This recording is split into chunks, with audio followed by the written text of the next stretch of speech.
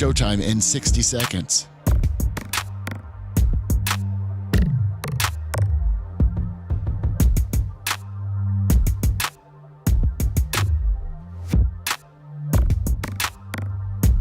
"45 seconds.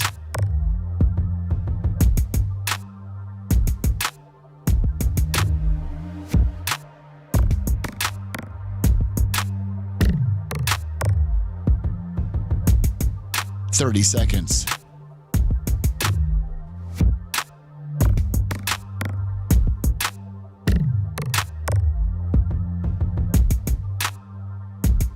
The show will start in 15 seconds, and this is your last audible warning.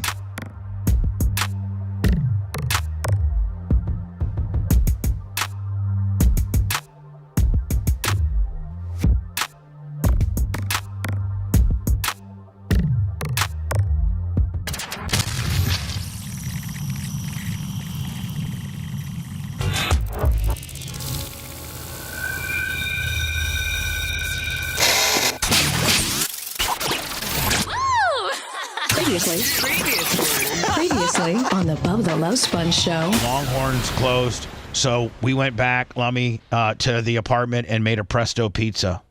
Oh, that was nice. And I sang happy birthday to her with a cupcake and one candle. Did you make love to her? I don't know. I mean, I'm not going to answer that question, but I pretty much get laid every day. There you go. But did you lay her? I mean, it was her birthday. Yeah. Or did you still make her just get on top of you and just ride you off into the sunset, you stallion? I mean, what does it matter at this point? It doesn't. It's all gross anyways. You're listening to the Bubba the Love Sponge show. Broadcast rights for the Bubba the Love Sponge show have been granted to this station by the Bubba Radio Network and is intended solely for the enjoyment of our listening audience. Any rebroadcast, retransmission, or other use of this production without the express written consent of the Bubba Radio Network is prohibited.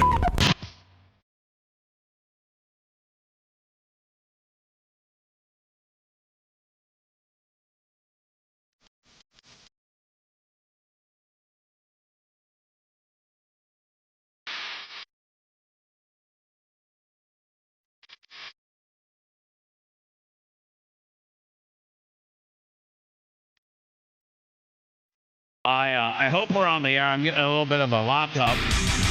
Might be having some issues. We're showing on.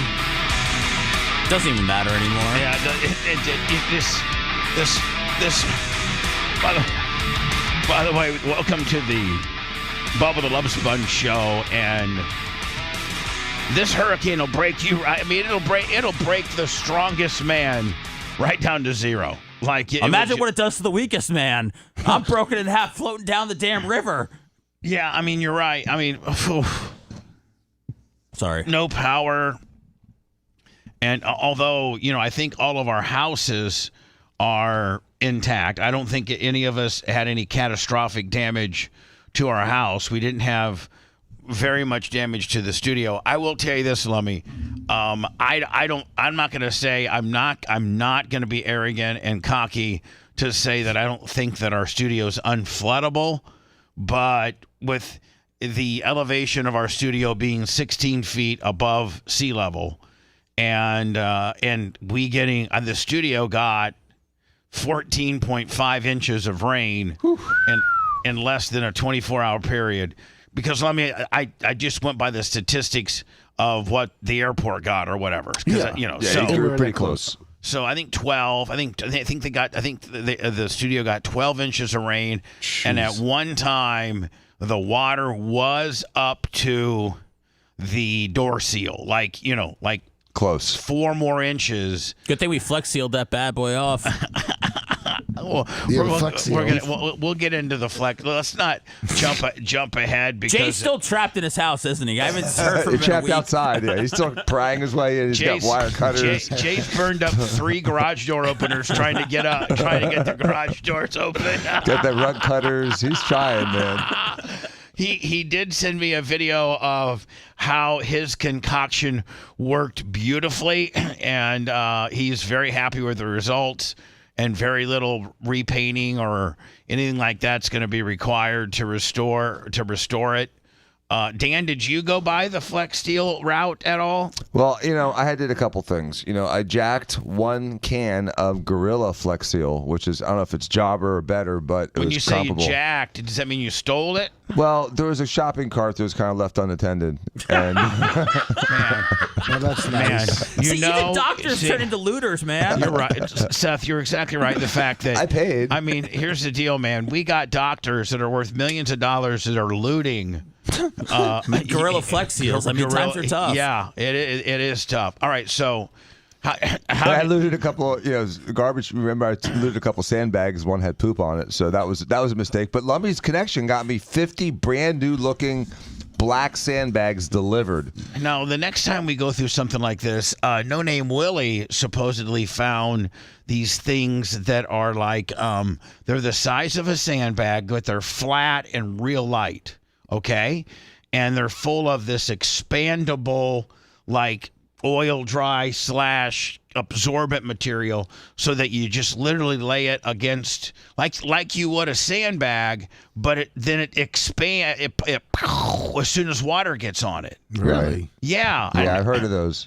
I don't know. I'm gonna have to ask No Name Willie where he got those, because supposedly he bought like 60 of them. And like Dan, you could literally have carrying 60 would have been like carrying up a large folded up comforter. Really? Like was the because these things like one, and you're like struggling with just one at a time. And if you're a real stud, you can carry one in each arm. That's if you really got some shoulder power, right? Yeah, I had Danny do it, taking them down. He had I was done. All right, so here's the deal. If you want to break a man, is just make him have to live with no power for 5 days. For oh my God, you don't realize how much you need power from taking a hot shower to watching TV to having air conditioning to being able to cook to being able to. I mean, just our whole life. I mean, listen. We've become such pussies, though. I mean, we really have. We are so dependent on electricity. It's sad, because you're right. As an indoor dog like you are, Are we supposed to live off the sun? I mean, we need electricity, man. Like I am. You mean like we all are? We are. I'm saying. I'm commiserating. I'm putting up me in the same category. We're indoor dogs now. We're cultured. We're sophisticated. We need our warm water. And that's how it should be. With evolution, we should be indoor dogs, and I think that's okay. I shouldn't have to wait in line for an hour for gas while some guy in a scooter cuts in front of us all and causes chaos. That's not how life should be. Did you confront him and fight him? Everybody else did. Then I jumped in at the end. We got. Yeah, what they said. All right, so the building, there was a few roof leaks, but what do you expect? The building was, it was 100-mile-an-hour wind with rain at 12 to 13 inches. So, Lummy, we got no flooding and just a little bit of, there's a few leaks you can see. But what do you expect? The roof is 48 years old. And, I mean, we're going to probably have a few roof leaks here and there. But, but the building lost power clear till yesterday at noon. So Saturday night I come over here and to look, because I'm going to my mom's house to watch Dion in the Colorado game, which made me sick to my stomach. They should have won that ball game. What is every I saw a highlight. What is every one of their games comes down to the last play? Yeah, I think so. Jeez. And so that we didn't have any power. AAA had power. Everybody in this whole entire neighborhood had power except us, Bake More Pies, and Tampa Urology. So I got on the phone with Tico all the way to my mom's house, which is about 45 minutes, and was kind of cussing the dude out. I'm like, how can the entire industrial park have power except my building? He's like, I don't know. I can see you have an open ticket. Because all I would do is every 15 minutes, because they have it where you can report it from your phone. Yes, yeah. So you get into this phone portal, and he said, I can see you have 26 outstanding tickets. I was just smashing it. Power outage, and then you gotta show me what you're talking about, because I'm going to play that game today. I'm going to do it every 5 minutes. Oh yeah, you go to 50 tickets. Here's what you do: is you go on from your phone, you Google Tico Power outage map, okay, and then it'll give you this map, and then you'll type in your home your home information and your zip code, and then you're saying, would you like to report a power outage? Now, Dan, obviously, all of your neighbors have already done this, but you can do it too. Yeah. But I figured somebody told me that if you say there's a downed line, that gets them a little bit more excited about coming out. So, Dan, report a down line. I mean, who? I mean, this isn't like you're not in court with your raised your right hand and you're sworn to testimony, right? What you thought was a down wire was really just a cable wire, but you see it. So, report a downed wire. I offered to fillet a group of linesmen from Canada, and they fellatio? They rejected me. I mean, I am You weren't really their type. I'm trying to do anything I can to get the family power again. Dan, when you see a lineman out by your house, send Romina like some yoke. By the way, I'm not trying to be too fretty, but your wife looks outstanding in a yoga outfit. She has a nice ass. I know she's got brand new, Diacos. Have her roll up, with maybe a charcuterie board or something like that. To see if you can do. You got to raise the stakes at this point, Bubba. I mean, you got to pretty much just go naked and give them an offering. I mean, they've had it all offered to them at this point. Yeah, I wonder how many husbands, wives went down to the head linesman and gave him some oral to get, because we are so soft. We get so dependent on power. My Lord. I think that's okay. How did the settlers do it back in the day when they didn't have a phone and a TV? And I guess when they were when they were bored, they went out and split some wood and did manly stuff. We went fishing. And they went fishing and hanging out. And I rode my wagon over to your place and they were banging. They were out there living life, spreading the seed. Saw how you were doing. Asked if you need any help, and you're like, yeah, I need a hand on this, and then I went and helped you, and then I say, hey, why don't you ride your wagon over to my place and help me out? I got to split some wood and stuff, Well, if everybody was so rugged, Bubba, why'd they invent electricity and air conditioning and all this stuff? And then take it away from us. So now it's kind of what I did, Bo. I got bored the day we didn't have power, so I asked Dr. Dan if he needed any help, and then ran over to his house, thinking he was going to have power. But nothing. We're not getting nothing until Thursday, they said. I was actually so desperate for power that I would go and let me see. I'm gonna go to my phone, and I would go, Lummy, and hold on. And every 5 minutes they update. On the 11th at 10:15, they had 476,000 people without power, and then at 11:30 in the morning the next day they had 420,000 without power. You were doing a countdown, and then they had 419,000, and then 409,000, and then 406,000, and then 401,000, then 400,021, then 395,000, 369, 359, 338, 337, 336. Look, I did every one of them as a screenshot. Look, every one of them, because it updates every 5 minutes. So the Tampa, the Tico, kind of they do pretty good at keep. Dan, by the way, you have Tico, I think. Mm-hmm. And I got to teach you how to play this Tico game, because God dang, Dan, are you not now? Does your office have power? Yes, it does. Okay. Have you been sleeping there? No, but I will be when I get out of here.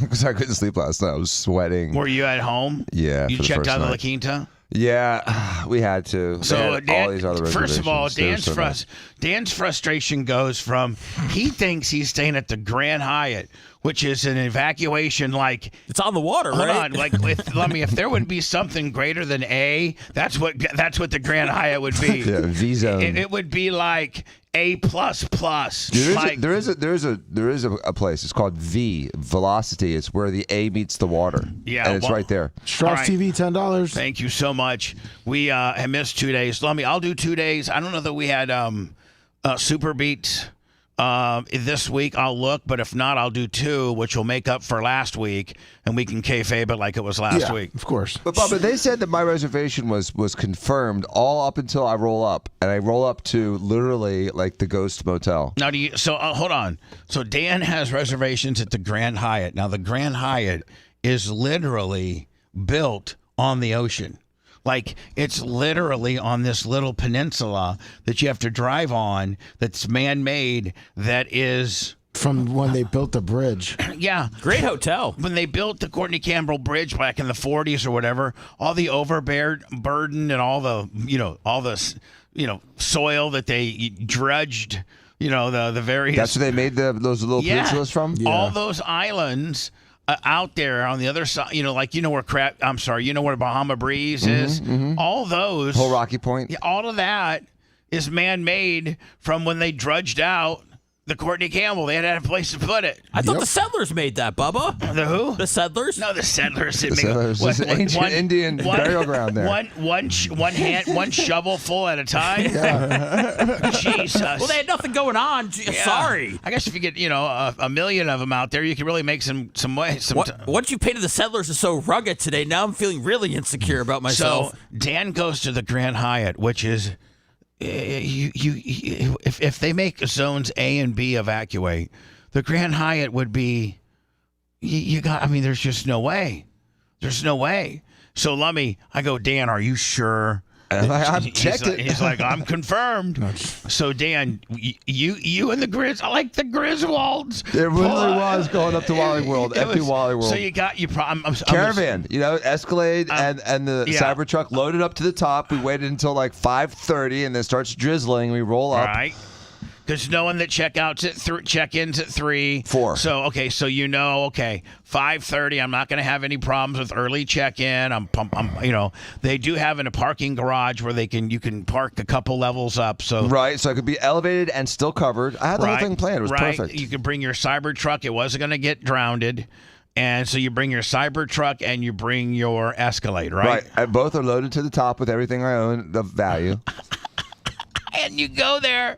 Is the lobby still open? Well, here Can you even walk in? Well, I rolled up, and all these trucks were like blocking the parking garage. I'm like, oh god, this doesn't look good. And the lobby had lights on, and there was about 6 people in there. So but no bellhop in sight. No bellhop, no valet. I mean, I'm like, as soon as I rolled up, I'm like, oh no. And so I walked in. I'm like, what's going on? Hold on. Did you tell the kid just to wait in a car? Yeah. Just wait in a car. Wait, I'll be right back. Let me see if I can get it. See what's going on. So you walk in, and is there anybody there? Yeah, there's 5 people. All right. And they're employees. Like, we're evacuating. I'm like, evacuating? I have a confirmation. I have a hotel room here. She goes, well, so I start screaming. I was like, mother effing. I was going crazy. Can you give us an example of the intensity of the screaming? Could you do a reenactment? Are you effing kidding me? I have no hotel now. I have confirmation I'm supposed to be here, and every other hotel in the whole Tampa Bay area is sold out. Here's a list of 4 hotels. One's in like Lutz, one's in like Lakeland, one's in like Sarasota. I'm like, this is what you're giving me? This is I cut a promo. Right. I mean, I can't even say what I said. Now, did she go to the computer system and see that you and cancel it out, or did you even get that far? I didn't even get that far. Sophia's like, wait a second. Julian's aunt owns a hotel in Clearwater. Do you want me to call him? That's where they're staying. I'm like, oh, Seth. That's how the Diaco kids roll. Their friend's grandma's owns hotels. I was wondering who Julian was. That's her boyfriend. All right, so her boyfriend. I like to call him Julio. All right, so Julio, her boyfriend's grandma owns a hotel. Or aunt or something like that. Second aunt, twice removed. Right, I mean, someone in that family. Right. So they're like, okay, sure. And they call like, oh, they're sold out, but let me see what I can do. And 5 minutes later, they're like, we got you. And man, so I was some poor family happy. out. Sophia's boyfriend comes through, man. Sure does. And so we ended up staying at the La Quinta on 19 and Gulf to Bay. God bless them. I was so happy. Decent place. Decent place. I mean, it was a motel. It's a 2-story motel, but it was decent, and I was so thankful. And I felt bad for that couple that was like walking out with their heads down that I displaced. But talk about Seth. You're thinking you're staying in a $500 a night adjoining room Willie at the Grand Hyatt. Oh, we had a fat room. They're like a suite. And you're staying at the La Quinta at 19 in Gulfton Bay, where a lot of sketchy people stay. Sure probably. Oh, a lot of sketchy. Yeah. There's a lot of sketchy. At this point, I would stay in a crack house if it had air conditioning. Right, Yeah. and I was happy because they had air conditioning, Yeah, but and how that was a about- little sliver of Clearwater that didn't lose power. The rest of Clearwater lost power. They Right. Right. Around Plaisir, $20. Oh, thank you so very much. I got to open up the PayPal, see if we got anything coming in, because we did miss 2 days. Are we going to do 2 shows today, 2 shows tomorrow to make up for everything? I mean, you and I we're gonna do an after show today. And Okay. then I just didn't know if we're it gonna make do it. Clem and Kush, and then hopefully Operation Pigmentation tomorrow. Yes. So yeah, I mean, Okay, I didn't know if we had to do like overtime this week. no, I mean, Times are tough.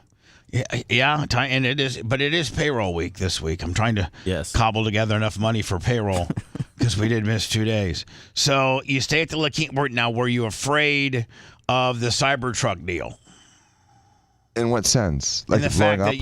that, well, oh, by the way, let me Buck Yankee Jib, $10. and Buck 100 already on the PayPal. Thank you, Buck, knowing there's payroll this week. No, knowing that, if it gets up, so I guess the Cybertruck is different than most Teslas in the fact that they have this this blowout system where if the water gets up, well, first of all, you can raise your Cybertruck. Yeah, I mean, I was like 14 inches off the ground. And secondly, it's got this what they call like a pressurized blowout system where if water gets up to the battery, it goes like Yeah, it blows out the batteries. Yeah. It keeps pressure in the battery compartment. right. Keeps the water out. All right, so So I thought the Cybertruck was safe, and I wasn't hooked up to a charger. That's the other problem with the Tesla. I think they tend to ignite when they're hooked up to a charger. right now. You went from you check in Wednesday. Yeah, Wednesday evening around Right. 8 o'clock. Now how And late? now my Cybertruck was supposed to be inside. Now it's outside, which is not a big deal. It's just a pickup truck, but in the bed with that tonneau cover, I had all my stuff. Hold on. It's not just a pickup truck. It's $140,000 pickup truck. Okay, so let's not let's not got a little pickup truck. Lummy and I got just pickup trucks. Yeah. Okay, and Rhett, I think you got a truck too, don't you? Hold on, Rhett, don't you have a truck? Yeah. Yeah. Me, Rhett, and Lummy got just pickup trucks, okay? Dan, you got $140,000 pickup truck, okay? So don't try to give us that I just got a pickup truck deal, okay, bitch? Dude, I'm just like, I'm just saying. jeans in the pickup truck. So now, did any? Now let's Look go. at that. Let's go through everybody. Monch and Rhett, but Rhett, your mics are open for this. Let's go through and talk about. I lost power at about 11:09 Wednesday night. That's about when I lost power. 11:09 Wednesday night. Dan, you don't know when you lost power because you were at the La Quinta. I'm sure it's Inn. around at the same time, probably around midnight. Lummy, when did you? What time? 2:23. In the morning? Yes. So you went that much longer? Yes. I guess it probably took from my area to your area to get there. You Seth, did. what do you know what time you lost power, or were you already evacuated? We were evacuated. And where'd you go, Seth? I went to Newport Richie to my parents' house. Did they ever lose power? No. They never did. No, they did not. Never. No. Perfect. Rhett, what time did you lose power in the? I think don't you stay like in the Brandon River? Temple Terrace. Okay. When did you lose power? About 1 a.m. 1. It looks Does like it come back? No. It looks like I lost power first. Mach?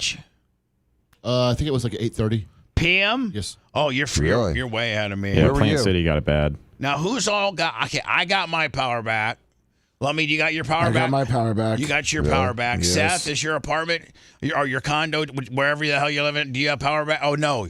The people across the street have their power, but you don't have yours yet. I have no power. Dan, you don't have any power. Dude, I can't believe how much of Tampa south of Kennedy is powerless. I mean, it was weird driving back because going back and forth from Clearwater to my house. I probably made that trip 8-10 times. Dan would leave the La Quinta every day. Dan didn't need no stinking gas. That's why it's great to have a Cybertruck. So, Did Dan, wait on the gas lines. did you guys finally check out the La Quinta yesterday Yes. and went back home to a powerless home? Yeah, but no one's got. I mean, nothing has power. No. There's the street lights still don't have power. The I gotta tell intersections. you, man, I drove around. I forget what it might have been Thursday morning after in the aftermath. I should have been gone. I should have been live. But I went to actually Dan's house. I was at Dan's. He sends me a picture. I was actually in his driveway. I was at the side, like greasing down my guns that got wet. I think just by my assessments, driving around, I think south of Gandy, Bayshore to McDill took the brunt of that eastern side wind. See, you guys were the only ones that probably got any surge because everybody else was getting sucked out. And, like Jay didn't get any surge, but that little peninsula that has that little inlet, it was slamming against your guys' wall. Yeah, probably. It didn't come across the street or anything. I didn't. It wasn't near like no. Because Helene went 300 feet past the street into my garage. This didn't happen. All right, you'd be surprised though, where the flooding is starting to get worse in some of these inland areas. Why? I mean, Plant City, Brandon got it really bad. There's a dam compromised over off of Boyette Road in Brandon area. Yeah, they're expecting a lot more water. Crystal River, as of yesterday, people were being forced to evacuate their houses. They're picking them up in airboats because the water's just not going away. Yeah, Bob Cook had to evacuate his house 2 days ago. So, Rhett, you're saying they made it through the hurricane, and then 3-4 days later, things are dams and things are breaking, and the water's now coming back or not being absorbed, or the storm drainage is failing, and now they're starting to get flooding 4 days after the event. Yeah, if it's not that, then it's a river kind of overflowing. It's some of the leftover flooding and rain that we got. We got a ton of rain. But, I know I'm a young guy, but I've been here my entire life, and I think the damage that, a lot of these inland areas got over towards Plant City especially I've never seen anything like it. Well, I mean, I've been here since 92. And you guys have all probably been here a little bit longer. Uncle Eric, $100. I've been here 172 years, Bubba, and I've never seen anything like this. Yeah, I mean, this is. But seriously, this was the worst I've seen. This is the worst we've ever been hit. But, and you guys, I know nobody wants to give me any credit, and it's not. Oh my God! It's not cool to pound your chest when there's so many people that are hurting. But especially in the room, Bubba. Well, I understand, but listen. I think we will agree that this did not happen. This is literally catastrophic, and I can say without any dramatization whatsoever, if you choose to stay in one of those evacuation areas, you're going to die.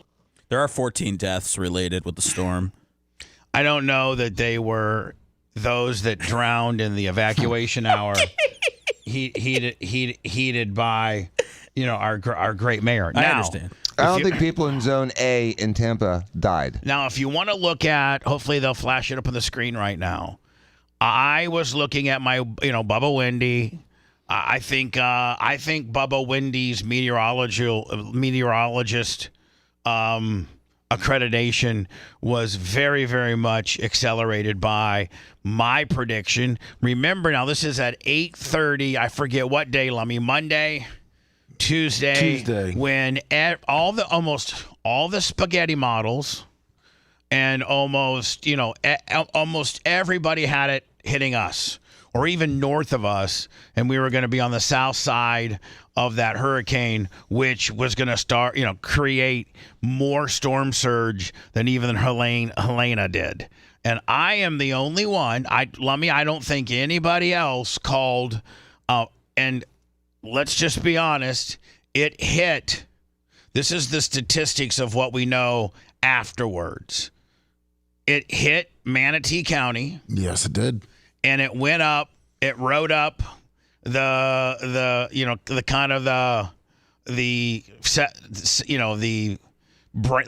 rode up the coast, kind of up towards Tampa. It got into Tampa Bay, and I said 90-mile-an-hour winds. Well, it's reported that the highest wind in Tampa was 102 in St. Pete. Ooh. So, yeah, that's enough to do some damage. And but I predicted it. And I also predicted, Dan, and a lot of people thought I was crazy. Remember, they were calling 8 to 15-foot storm surge. Mm-hmm. There was very little. In fact, in Clearwater Beach, Indian Rocks Beach, Madeira Beach, there was very little storm surge. We got sucked not pegged.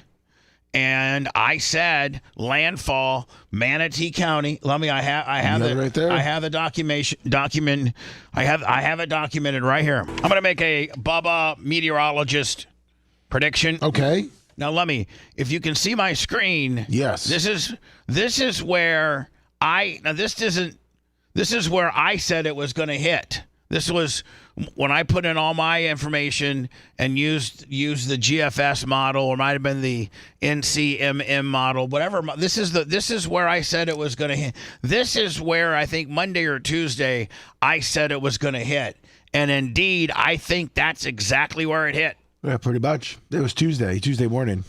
And hopefully the guys will be able to save and maintain this tape, this prediction. But Bubba Wendy says this compared to, I don't care, and nobody's reporting this, that it's going to hit Bradenton, Okay. the Sunshine Skyway Bradenton area. I mean, did I not hit it? You sure did. I mean, come on now. I think I was dead. Where's my sound effects? I don't have them. I'm trying to figure out what we were dead on about. Ding, ding, ding, ding. I don't know where it's It at. not hitting Tampa directly. Yeah, and not being a murder scene in Tampa. I said it was going to be a strong Cat 2, which I think it might have been. Yes. I'm saying it's hitting Bradenton at a Cat 2, and there's not going to be any storm surge. Yes. It goes from Bradenton to Brandon over Fishhawk. Man, Lummy, isn't that Dead on. pretty much dead on? Yeah. Yeah. And you're looking at wind gusts of up to 70 miles an hour in Lutz. If I was to, put the studio, Lummy, which would be about right there, we're looking at wind gusts of about, I think when it hits, I'll have wind gusts here at the studio at about 80. Actually, Lummy, we hit 97 was the official wind gust of the studio. Oh. So it's going to hit Bradenton at 80, and nobody's making this prediction. No storm surge. Nope. But Drop the mic. I mean, I know there's going to be forums and people thinking that I'm an asshole. I know there's going to be forums and people acting like I'm an asshole and things like that, Lummy. But I mean, come on. You're right. Nailed it. I don't know. Oh, there we go. I don't have it on the right. I don't have it on the right gimmick, or I could be giving myself all kinds. I mean, that is far more aggressive and far more correct than anybody that is a professional meteorologist in Tampa Bay, from Paul Delgado to Big Penis Dennis and Channel 9, Bay News 9, and all that. And Macho Man, you are very much a weather guy. His house flooded. And your house flooded. But did I not? Was that not more accurate than anybody else? Well, I got to tell you something. After this, I retired. I'm not even going to talk about the weather anymore. You're done? I'm defeated.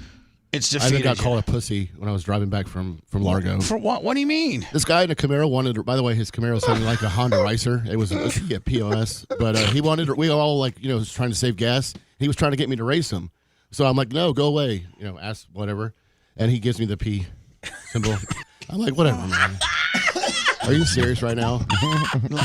we're all on gas lines, and he's trying to race me. I mean, what the hell? Macho Man. So Just because a got rice burner flexed on you, buddy, doesn't mean that you have to give up really, really caring about weather. I mean, come on, buddy. I don't understand how one has relates to the other. After seeing the rain sideways and like snow mist, like tornadoes were coming down in Plant City, I'm done. I know. But no more joking about the weather. Hold on. I'm not joking about it. You've always joked about it, Bubba. I nailed this. You sure did. Everybody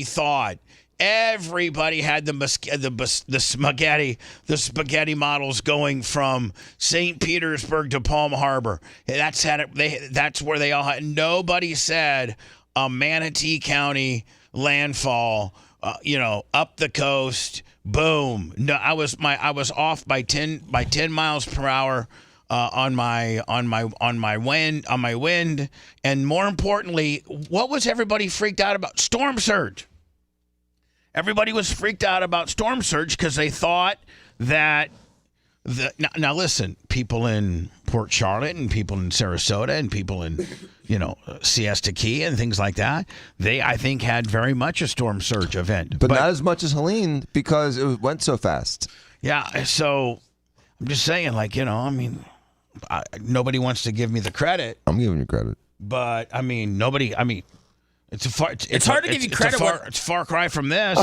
This is literally catastrophic. And I can say without any dramatization whatsoever, if you choose to stay in one of those evacuation areas, you're going to die. She's a joke. Yeah, just like Lieutenant Dan.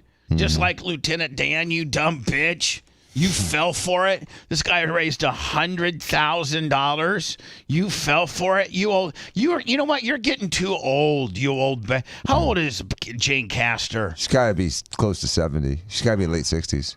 Over the years, people have asked. We have a chime in from Big Woody. What's that? We have a chime in from Big Woody.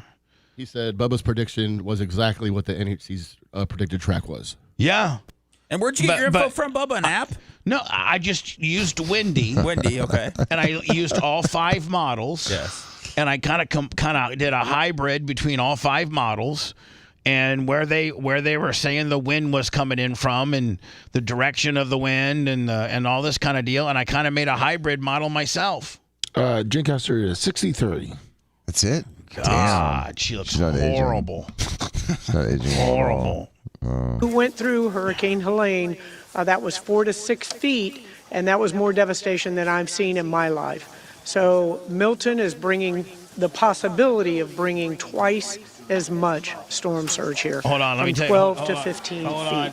That is something that is historical. Hold on. 12, and remember, I kept saying, read the maps. Let me remember you gave me that. You gave me that one wave map. Yeah. I'm like, just read the maps. You are not gonna get any storm surge. Bringing twice as much storm surge here, from 12 to 15 feet. Which didn't happen. That is something that is historical, not only for our community, but really for our nation. So we just can't, we have no other way of underscoring the severity of that storm surge. So make sure you're taking care of yourself, you're taking care of your loved ones as well. We have had enough advanced warning that we should not have any deaths as a result of this storm. Well, you said there was going to be some. You said that everybody was going to die. Neighbors help neighbors. We have transportation solutions if you can't get out of a certain area. Which, by the way, Lemmy, supposedly they didn't get Lieutenant Dan out of his boat. I was on the Alex Stein show. I forget what night it was, Wednesday, and I came over here to the building, Lemmy, to check. I was going to try to go, Zoom, from my studio position and look professional, but I couldn't get it going. So I went from my phone with no internet. Were you in the massage chair? And I was in the massage. I figured I might as well be comfortable. Might as well. Well, they get me on the phone for a test at 6:45, Lummy, and they're like, okay, about 7:20 we'll have you on. I'm like, what? You just hold tight. I gotta hold 45 minutes. I'm gonna go sit in the massage chair. We can send someone to get you. Here we go. The Tampa Police Department this morning just saved Lieutenant Dan. He has been rescued, and he is. And had you done your due diligence, you were going to realize that this guy is a professional grifter. This is what he does. Supposedly raised $100,000 on a GoFundMe account, and they don't even know that the sailboat he was on was his. They think that he just went out to the dock and jumped on a sailboat and then started TikToking, and start getting, people all riled up, started a GoFundMe deal. Now this guy is, the reason why he calls himself Lieutenant Dan is it's a direct ripoff from the Forrest Gump movie, because he's kind of a tweaker looking dude, and he only has one leg. He has one leg amputated. Yeah. And he likes to be on a boat, so hence the Lieutenant Dan Forrest Gump ripoff. What were you going to say? I hate this dickhead slash F-boy because he has become the face of Milton, and so has the Trop getting torn off. There are much other, like, people are out there, like, truly suffering. You still don't have power. I'm not even talking about me, but I am talking about me, and somehow we focused on this idiot, and then he's getting $1 million kick deals from stupid-ass Andy Ross. Then he's saying the N-word on kick, and then he's getting it taken away. Forget this guy. Tip him over. And he's got, like... Lummy, I think he might have been convicted of child touching. That was I don't think that was true. Okay. I mean, but he does have a lot of arrests. It's like 20, I think. Now in a shelter as well. So if we can get Lieutenant Dan to go to a shelter, we can get anybody to do that. So please, please, please, we have open shelters. We have transport. Yeah. So that's not Lieutenant Dan with the red shirt next to her? No. Oh, okay. I thought that was Lieutenant Dan. No, that guy is somebody in charge of something. Yeah, he'll be Lieutenant Dan in 10 years. So I hate Lieutenant Dan. I thought it was an unnecessary distraction from the real story. Me too. And, thank you. You know, I'm with you, Seth. You know, I think there's a couple big stories here that I'm sure we'll dive into shortly. Well, supposedly, let me go to words.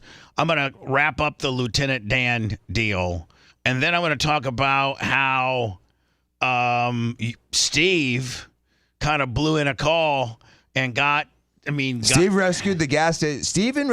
Bubba, you and I had this conversation. I think it was yesterday. That's why I brought it up. And that is that we have all of our basic needs.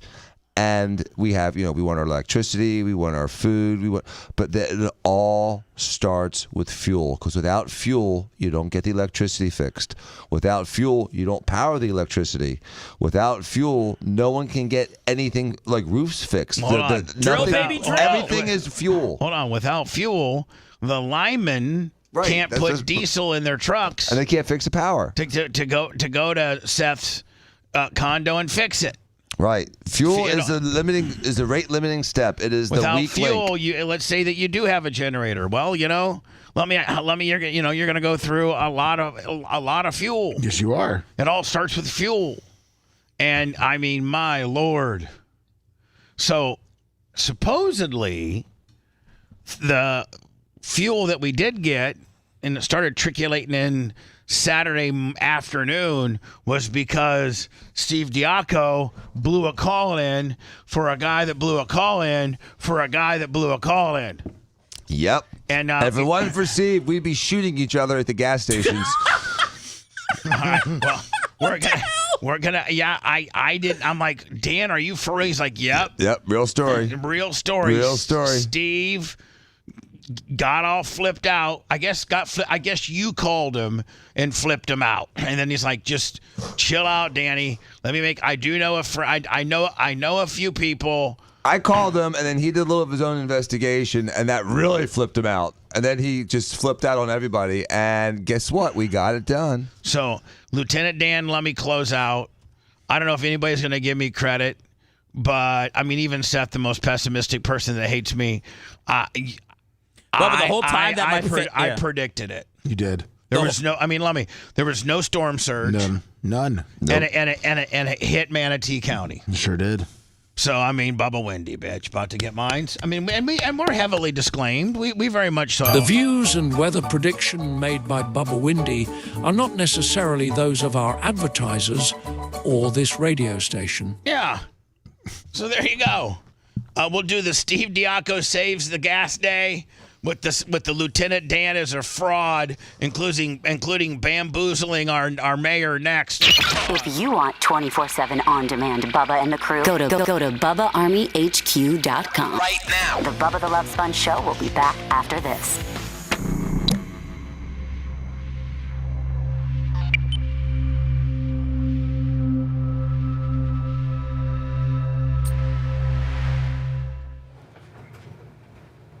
Bubba was after birth, San Orlando, Phillipsburg, Press, Nizzles was there.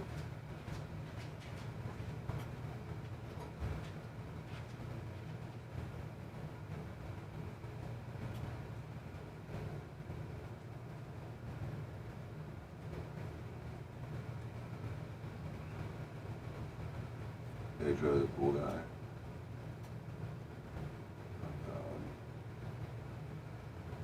What was Grand Rice?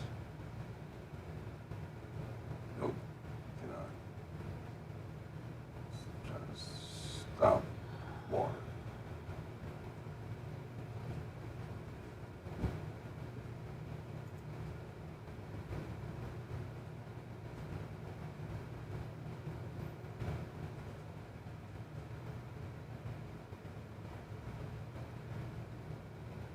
Heroin. Liquor ticker.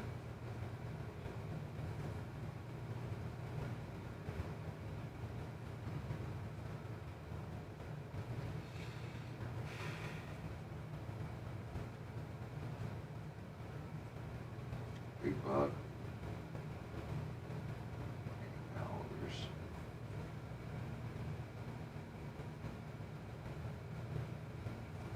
Yankee Jib. Yeah, isn't Columbus Day gonna get fucking just glazed over? Say Columbus Day? The only fucking Italian holiday got ripped off by the Indians. Bullshit. It's a bumper, you know. Columbus, my God.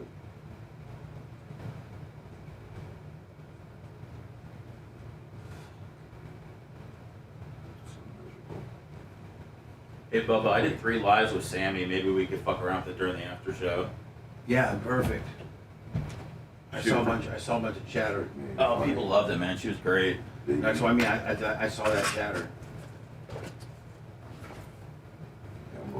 She surprised me. She goes, all right, everybody that's watching this live right now, type in the F word. And I was like, holy shit. And people started typing fuck, and she got so excited. She's crazy. She knows how to get interaction and everything, man. I'm so proud of her. I'd be doing a weekly podcast. I guess she's starting a podcast with her friend called Two Peas in a Podcast. Watch her get better numbers than you. Well, I'm producing her, so. I'm sorry. The guns got I'll take her sweaty. good numbers. Where's my damn sanitizer? Jay just typed in fuck. I don't really want to get into details, but life's rough right now. Being a poor black man and trying to get some fuel in today's society. How much fuel do you need? Shove it up, Spice. Thank you. I don't need any now, but I was actually thinking about asking you when I was sitting in line yesterday. I got 20 gallons if you need it. Oh man. So yeah, it's not long. 20 gallons? Inches. It was just like just the edges got wet. You need some? You know. No, I'm good right now. Plastic gun cases were fine with those. Yeah, I got 20 gallons. Man. The lower ones. Off ones. They're all got messed up. Dan is your favorite. What? Dan is your favorite? Como? Camo? I like it. If you're talking camo, I like that old school thing, your name. Vietnam camo. To get you, we have transportation solutions. You can't get out of it. Want to get you, the police department just saved Lieutenant Dan. This morning, just the police department, the Tampa Police want to get you. The Tampa Police Department this morning, just the Tampa Police Department area. Mommy, I need that for a drop. Which part? Sorry. Well, I'm gonna starting with the Tampa Police Department. Okay. Just save Lieutenant Dan. Like T-O-O-2-2. Avocado is J.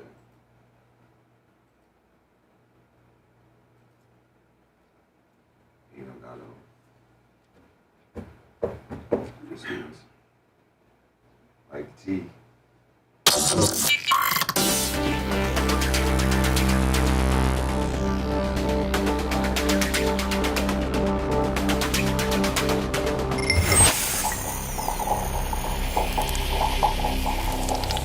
Broadcasting live from the Aquabeto Studios. Aquabeto.com, promo code BUBBA.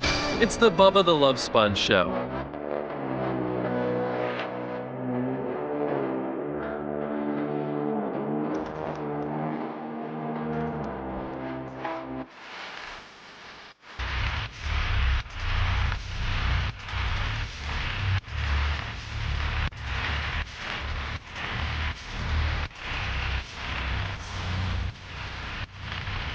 the aftermath of Milton, as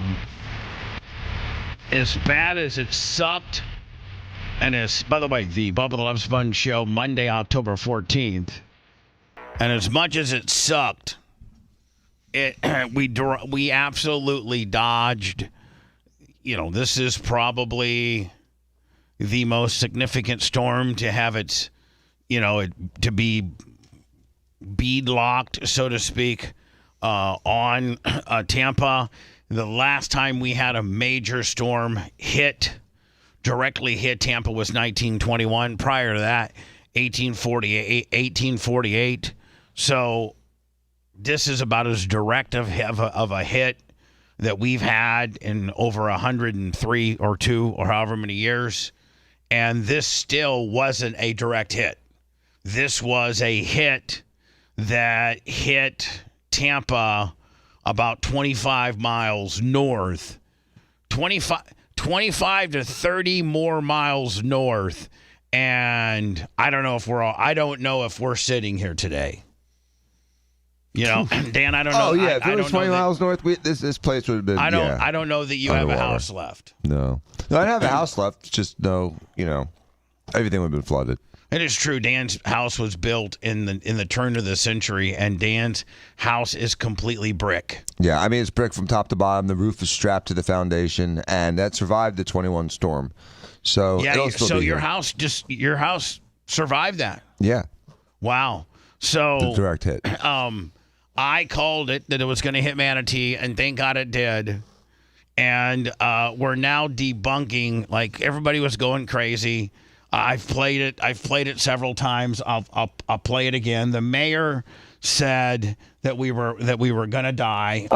This is literally catastrophic, and I can say without any dramatization whatsoever, if you choose to stay in one of those evacuation areas, you're going to die. And I think as there's probably wasn't not a one of us until we lost cable or power that just wasn't riveted. And it'd be interesting amongst all of us. What was I pretty much hung with Dennis Phillips. That's who I hung with for my information. Channel 28. Suspender, large penis, formerly from Penn State. My friend runs Seth Kushner's fantasy football league. Dennis Phillips, ABC Action 28. That's who I wrote it out with. Lummy, who did you get your information? Besides when you weren't running up and down the street with an American flag, acting like Hacksaw Jim Duggan at 2 a.m. What a stud! What were you? Where were you monitoring? Dave Ostenberger on Fox 13. Fox 13. Dan, when you were you and your family were at the La Quinta Inn. We're doing Bay News 9. Bay News 9. Okay. Seth, Dennis Phillips for life. Rhett, who were you watching anybody? And Macho, were you watching anybody? Till we lost cable, Bay News 9 pretty much, and then once we lost cable, we had to put up the antenna for the DTV, and we were watching 13. 13. Rhett, did you have a meteorology besides Bubba Windy and knowing what you learned at work? Bubba Windy coming through. No, nothing. Bubba Windy. So I wonder who the babes gravitate towards. I would say probably. I wonder if there's sex appeal with the weathermen. I don't know. I don't know. I don't know either. So anyway, we had this one situation going on. So as the storm's coming on, and do you notice how everybody, clear up until they couldn't scare you, tried to scare you? Mm-hmm. Even when it wobbled south like I said it was going to do. And we know we weren't going to get, the only one that was shooting you straight, if you're watching Dennis Phillips like you were, Seth, how many times did Dennis Phillips say, we're just not going to get that? The storm surge that the, National Service, we're just not, I don't see it. It's going to be a backflow like with Wilma or whatever the hell it was. Well, I feel like they didn't pull the storm surge until it actually hit land because they had no idea up until the last second where it was going to hit. So when it officially hit, I think that's when Dennis Phillips started kind of saying that we weren't going to have any storm surge. There was going to be nothing to worry about as far as that was concerned. But it felt like they didn't want to make that call until the very last minute. And I made that call, Tuesday, Monday? It was Tuesday. I made that call Tuesday. That's right. No storm surge. So, and that storm also lost its eye at the very end. Yeah. And so people started panicking, like, oh no, where's it going to reform? Is it going to reform in Tampa Bay? Is it going to reform, in Manatee? That probably saved us too. It broke up in Tampa Bay. It actually broke up, and the actual upper northern wall was right on the studios. Went right over the studios. The upper northern northwest quadrant, which is one of the worst parts of the eye wall, was literally on top of the studios. That's why I was so afraid, Lummy, to come over here. Signs everywhere. Oh my God! They held up, man. Good bolts. Look, well, Rhett came in. I'm sorry, not Rhett. Big Red came in on, I think, Thursday morning, Lummy. Flex sealed it. No. We were off the air. So he waited till I got up. He texted me. It was like 10:30, 11 o'clock. He's like, listen, I got to run over to Tampa for something. Do you want me to come by and put maybe like another 6 to 8 screws, on our brand new sign? The building just got a brand new sign. So he came in and put, like 8 to 10 more screws on that sign. So, that sign, but the good thing about that sign, Lummy, is that sign is on the south side of the building, and all the winds came from the north side. Oh, perfect. So, what I'm saying? It had the entire building protecting it, the sign. So, well, it handled the storm. Good job. We didn't get flooded. No. But the local media, man, they were trying to keep you riveted and trying to keep you, locked in on it for as long. And then once they got it was a little bit of a stroke of luck when they got the trop. When the trop blew off the roof, that gave them good footage. They were like, man, we can milk this out for 2 hours. What about the crane? The crane was an absolute scene, man. Between the crane and the trop. Because they didn't have the surge, and the wind was, wind is wind. You really don't get too sexy. It's over hard wind. to see unless you see things like ripped apart. Right. There wasn't a single billboard on US 19 between the La Quinta and my house that was up. They were all torn down. So many signs and poles, metal poles knocked down. But for TV, man, visual-wise, you need storm surge and flooding. Right. And you need roofs ripped off and things like that. They weren't getting a lot of that. And then once they got the trop, they're like, oh, man, this is a gift from God. We can milk this out. And then, Seth, I think before the trop, the crane was before the trop, wasn't it? I'm not sure. I saw it all the next morning, and I actually went down this weekend to the trop to try to see if I could find a piece of the roof to get. And, they got memorabilia? Yeah, I tried to find a little. And I'll tell you what, when you see it in person, it's scary. It's actually apocalyptic, and it's right down the street from where the crane fell, and people are there taking pictures. It looks like you're at Universal Studios where they're setting up movie scenes. It's so hard to believe that all actually happened. Mott just made me a soundbite, Lummy. The Tampa Police Department this morning just saved Lieutenant Dan. Perfect. Thank you, Macho Man. The Tampa Police Department this morning just saved Lieutenant Dan. Who in the hell advises her? I don't know. Remember, she's the one that said we're all going to die too. That would be a good thing to isolate on. Get that spot. We're all going to die. We should actually get. Like, I think Dark Match Steve is the only guy that does songs anymore. Is he not, Lummy? Yes, he is. Maybe do like an EDM deal where like. The Tampa Police Department this morning just saved Lieutenant Dan. And then if this is. And then Macho Man, if you could just over on this over here, give me here. I'll like this. Let me take this. We'll do this. Put that. Okay, hold on here. Move, you son of a bitch! My fat fingers clicked. I can't drag it. Well, it's not letting me drag it over there. I wanted to put. We just saved Lieutenant Dan here, and then take this clip. You're all gonna die, and just maybe. This is literally catastrophic, and I can say without any dramatization whatsoever. If you choose to stay in one of those evacuations, Boom, you pick it up with if you choose to stay. If you choose to stay. This is literally catastrophic. And I can say without any dramatization whatsoever. And then you have an EDM song that goes, if you choose to stay in one of those evacuation areas, you're going to die.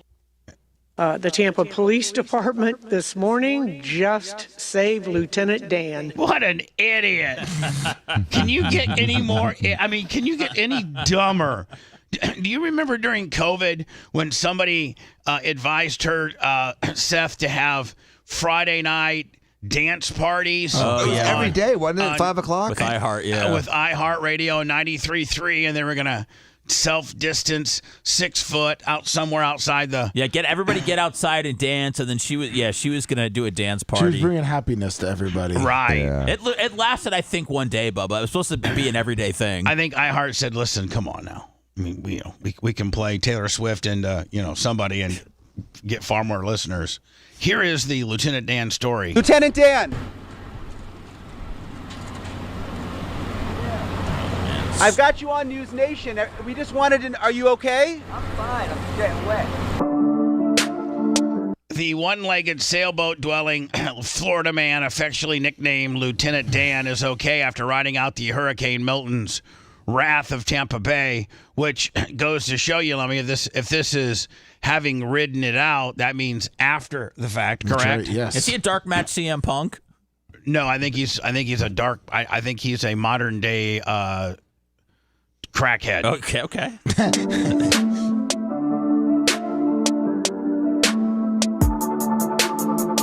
Nonchalantly telling News Nation reporter Brian Ettman in a video going viral on X, I'm fine after surviving the powerful storm in his 20-foot schooner. Which, by the way, Lummy, there's a pending investigation with Tampa PD that says that he's actually been arrested and he's facing charges that this isn't his schooner. I could see that. And as long as the water just keeps rising, we'll be fine. Will you be wearing a life jacket? Hell no. Everybody's worried about you. Who's worried about it? It's all over TikTok. Everybody, across the country. I'm gonna go live in a minute. Are you gonna be okay? I'm gonna be fine. The Tampa Police Department.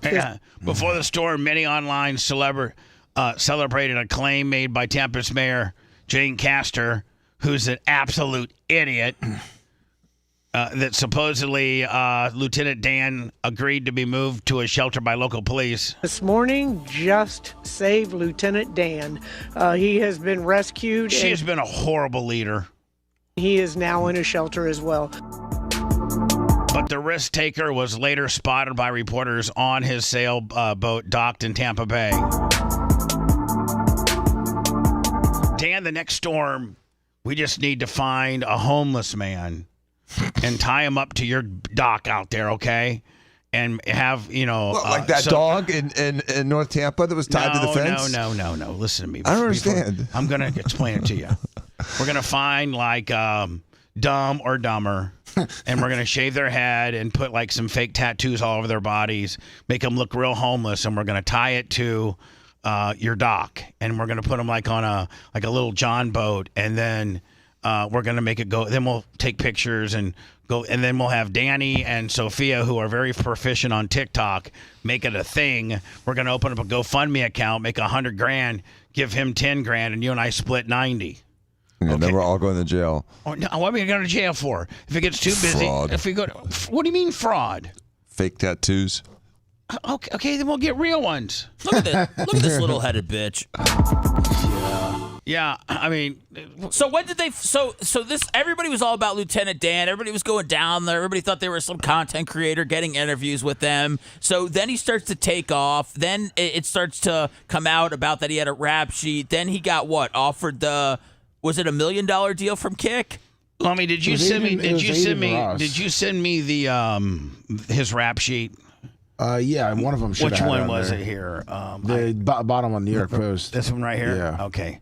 This is supposedly All right. And he raised like $100,000 in a GoFundMe. I mean, this guy had money coming in left and right. He's going to get a boat bought for him. The one-legged man named Lieutenant Dan, who became a viral sensation after refusing to leave his boat in Tampa ahead of the Milton, has a rap sheet a mile long, including arrests for slugging a cop, allegedly trying to set a woman on fire by dousing her with gasoline last year. Joseph. Last year. This isn't 20 years ago. This is last year. Yep. Joseph. Oh, but it's so cute because he lives on a boat. Yeah, and he's got one leg. And remember that cute little movie called Forrest Gump? He's just like that guy. Bunch of we are, as Americans, we are borderline R. Joseph. We're out in the forefront. Joseph. I don't even know how you'd say that. I'm just going to call him Lieutenant Dan.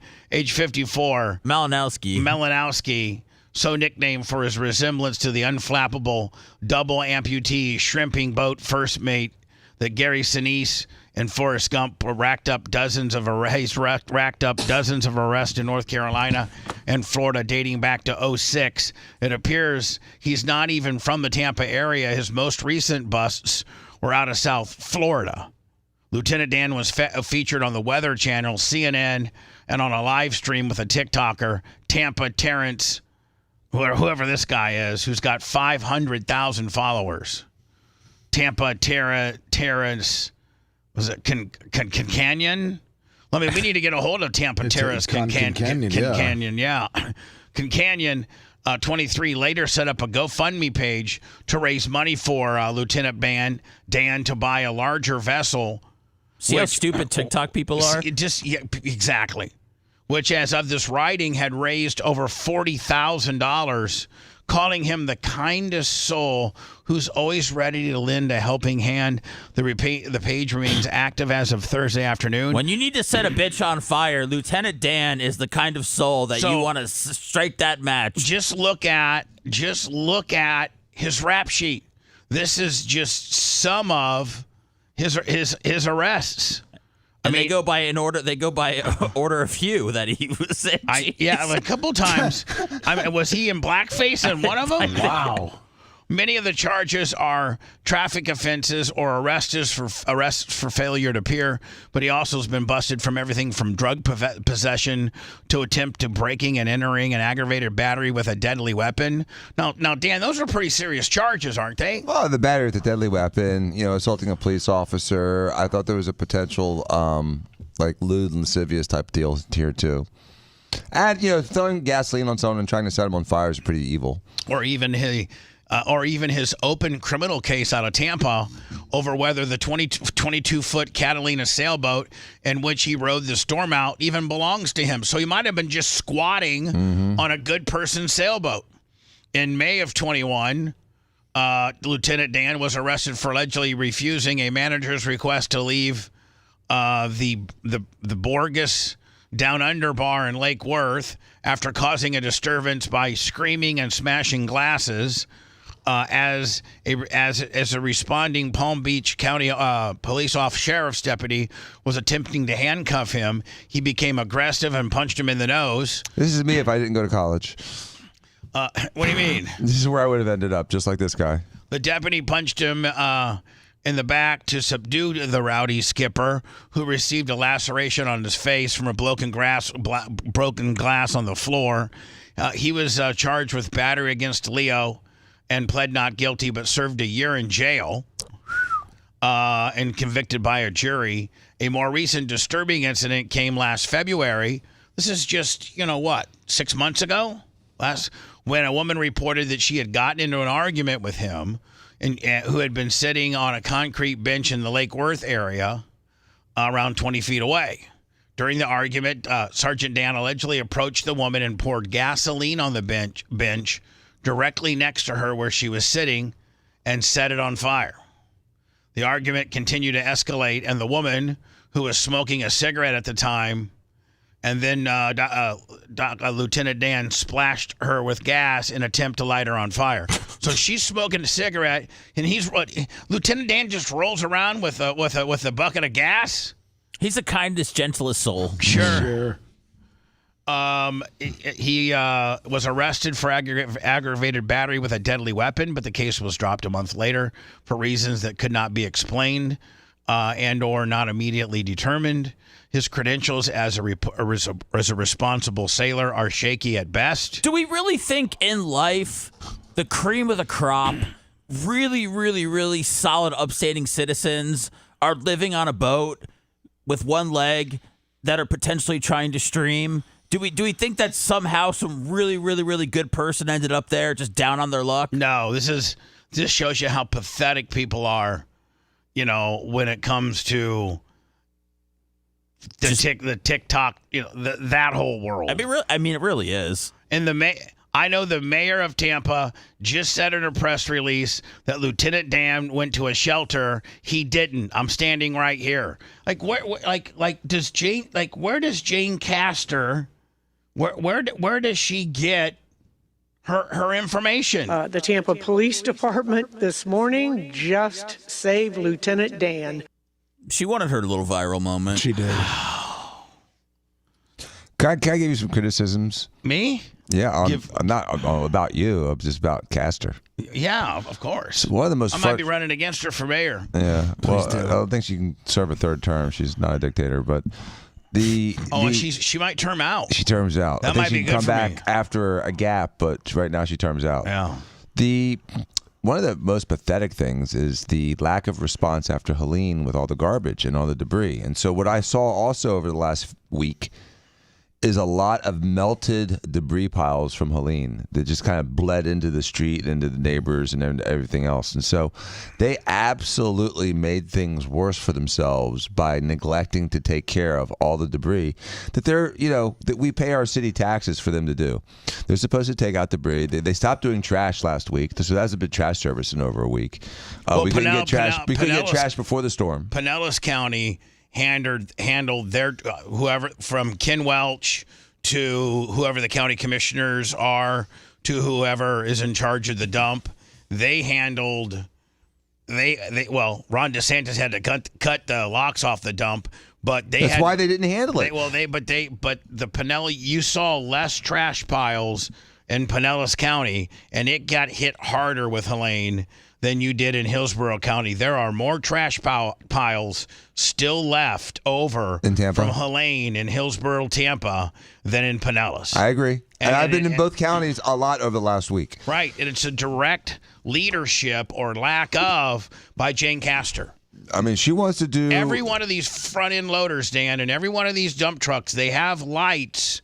I've spent enough time on them that you can work at night. They have a really good lighting system. And if pulling up to a guy's, let's say, Dan, you had a big pile of trash right outside. Most people piled it right outside their driveway, right? Right. Yep. Everybody did. Here's what it takes. Dump truck pulls up. Bubba Clem, I don't have to have my front end loader even on a trailer. I literally now have special rights given to me by the police department and by the mayor that I can drive this now. I don't have to trailer it from neighborhood to neighborhood. I can literally drive it on the streets. Put that triangle on it in the back. Right, with that and some emergency lighting, some beacon lighting on it. I roll up to your driveway. I got a big front end loader that's probably got a 2.5 to 3 to 4 yard bucket. I take one big scoop and I get it up.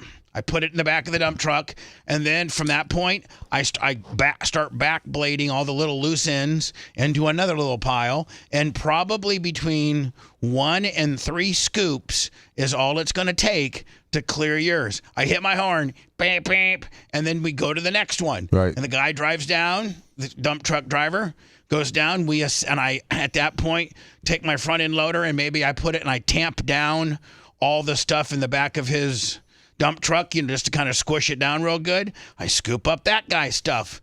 Meh, meh. We go to the next guy. And if you had 100 of those dudes, even if you had to go and rent from Beard or Ring Power or Sunbelt, you have these. I mean, we certainly had, if we were as aggressive in picking up people's trash as we were at restoring power, we would be in a far better situation. I don't think we need, backhoe operators and front end loaders, guys from Texas and Minnesota and all that kind of stuff, down there. But we can certainly, there's enough contractors, average Joe. Yeah. There's enough, most lawn guys or construction guys have front end loaders and dump trucks. And you offer them, Dan, you say, hey, listen, and this is all going to be covered by FEMA.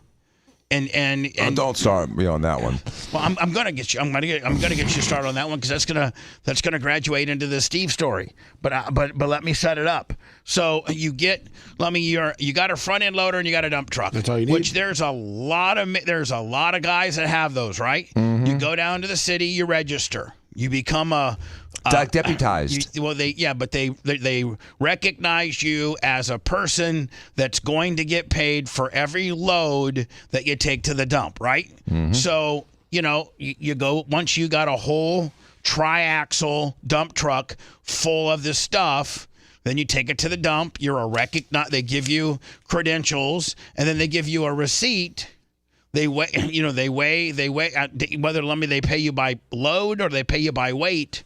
And then at the end of the day, man, you turn it all in and you get paid. You straight get paid. And they would have had, if they were offering those incentives to local guys who had skid steers, who had front end loaders, who had triaxle dump trucks. All those triaxle dump trucks and skid steers and front end loaders that they're using on the Howard Franklin Bridge right now. Yeah. There's probably 50 of them out there. Well, you can't build a bridge during a hurricane. So all of those front end loaders and triaxle dump trucks could be making money instead of sitting there waiting for the storm to ride out.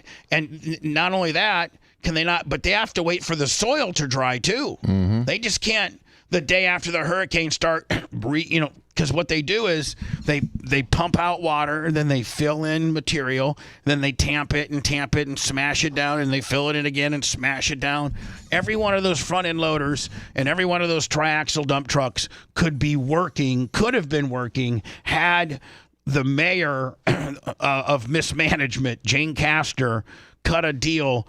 She should have been like, listen, if you're a construction guy and you have a front end loader and a dump truck, you need to report down or get a hold of City Hall so that you can become a recognized trash picker-upper. And instead she did the opposite and made it more difficult for even private people to clean up their own yards because you couldn't get rid of it anywhere. No. She obstructed the process. Instead of enhancing the process, she slowed it down. She made it worse. She is a disaster. And for the last 2 years, they've been supposedly burying my electric lines. 2 freaking years, Bubba. They've been staking it. They've got conduits down. But no, they haven't finished. But they're finishing up other stupid projects. But no, not me. I pay $60,000 a year in taxes, and I can't get anything done in my neighborhood. My neighborhood is like a dead zone. Stop.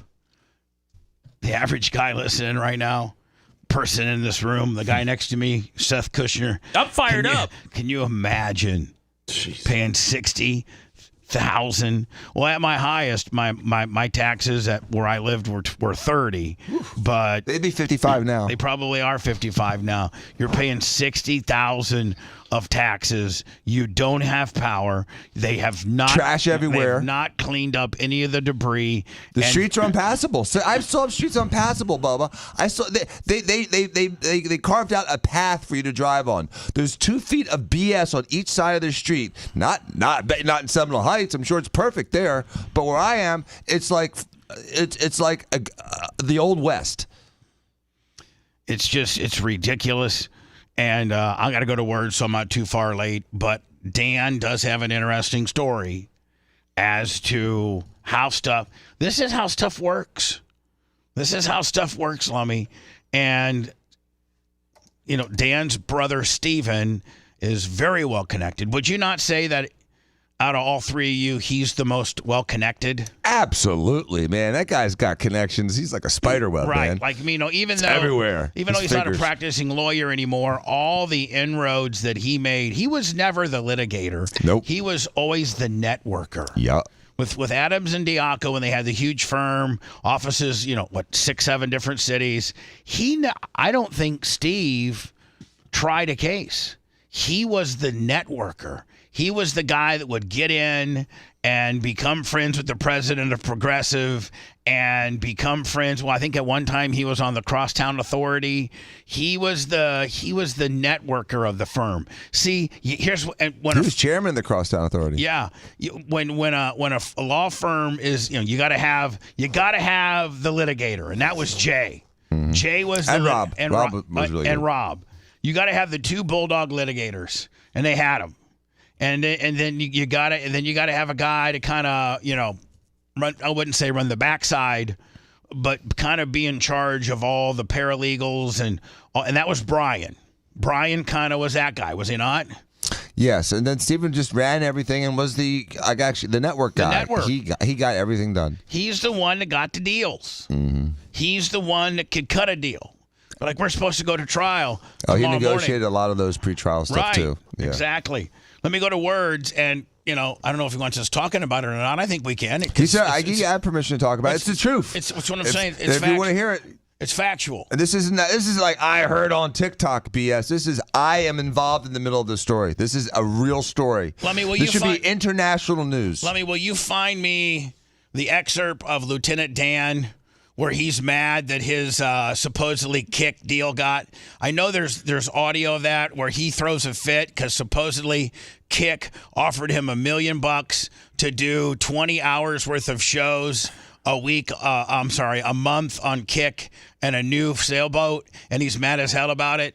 Will you try to find that for me? Yes. All right. Want to listen to the show on demand and on the go? Enlist today at BubbaArmyHQ.com. Sign up and start listening. The Bubba the Love Sponge Show will be back after this.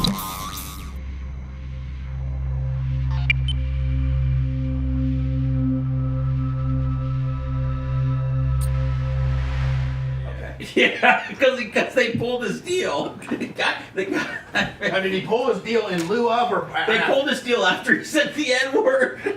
Oh, so he supposedly had a deal, did the N-word, and got it pulled. Yeah, okay. Yeah.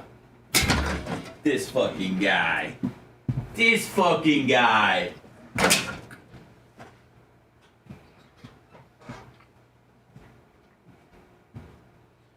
Oh man, I wonder if Smoothie King has power. Oh, not the one by my house.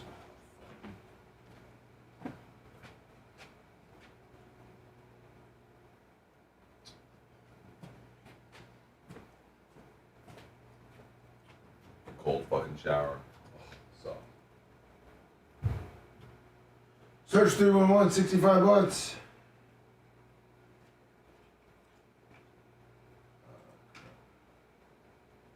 Kendall Hill, 50 months. Bruno Perez, 67 months. Eddie Boy, I don't know, I know else.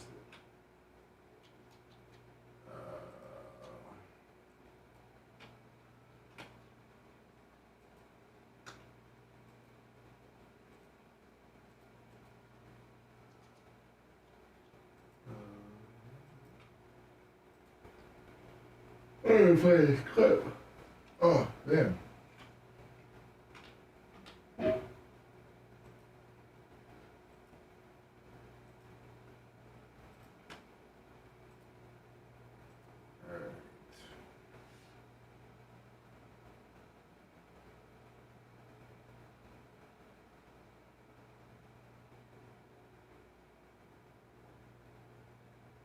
Lieutenant Dan loses.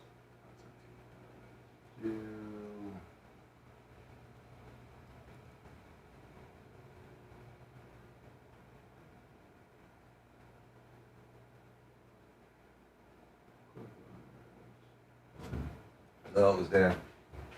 Took Dan Wolfgang. Lummy? Bubba was asking. What?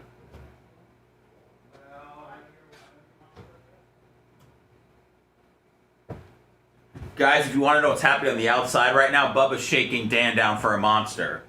Bubba's shaking Dan down for a monster. Oh, no. I'm going to get hand sanitizer in my car. I'll bring him. Now, after this, he explains how this is all Tampa Terrence's fault, even though later he stops himself and says that he doesn't blame Tampa Terrence, while putting all the blame on Tampa Terrence. This man is the final boss of not being accountable. According to Dan, everything that's happened is Tampa Terrence's fault. Not Check the Stars, not Dan, the Love Sponge those deal? false claims. I don't know man. if we did or not. If not, I want to take one. If not, I want to take the. Holds like 6. These hold 4. Yours hold how many? 4 comfortably. I mean, you can stuff a 5th one, but it's, I'm gonna ask Merch quick if we ever got one. I love it. It's just based off a kid's lunchbox, essentially. But I'm gonna. So handy. I'm gonna see what kind yours is. You know what I'm saying? Yeah. You can do something The name brand. investigational. So Iggy, Steven has a generator the size of Tampa General, and that fucked him. it wasn't working because it required too much gas, and he was too far down the finger to get enough gas pressure. Oh, too much gas. Propane. He natural gas from the city. Natural. Steven had to go back to fucking satellite because he couldn't get his generator to work. He had no power. He could call in and get a tanker moving, but he can't get more gas pressure. Couldn't get more gas pressure. Lummy, did you find me the story? I was trying to find the clip. Oh, well, can I get some football card money, man? Just to fucking. No, Seth, we got payroll. I got. Just to have a fucking. I don't got fucking. I literally don't have an extra Just dollar. a piece of Americana. Yeah, well, I don't have an extra dollar on me. Sorry. What about bonuses? Yeah, well, that'll be in your check. That's what you're getting. Well, I got a couple of. Trade weekend, 75 months, DN 940, 72 months. What the fuck?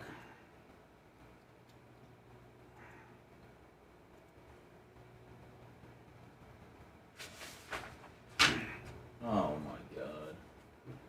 What? Oh no. Just the storm. This Invest fucking 94? storm thing. What? There's more storm shit. No, it's not coming this way. Oh man. Yeah, it is. All right, Lummy. So we got beats this week too. So. What up, Longer?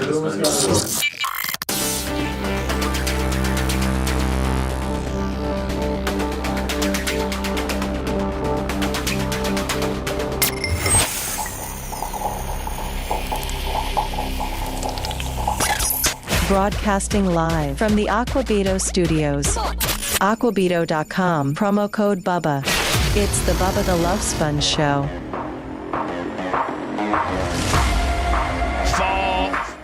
Fall can be trust me, we're going through it right now. Fall sucks, and it can be stressful, and the stress leads to feeling drained, and you can maintain your energy levels and healthy routine. It's best to do that by avoiding or relying on stimulants. Superbeat Heart Chews offer a convenient, delicious, plant-based way to support your healthy blood pressure, circulation, and you can enjoy a heart-healthy boost without the jitters. Paired with a healthy lifestyle, the unique antioxidants that are compounded in Super Beets are clinically shown to be nearly 2 times more effective at promoting normal blood pressure than a heart-healthy lifestyle alone. Support healthy circulation from a plant-based chew without stimulants and no artificial flavors and or colors. More doctors, pharmacists, and cardiologists recommend Superbeat Heart Chews to support your heart more than any other brand.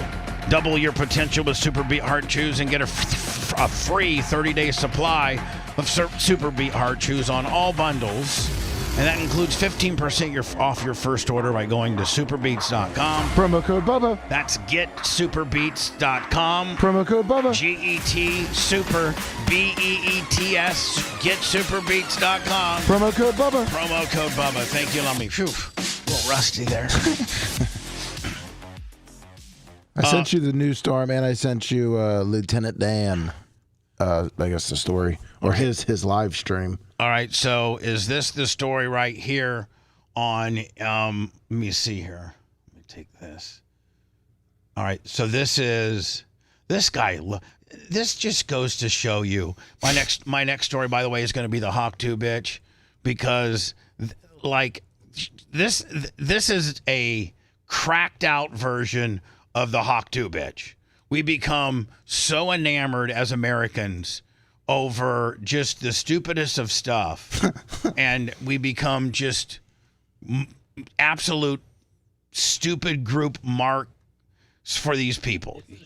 Oh, I'm sorry. I'm so bad. My bad. Oh, I'm sorry. I was going to say it's to distract us from what's really happening, Bubba. Probably, buddy. You know, we haven't even talked about Joe Biden being in town yesterday. Oh, he was? That's what I heard. Was he not? I mean, I that thought he was shows you at- how much I was paying attention. I thought he was at St. Pete Beach. I'm I not was too sure. busy They went watching. to like Albert Whitted. I watched the Chicago Bears early get that ass, and I watched the Packers. I was flipping between the Packers over to the Bucks, and the Bucks literally looked like it was a track meet. It was crazy. It was lit. I'm like, man, when's this gonna? This might be the highest scoring game I've seen in a while. Yeah, Biden came to St. Pete Beach. Oh, what do you say? Looks like your baseball team's gonna be in trouble for it. It looks like he flew into MacDill Air Force Base, drove right by Dr. Dan's house, and went to St. Pete Beach. And Ross telling you he not getting you a bonus. Now this is Lieutenant Dan. This is the guy that has a long rap sheet. Tried to set a lady on fire. Punched a cop. He's punched a cop. He's currently, there's charges.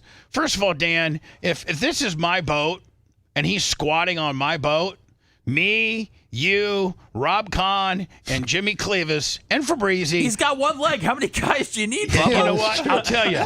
You need all those because when you roll 7 deep, and you got Rob Kahn, Fabrizi, Jimmy Clevis, Dan. You know what I'm saying? I mean, Dan, like, you know, you got to roll. You can't roll up by yourself.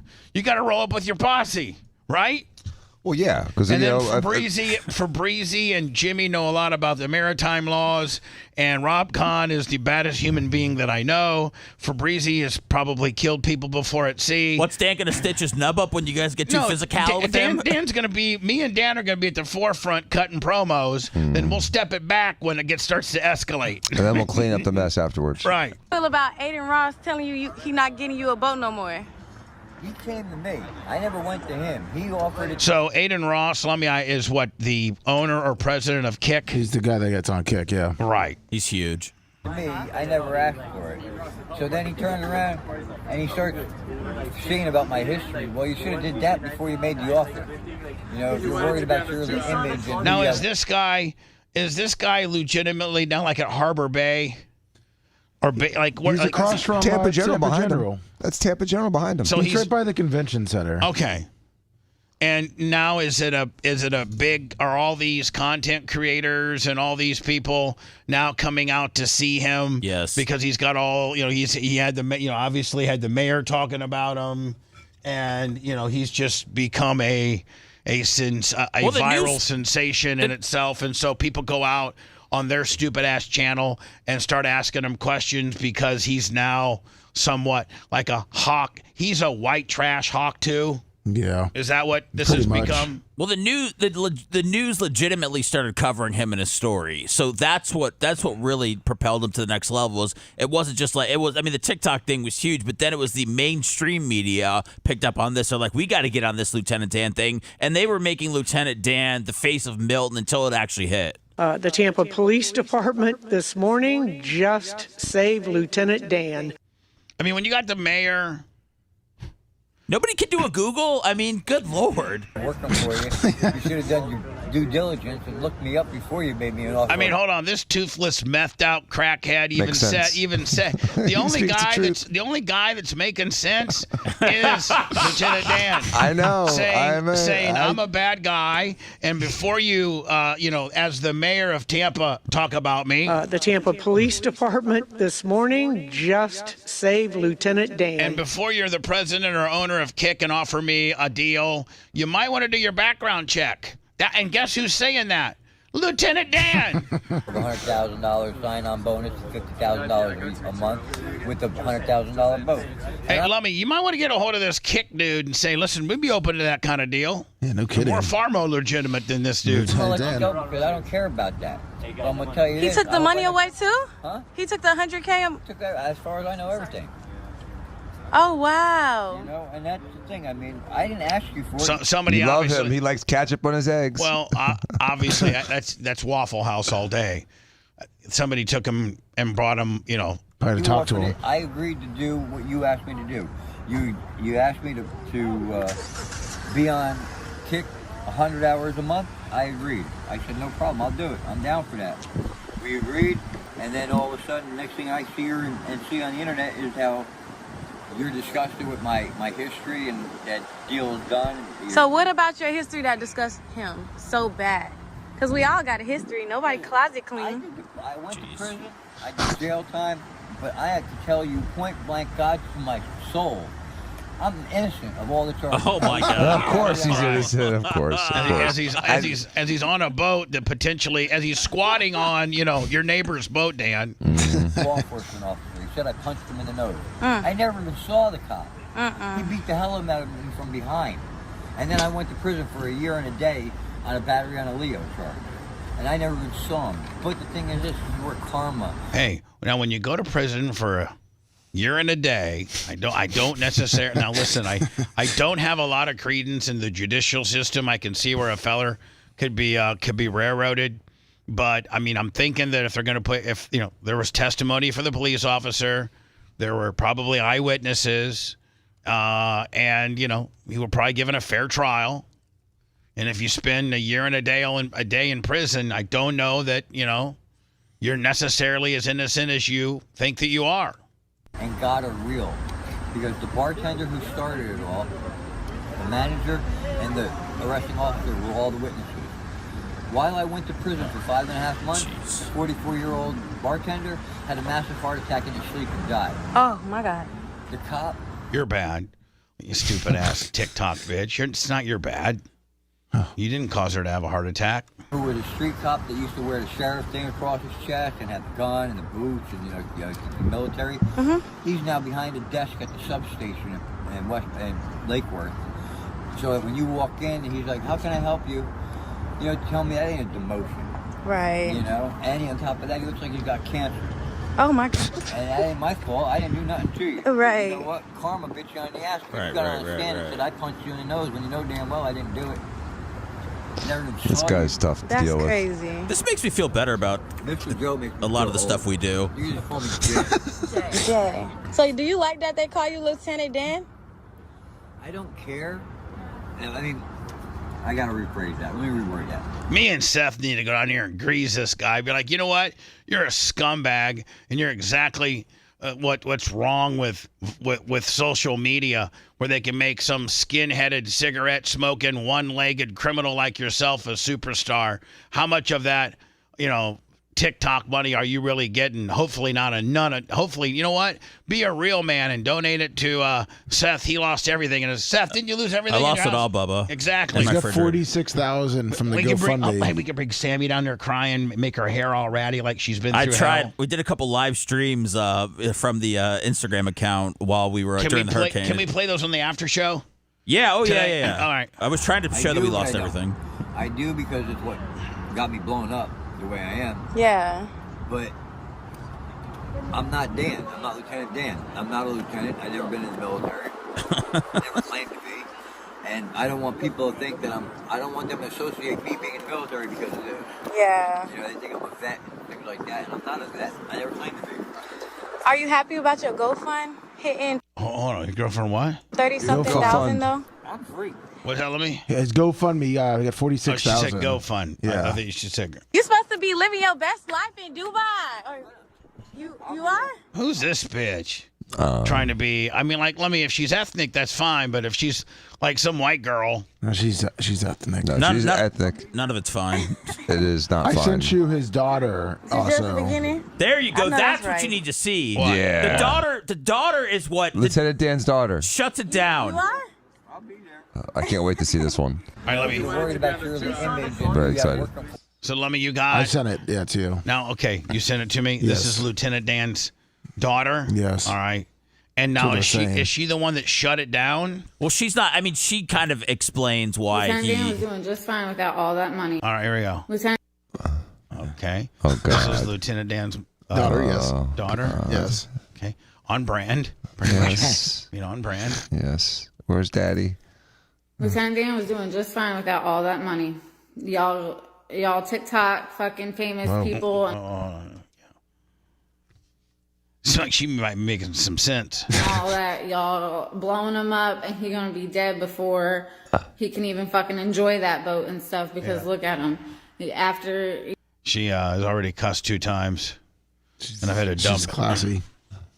Yeah. But you said you're gonna kill him. But I've given them the money, given them the resources to be self-destructive. Yeah, well, he's gonna overdose. He'll get some fentanyl Okay, laced well then crap. the world will be a better place. Who gets the money if you die? She do. Y'all got a hold of him, and now he's high as fuck on all these videos. Does she have Does she have dreadlocks? If I'm not trying to be. I think so. It looks like. Is that what it is? That's hot. Yeah, she's got kind of. This is like white trash, dreadlocky, Gen. I don't know. X. No, she's not Gen X. I mean Gen Z. She could be 18 or 45. I got no right. clue. You're right. You're right. She could be. You're dead on. She could be 18 or 45, and she got a potty mouth. I can't go. More than 5, She's 6 about seconds. 32. My guess is she's about 28 to 32. No wonder why she's mad. You think Lieutenant Dan ever showed up to her games, her musical performances, her PTA meetings? No. She's jealous. He left her in dirty diapers. But you know what? She's jealous, but she's also makes, really probably some of the most sense in the fact that you just gave this guy $40,000. He's going to use it all on drugs, and it's going to accelerate him killing himself because he's already high as hell. And if indeed he, did make $40,000, it's only going to fuel his drug addiction. That's what I think she's trying to say. I'm trying to build up the dump right now. So I'm going to be quiet, and it's going to sound very awkward, but I'm going to be quiet for 5 seconds so that I can build up my dump because I've had to dump her 3 times. It might not be worth it, Bubba. Well, let's see. We'll see. Let me see.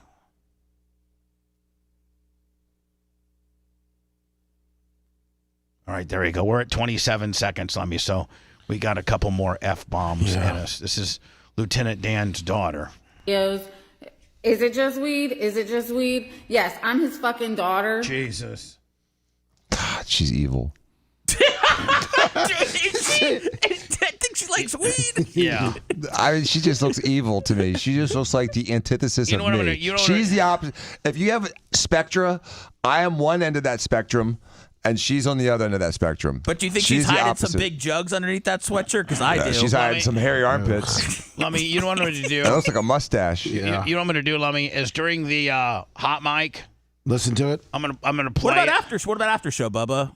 Or after show, yeah. Because she's not. Now, I didn't see the video because I didn't have any power or anything this weekend, but I kind of was able to just read the transcripts. But the transcripts didn't have all the cuss words in it. But she just basically said that, yes, you are killing her dad. And I don't think she has a relationship with her dad whatsoever. Probably not. And So does she care? Imagine seeing your dad, though. I don't know if you knew where he was or what. And then all of a sudden he's on the news, and if everybody's giving him this money, and he's just some sort of like quasi, kind of viral sympathetic sensation. figure. Yeah. Right. Now, before I get into the Steve Diaco Saves Christmas story, is this the latest? Yeah, this is the one that's sitting out in the Atlantic. All right. Now, I don't think I can maximize the screen at all. So don't get rid of my sandbags? Probably not. Here we go. I guess I got to run a 30-second print. It's not even letting me. Okay, maybe I hit this. To stay ahead of. All right. So this is in the Atlantic. Is this going to hit? If it hits, does it hit the east coast of Florida, or does it come in and do a, two Buffalo girls around the outside through Cuba, the Yucatan, and then a Beckham bender right into the, Gulf of Mexico, and everything from the Keys to, New Orleans is in play. I don't think they've narrowed it down yet. Yeah, they think the spaghetti models are just hitting it right around the island right now, Puerto Rico and stuff. An area to watch, and you may already know about it, so we just want to give you another glance at Invest 94L, which is still hanging on and could become a tropical depression later this week. So right here, at this thing deal, it either goes blip or it goes blip. Yep. If it goes A, it curves up, and it could be a problem for Miami, Cape Canaveral, Jacksonville, Savannah, Charleston. And if it goes into here, now you got everything from Corpus Christi, Houston, New Orleans, the shorelines of Alabama, Louisiana, the Panhandle, all the way down the western the western coast of Florida. If this hits us, I'm moving. This is not a done deal. Last week, 94L looked like it would be short-lived and start to fizzle, but now there's a chance it could become better organized. Now, does it go anything past that? Is that where it stops? That's pretty much where it stops. And yeah. where does that, as far as time frame, has this like Wednesday? I think it's Tuesday, Wednesday. Okay. It moves along. It's still going to have to overcome areas of wind shear, but it's possible that whatever form 94L is in could be moving towards the Lesser Antilles later in the week. So again, this definitely bears watching. As far as names go, Nadine is the next name. Nadine.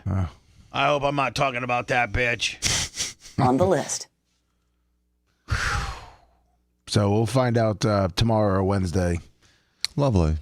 Which way it's going. So Dan, let's talk about your brother Steven. So this gets to be Friday.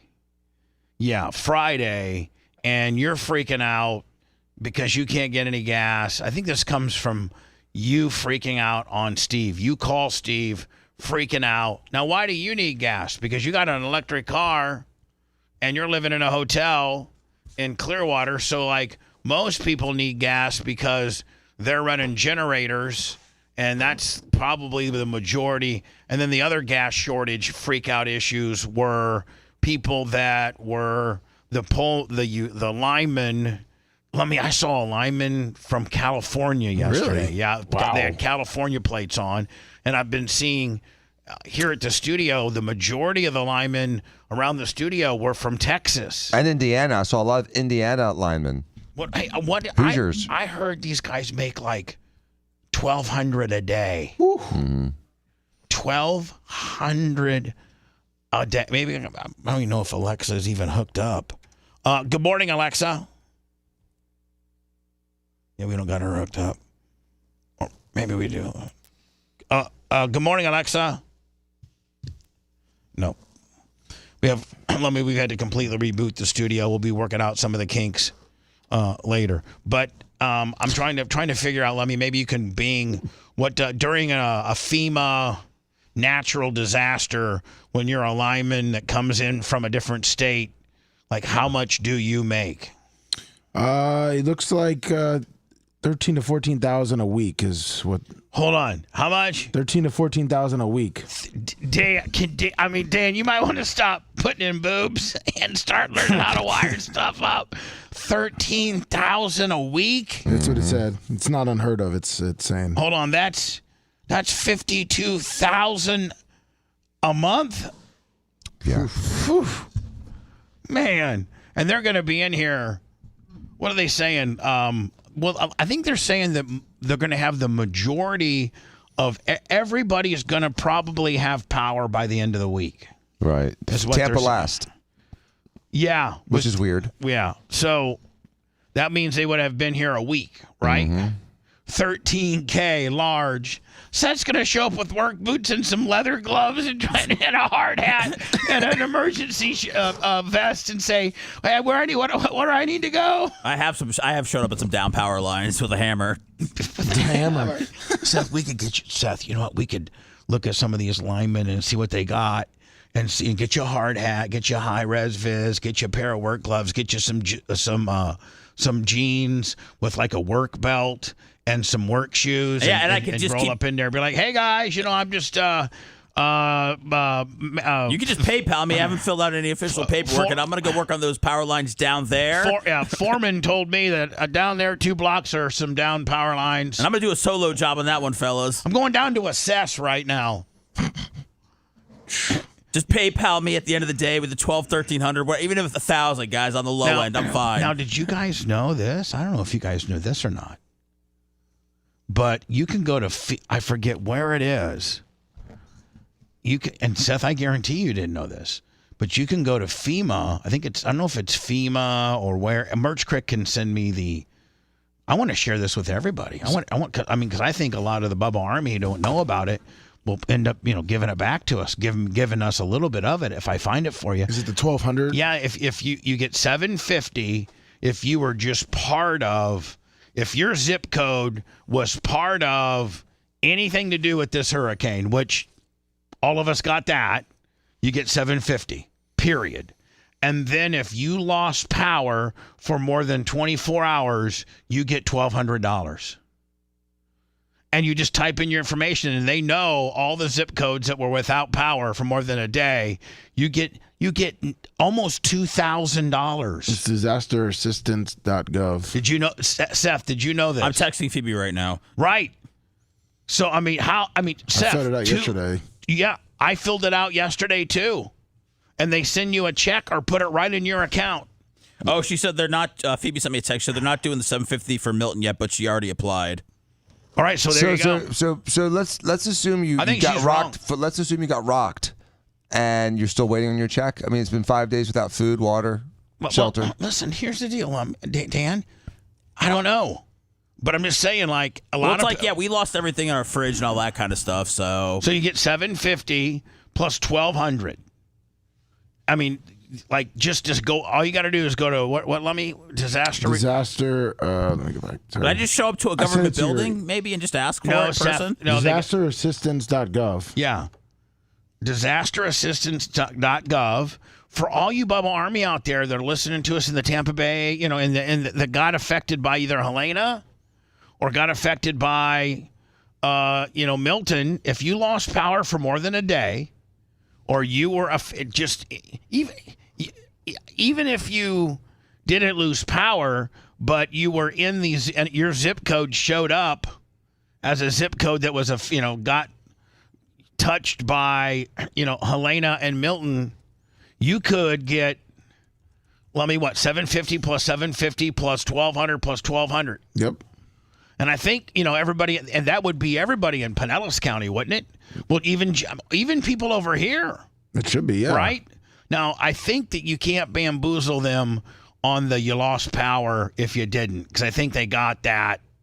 They can see your area. Yeah, they can see your area. So $750 plus $750 and $1,200 plus $1,200.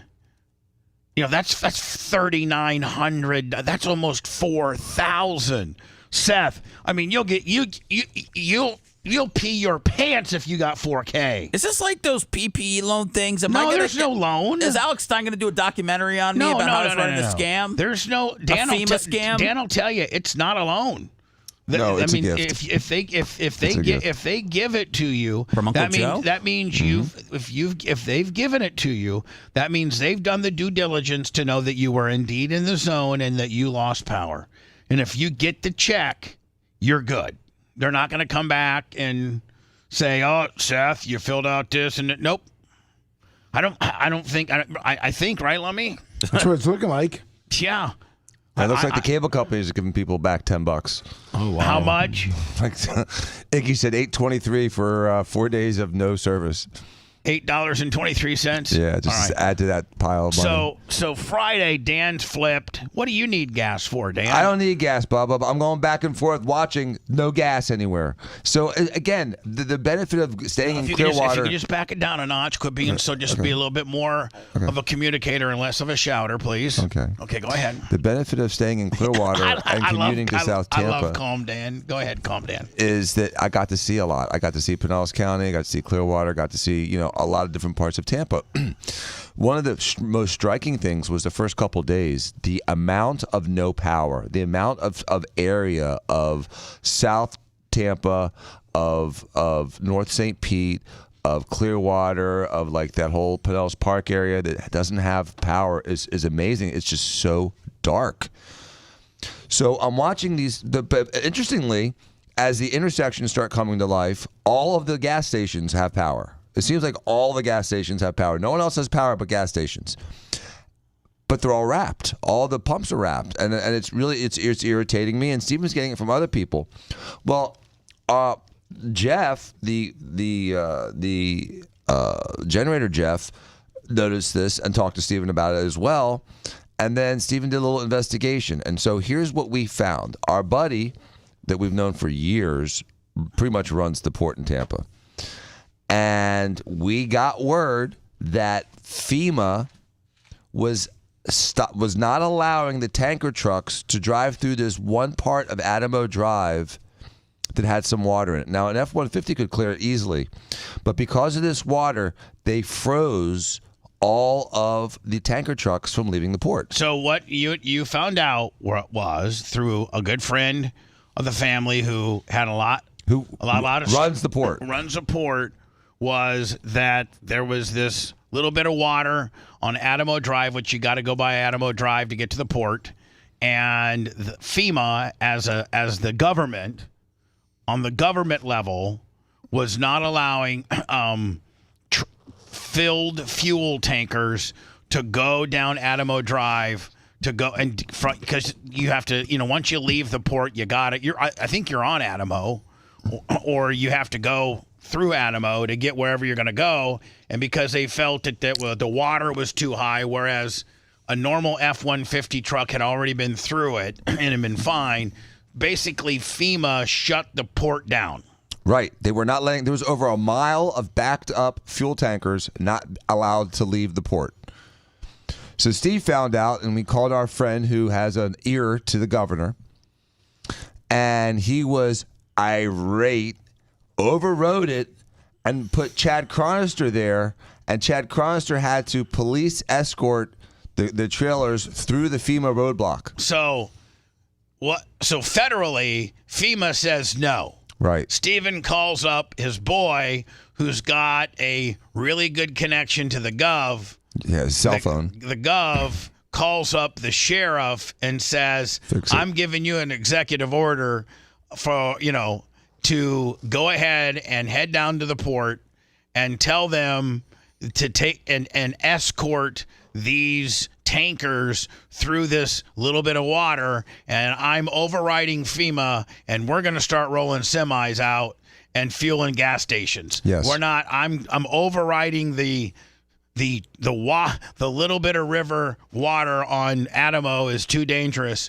and I'm going to have my sheriff guys. So they boss hogged their way into the port, got them filled, and I will tell you, man, by Saturday night, it was different. From Saturday morning to Saturday night, it changed. This all happened around lunchtime. So I went to my mom's on Saturday night at 8:30, and I figured, okay, the further I get north on 41, the better it'll get. Well, yeah. You'd see these gas stations, Wawa, these big super mega racetracks, the ones that have like 10 islands full of gas pumps, and there would be a line like a mile long to get into them. Well, I had 5 containers, for the generator. I had 5 containers. I mean, 5 5-gallon things of gas in the Crown Vic. That's why I took the Crown Vic, because, if it sloshes around in the back there, who cares? Yeah, no big deal. So I happened to get lucky, and there's this one racetrack that had all the pumps were full, but there wasn't a long line just to get into the facility, right? Mm-hmm. So I pull in, I get behind a guy, and he's pumping. It's a woman, and she's pumping, and so she leaves. Well, before I can get out of my car, the guy on the other side of the island, he can't get his to work, and he's Jamaican. He's like, oh, man, I paid inside, but I paid for pump 3, not pump 4, and you have pump 3. So he grabs my nozzle before I can even get a hold of it, grabs my nozzle and sticks it in his car. so I go, but I can see the pump's not on. I can see that the pump is asking for a credit card. Of course. Like it's asking for, it's either, it said see cashier or insert credit card or debit, form of payment. And I'm like, he's like, oh, man, I already paid the cashier for pump 3, and I accidentally went over to pump 4. And I go, well, it isn't going to pump. And he goes, oh, yes, it will. I go, no, it's not.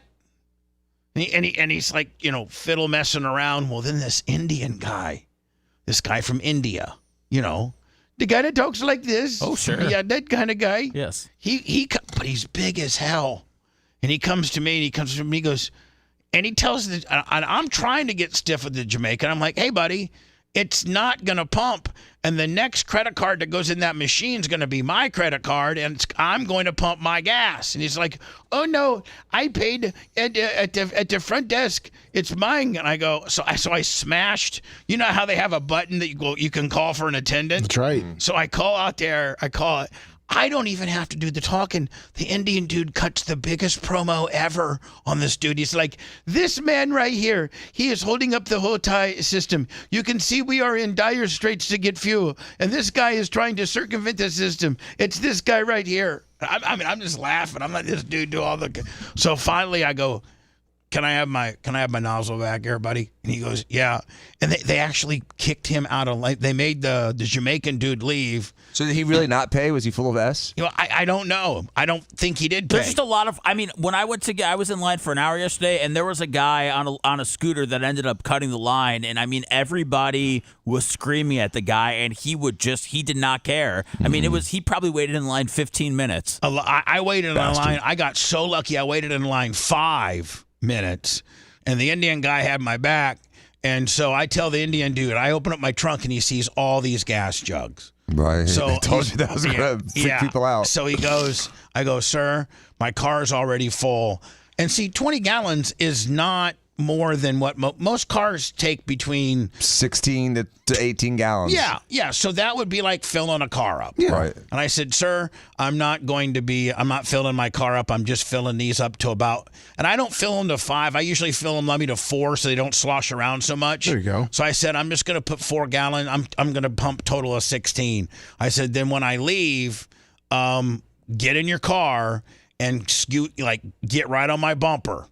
You know what I'm saying? And follow, don't let anybody wedge themselves in there. He goes, okay, I appreciate you, my friend.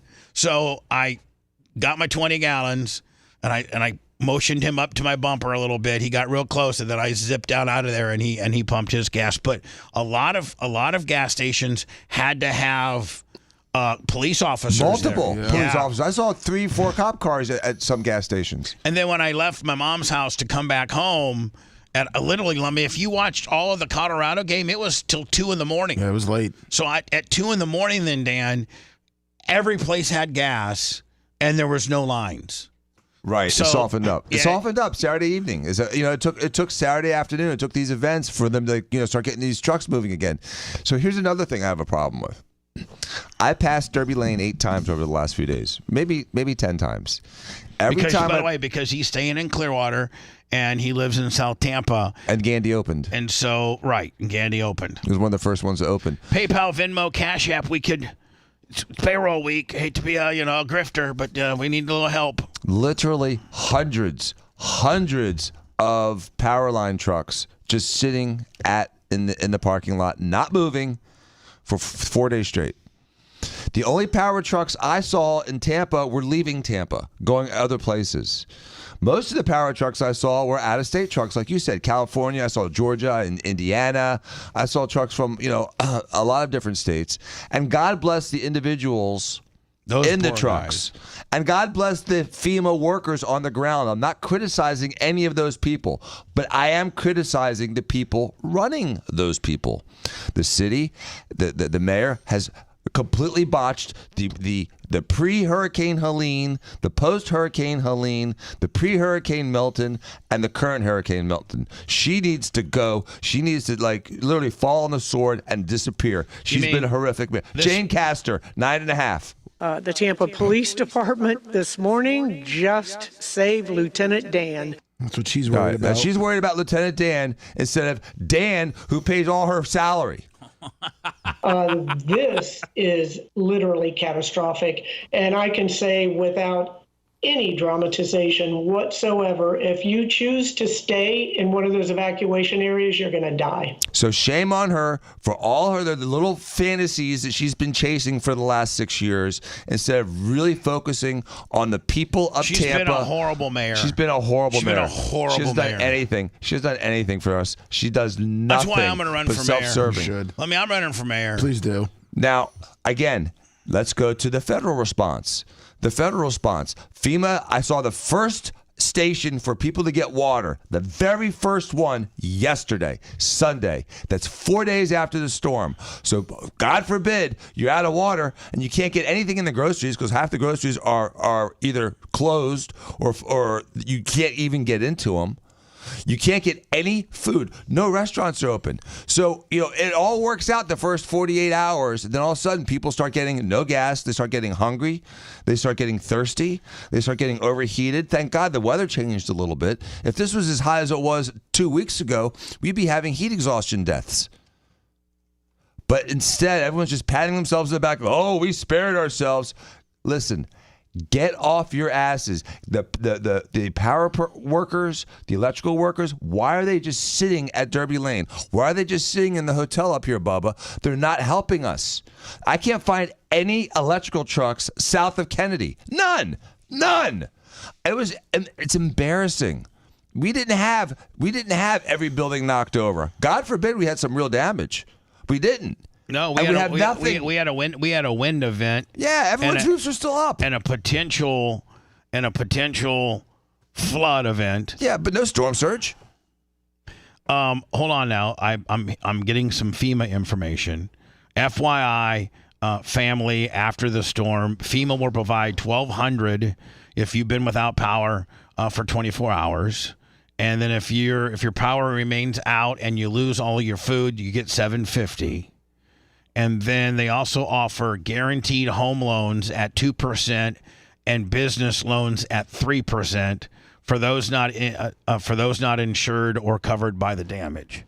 So you can go and get, I guess you could borrow money at 2% to fix your home, and you can borrow money at 3% to fix your business. Now, Dan, I'm not suggesting this. I'm only asking, but can't you? I know my bank, Truist, offers 5.5% APR on almost any of their savings accounts. Why couldn't you get a 2% business loan for $400,000, put it in it for a year, and make 3%? Not spend any of it and pay back the loan at 2% interest while you kept it in the bank at 5.5% interest for a year and make 2.5, 3 points. You could, couldn't you? Arguably, yes, you could. You could. I mean, that's a lot of work for that much money. I mean, what would it be? I mean, you'd make $12,000. Oh, Seth, don't tell Seth that's a lot of money for making $12,000 for leaving money in the bank for a year. 4 years. My goodness. No, it'd take you 4 years. 4 years, you make $3,000 a year. That's a lot of work for that. Oh and I thought it was $12,000 a year. So Bubba, I told you this the other day also. Now I'm pushing up with this storm with my deductibles and uninsured damage. Now I'm pushing out to $400,000 of uninsured losses. I mean, these last two storms are devastating to me. I've got my whole roof needs to be replaced, even though I don't have a tree in it. The whole thing is just Febreze. You got to go Febreze on that. Yeah, I will. And the dock, the yard, the carriage house. I mean, I got devastating the Ferrari. I got devastating losses from these things, and I'm not asking for a handout.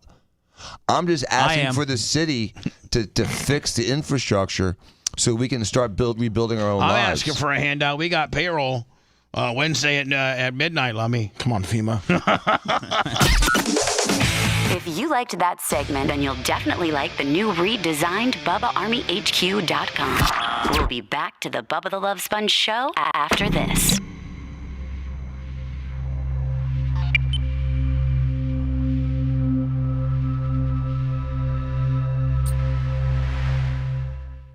Like 80% don't have gas. That was from AAA, man. What the fuck? Got AAA putting out propaganda. How dare they? We built this city on rock and roll. I mean, I was the only one that fucking called it. You were. No, they were afraid to call it even after it was obvious. Yeah, they were still trying to scare you because it's the only way they could get clicks. What's up, Brian? Nobody's going to watch Dennis Phillips. I think Stuff Magazine voted We Built This City on Rock and Roll one of the worst songs of all time. What a great magazine, eh? Hey? Stuff, Maxim, FHM. That's where Show Prep used to live. What up, Man and Crusher?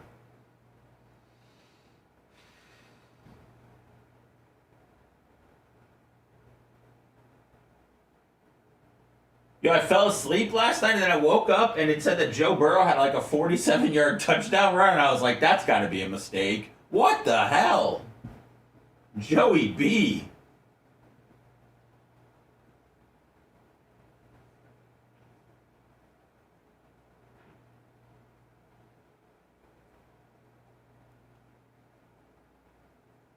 Go Steelers, go Bears.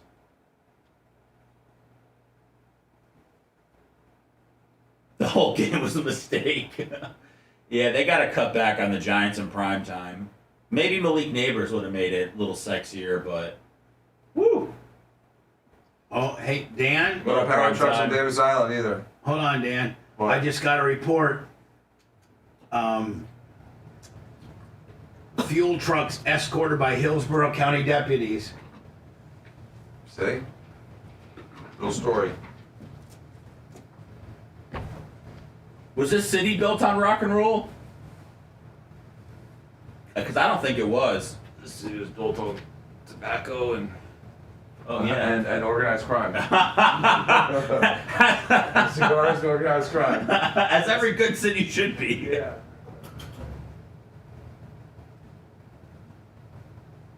Oh, damn, I was up in Pasco today, Joe. I came from deep in Newport Richey.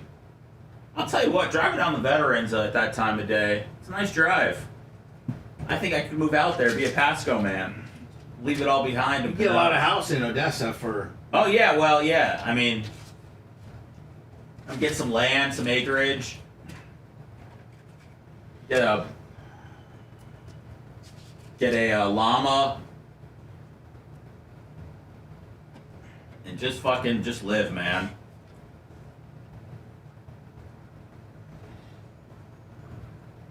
When Lummy comes here, let me know.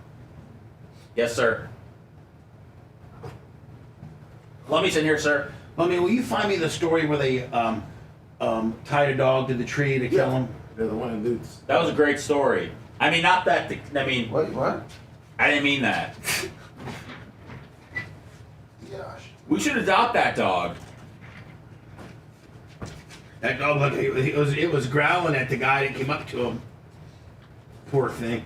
They should find out who the fuck did that to the dog and do it to them.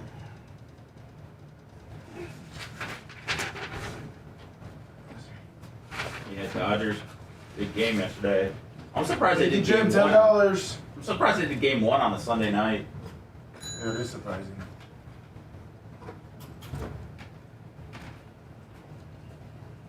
Yankee Jim.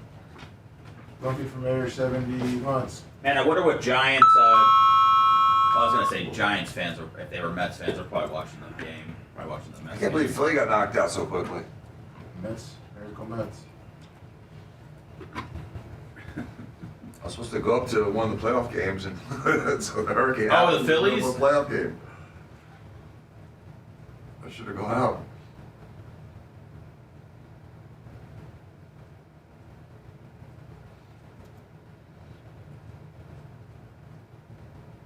The government just put $9,000 in my account. Yeah. I'm going to Furtwas after the show. Are they open? Avocado toast on me. Let's go. They're closed? What's this guy with this big old bullet in his hand? Waffle House. DeSantis was cooking a lot.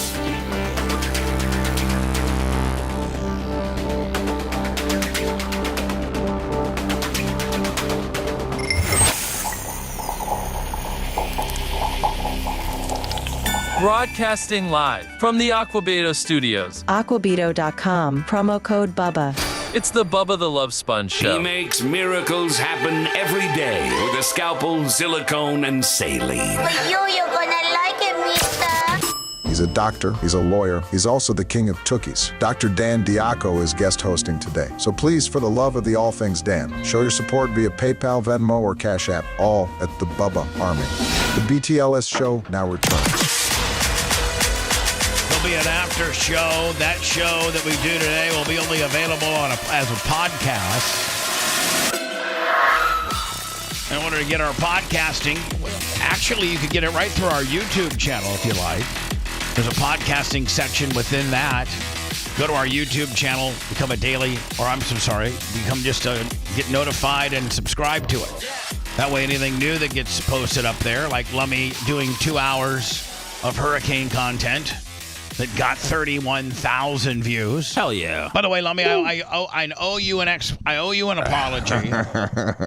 I owe you an apology because you and I had talked about if we were going to go live during the storm, that we were going to text each other so we didn't step on each other, because as soon as you go and try to turn something, like if I'm on and then you try to sign on, you knock me off. Yes. It bumps to the most recent, just automatically bumps the other guy? The guy trying to get in takes precedent over the guy that's already in. That's weird. So I do the Alex Stein thing.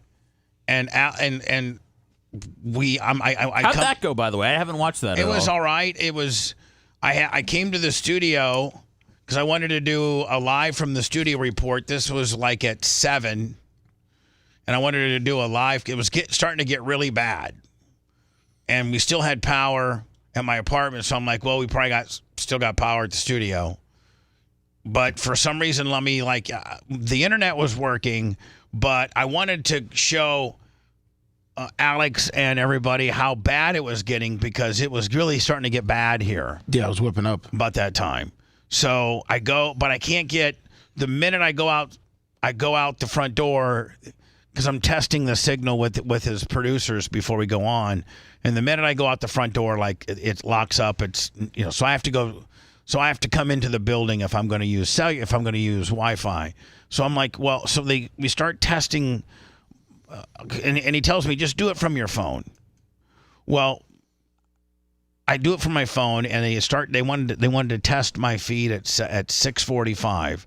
So I test my feed at 6:45, sitting at right there at the front, on one of the couches at the front green room area, right next to the aluminum siding that we have that Bob Cook found us, that we have to get still installed. You need to set up right where you are.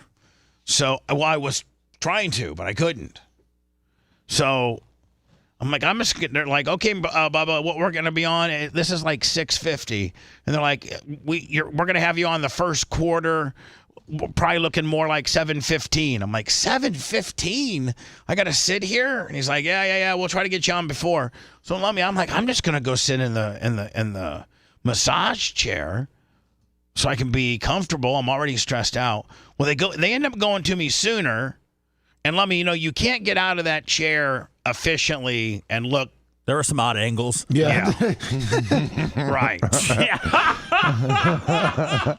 So I end up going live from the massage chair with not, probably looking so swell. Can we get any screenshots? I'm sure Lummy can find a few. Would Lummy bury me? Would Lummy actually be able to send a screenshot of you over? Were you in zero gravity mode with your legs up, your head back? Yes. You can't get out of that. No, you can't. Did you say you looked like Slimer? Probably multiple times. So we go live, and then I said we're like, okay. I promote just all kinds of different things.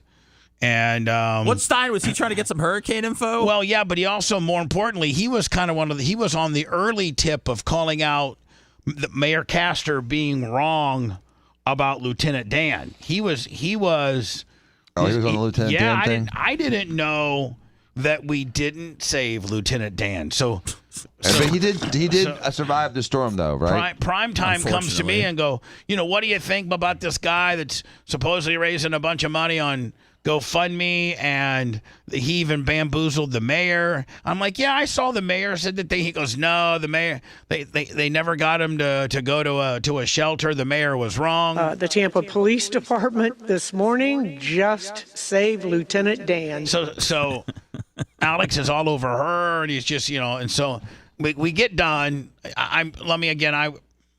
was I was frazzled at the time. No, I understand. I just, I probably didn't look the best. Lummy, where's those screenshots of Bubba? Don't be afraid. Lummy, you can show. You can. Do you want me to just send you the video then? Yeah. I'll see it all. I was trying to do some screenshots. Was it pretty bad? No. Seth, It's not bad. I'm sorry. I sent it to you. You got it to me? Yes. All right. So I was on Alex Stein's show Wednesday night. Right? Listen, this is about time he let you on. Well, and here's the deal. That priority status. Here we go. Let me see if I can find it. There we go. And let me, maybe I'm guilty of not taking it as serious as I should. Well, Bubba, if you're going to be doing media for the doc, you gotta. Yeah, I didn't really think about that. It's more about how you look than what you say now. Yeah, get to 6 minutes. There you are. Oh, good. Oh, yeah. Oh, boy. Recreationally every day, all day. And I think that's why he's so thin, so maybe I should start doing it. So Lieutenant Dan's going viral because he's refusing to leave.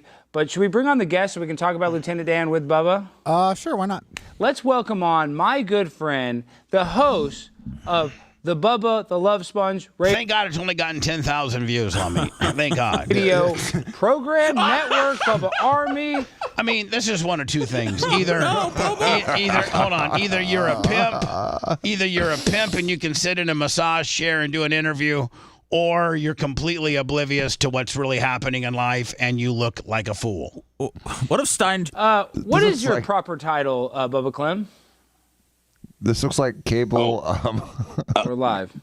Tilt it the other way. Tilt it the other way, Bubba. What is President, let me know. You can see we're having connectivity problems. Yes. So what are you looking at? I don't know. He's not looking. His eyes are closed. Are you just sleeping? What's your proper I was sleeping. Yes. He's relaxed. title, Bubba? I sat in that chair for 22 minutes waiting to go live with my little T-Rex arms holding my selfie stick. So yes. Oh, you have a selfie stick too? Yes. Bubba, what have you heard about this interview and how you did or how you looked? I've not.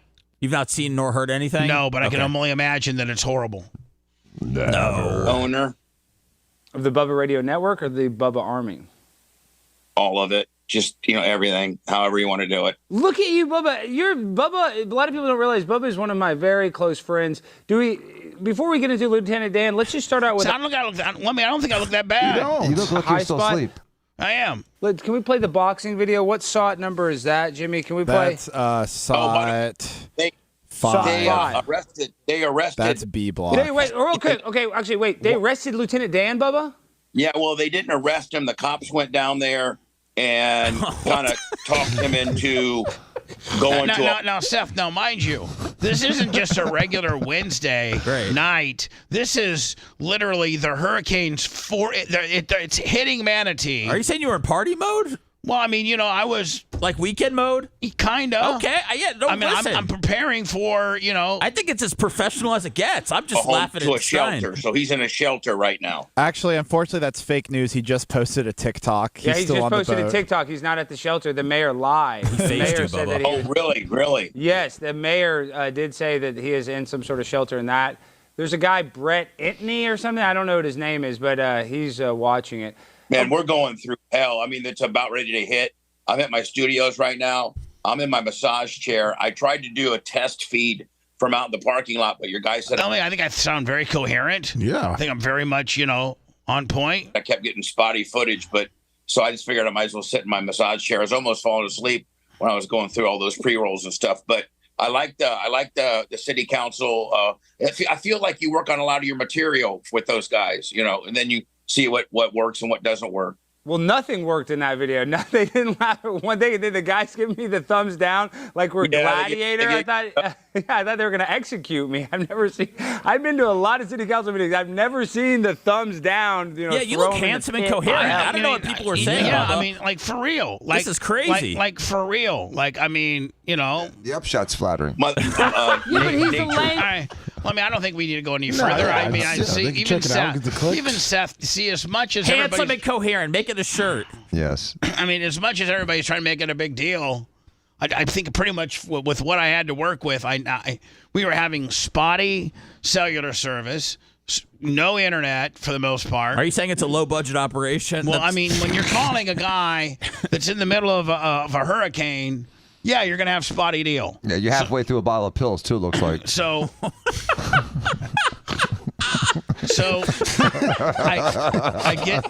I get done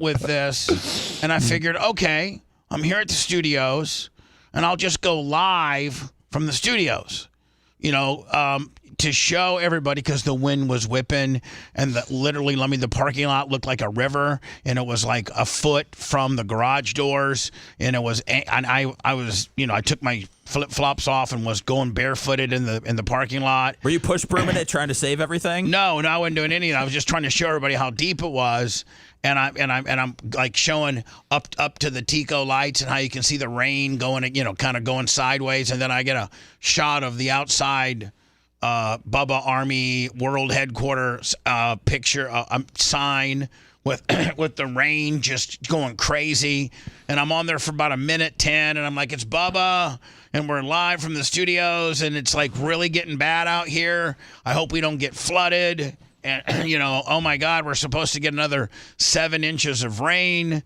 and the eye wall is going to be the bad part of the eye wall is going to be hitting. It's not looking good. Next thing I know, it's like blip. You're no longer, on. You're no longer. It just completely locks up, and I'm like, okay, well maybe I got kicked off because it's bad cellular, but I can at least go into the YouTube, back in Lummy and make sure that it's uploading and make sure that I have it hashtag correctly and so forth and so on. Yeah. There's no record of it. There's nothing. I'm telling the Merch Crick, Merch Crick, am I doing something wrong? I'm like, where? She's like, I don't know. I mean, so I'm like, well, will it save to my pictures? Didn't save to my pictures. There's no record of it. Next thing I know, I get a notification that Bubba, the Bubba Army on YouTube is going live. And I watch Lummy. Hey everybody, it's Lummy, and I'm in the garage. What time was this? And this is like 8, okay, or something. Yeah, it was a little after time. Hey, it's Lummy. I'm in, so I get kicked off for Lummy, and it's Lummy, and here's the goat, and I've made a little. By the way, Lummy, I will tell you that you made a nice little area for the goats. Yeah, to me, it looked like Hootie was kind of over it, and Baby was close to being over it, but yeah, Hootie was over it. Hootie jumped out a couple times. That picture of you and Colton with the goats in the truck is, that's... I got to get that picture. It's like as classic as Dumb and Dumber. I mean, Can you guys, send it to me? Oh, thank you. Is it on Dumb Insta? And Dumber. It's on Insta. Yeah, I'm not saying it. You guys aren't Dumb and Dumber, but I mean, it's nobody has to tell me that J. Diaco is here because I can smell the Joe High Karate. Nobody even has to tell me that he's here. I'm like a police dog. I can sniff out that 1986 High Karate better than the next guy. Hello, Jay. Alpha. How are you, buddy? Yeah. Yeah, he's tired of using X-Acto knives to break into his house. He's tired of burning up 4 garage door motors to get to break the flex steel. Yeah. So we'll get into that momentarily. So Lummy, Seth, or somebody. I'm sending you a picture, Bubba. I'm sending it to you. Yeah, I just sent it. So, Bubba, do you think you were in a state to be like ready for any kind of potential emergency that could have come your way at that point, or do you think you were? What do you mean? Well, I mean, when you were like doing that interview, do you think you were like prepared for emergencies if something were to happen? Like, I was prepared for. I was prepared as much as I could prepare. I didn't go get a hotel room like you. I was going to ride it out. No, I meant like physically prepared. Like all of a sudden the roof blows off, you're going to strap it down. No, nobody, Dan. Less a person that works for a roof. Nobody. You don't have any roofing strap? Yeah, he wasn't ready Dan, for anything. I don't know if you're trying to make me look stupid. No, or I'm not. ask a stupid I'm just saying, like, All right, let me ask you: were you prepared Wednesday at 9:00 when half of your barrel shingles fell off to go up there and put new ones on? Not to climb up on the roof, but I mean, I was in a state of mind that I was ready for in a whatever. Hotel, bitch. I know, but I was ready for whatever emergency could happen. You were I was ready to save a life. I was boots on the ground, and you were at the La Quinta. You're at a two-star closer. motel. I was closer than you were.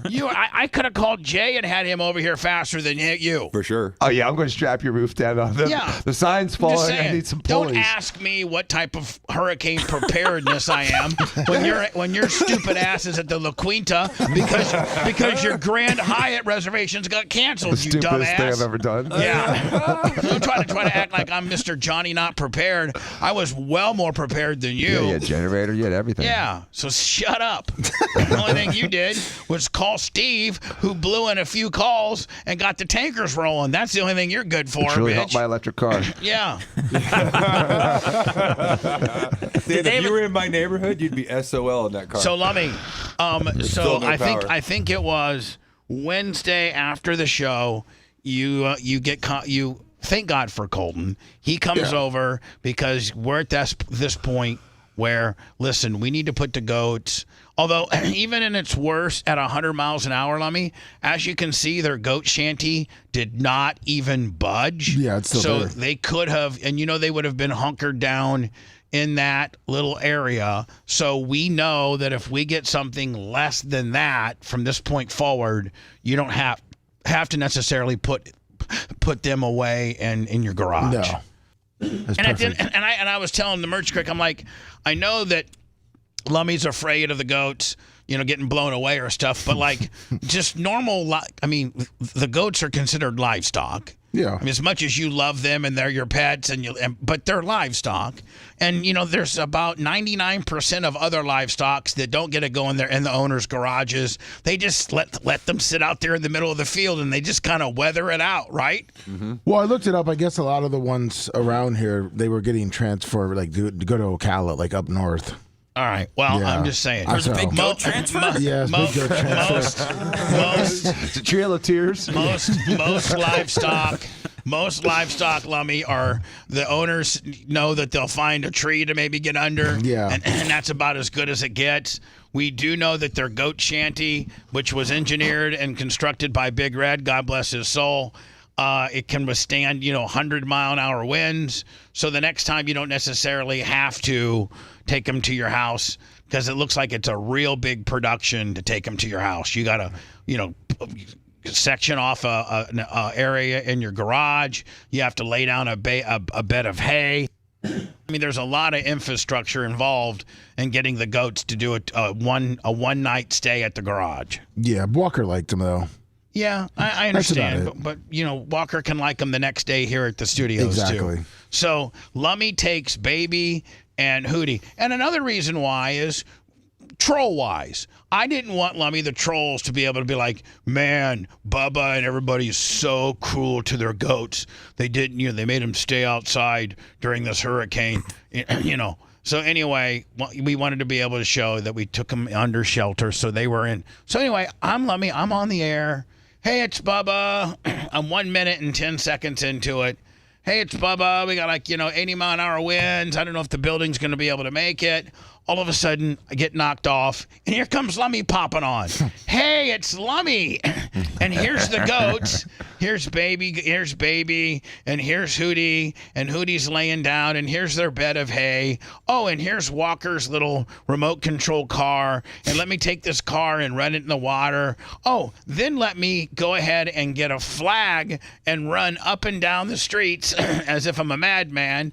Oh, let me go to the backyard. Let me do this and that. And I'm like, Lummy, you son of a bitch. You knocked me off so that I have to go through this 30 minutes of nonsense when I'm only coming to the studio one time. How'd you find out, Lummy, that you knocked him off? I got a message from Bubba, and I got right off. Actually, it was a very, very, very, very, very mad message. Yes. I went into YouTube chat and said, get the off. Yes. I'm tired of looking at Walker's toy cars, and I'm tired of you thinking that you're Hacksaw Jim Duggan running up and down the streets with American flag when I'm trying to do the state of the studio condition report. Get the F off. And I got right off. And he got off. And then I finished up. I went and did another studio report, which was only 5. I can't do long form stuff like you do, so I did mine, and it did pretty well. So So then Lummy jumps back. He texts me and he says, "Are you going back on?" And I'm like, "No, I'm done. I'm going to my apartment. I'm soaked. I'm over this."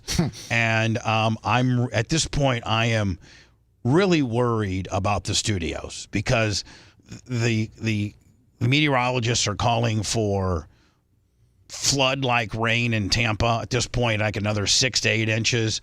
I can see the river, Lummy, that's coming from the back of the property coming, actually from south to north. Like literally, if you would have had a kayak, you could have maybe have gone in it. And it's the river line is about 9 inches from the garage doors and the side doors. And once it breaks that, then, we're flooded. So good. That happens very quickly. I go back home to watch Dennis Phillips on Channel 28 until I lose power at like 11:09. But Lummy, in the meantime, I guess while I'm asleep, like at 2 in the morning or 1 in the morning or 12 at night, you decide to go back on and you do a 2-hour. You do a big 2-hour extravaganza. Oh, Yeah. man. And I go the next morning and look at how it did, and you did 30,000 views. Here, I got it right here. 31,162 views. And I'm like, "Oh my God, that's unbelievable. That's great." So, Lummy, I have to apologize for one, yelling at you, because the start of my video has me cussing you out. Did you hear? Hear I it? heard about it. Yeah. Yeah, people were telling me that I was going to catch the heat. But I want to take this opportunity to apologize to you because your videos were far more compelling than mine.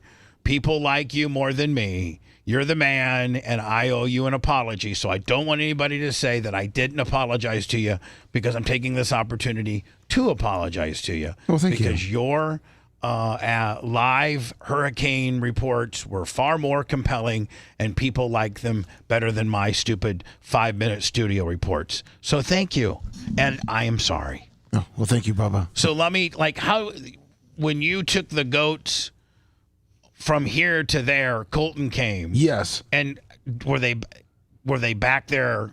Did they pee? Did they poop? Oh, in the back? Well, yeah, I lined it with plastic. I know, but did they pee or poop? Really? Yes, they poop. They poop a lot. Is it a nervous thing? Yes, and especially the pee. And then luckily Colton was there to hold them back because they were trying to jump up to the front seat the whole time. Yeah, that's what they were trying to do the whole I don't time. think wild goats are like transportable. I think when do you like this picture of them, Bubba? I do. I think it's a cute picture, I think actually. Too bad we don't have baby in there, but that could almost be your Christmas picture, Lummy. Yeah, there you go.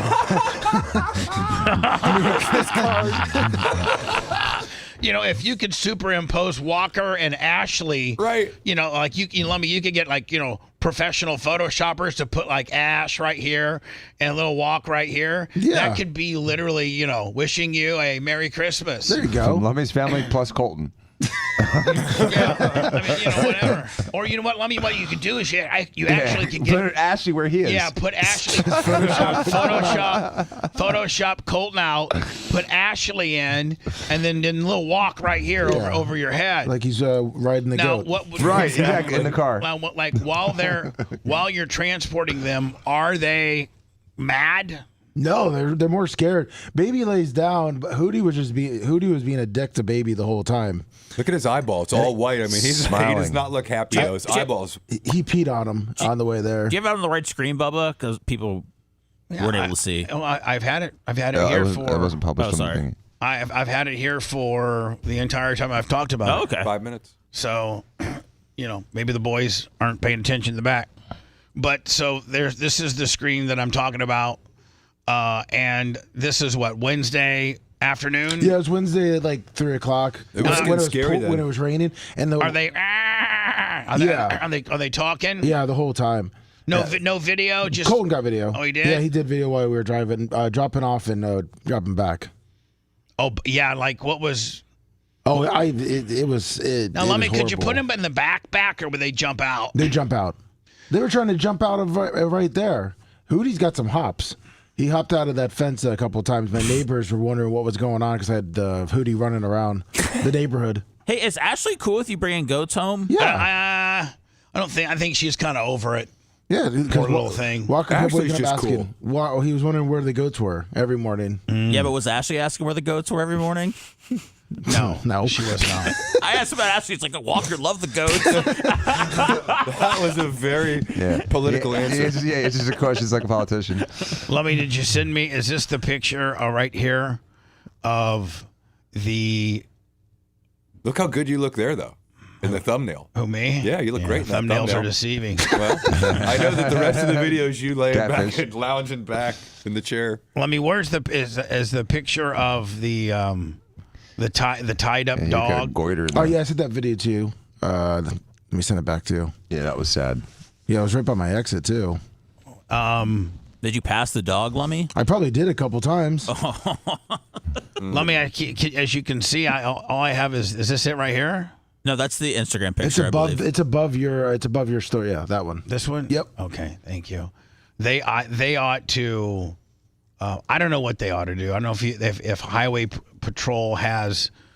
A lot of times they have cameras all over the highways where they can kind of figure out what who might have been driving where at a certain time. That looks like an expensive dog. That doesn't look like a cheap dog. That looks like a high-end dog. Yeah, kind of like like an English bulldog. Like a pit bull. Look, a pit bull, something like an English bulldog, and which are like a couple $1,000s. And it's so sad.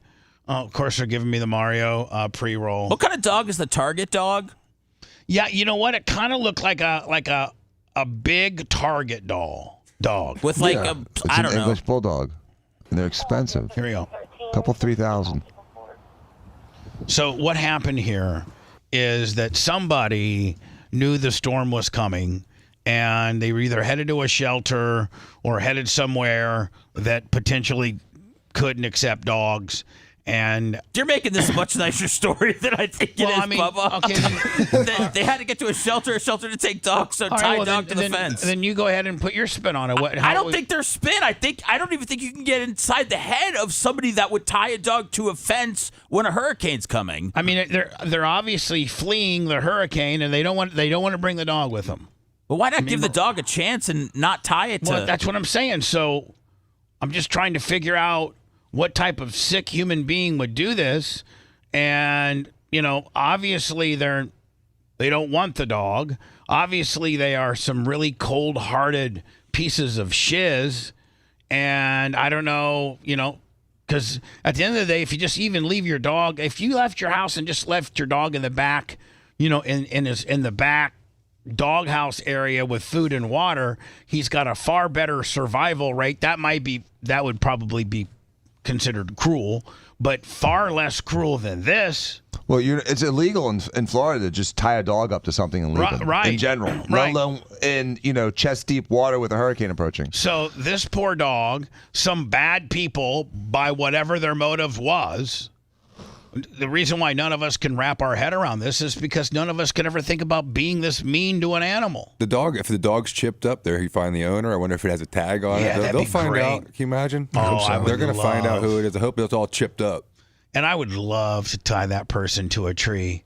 In the next storm? Yeah, I would. And no, so just now in the middle of the day. Yeah, just whenever. Just whatever. With a sign that says, I left my dog tied to a pole in chest deep water and see how that goes for 24 hours. Bubba, do you think they should bring back the stockade where you would make someone just sit out downtown with their hands and their head locked in the wood and just shamed for a day or two straight? Yeah, with a 55-gallon barrel full of tomatoes. and everybody gets one throw for $1, and then you take that money and you put it into some kind of fund, fund. Like Dan, how much? Wouldn't you spend if it's $1 a throw? Wouldn't you give up 10 and just try to pelt the guy 10 times? That would be fun. Yeah, I mean, I'd be willing to re-tear my rotator cuff for it. Dan would say, how much for the entire barrel of tomatoes? Right, exactly. I get my whole entire family down here, and Pitty and Jimmy and everybody will be firing them away. So here's a dog, and you can see this is FHP. The water is already ankle high and this is a fence that some real piece of shiz tied their pet to. Here we go. It's okay, buddy. It's okay. It's okay. It's okay. It's okay. It's okay. He's like, I can't put my hands up. Don't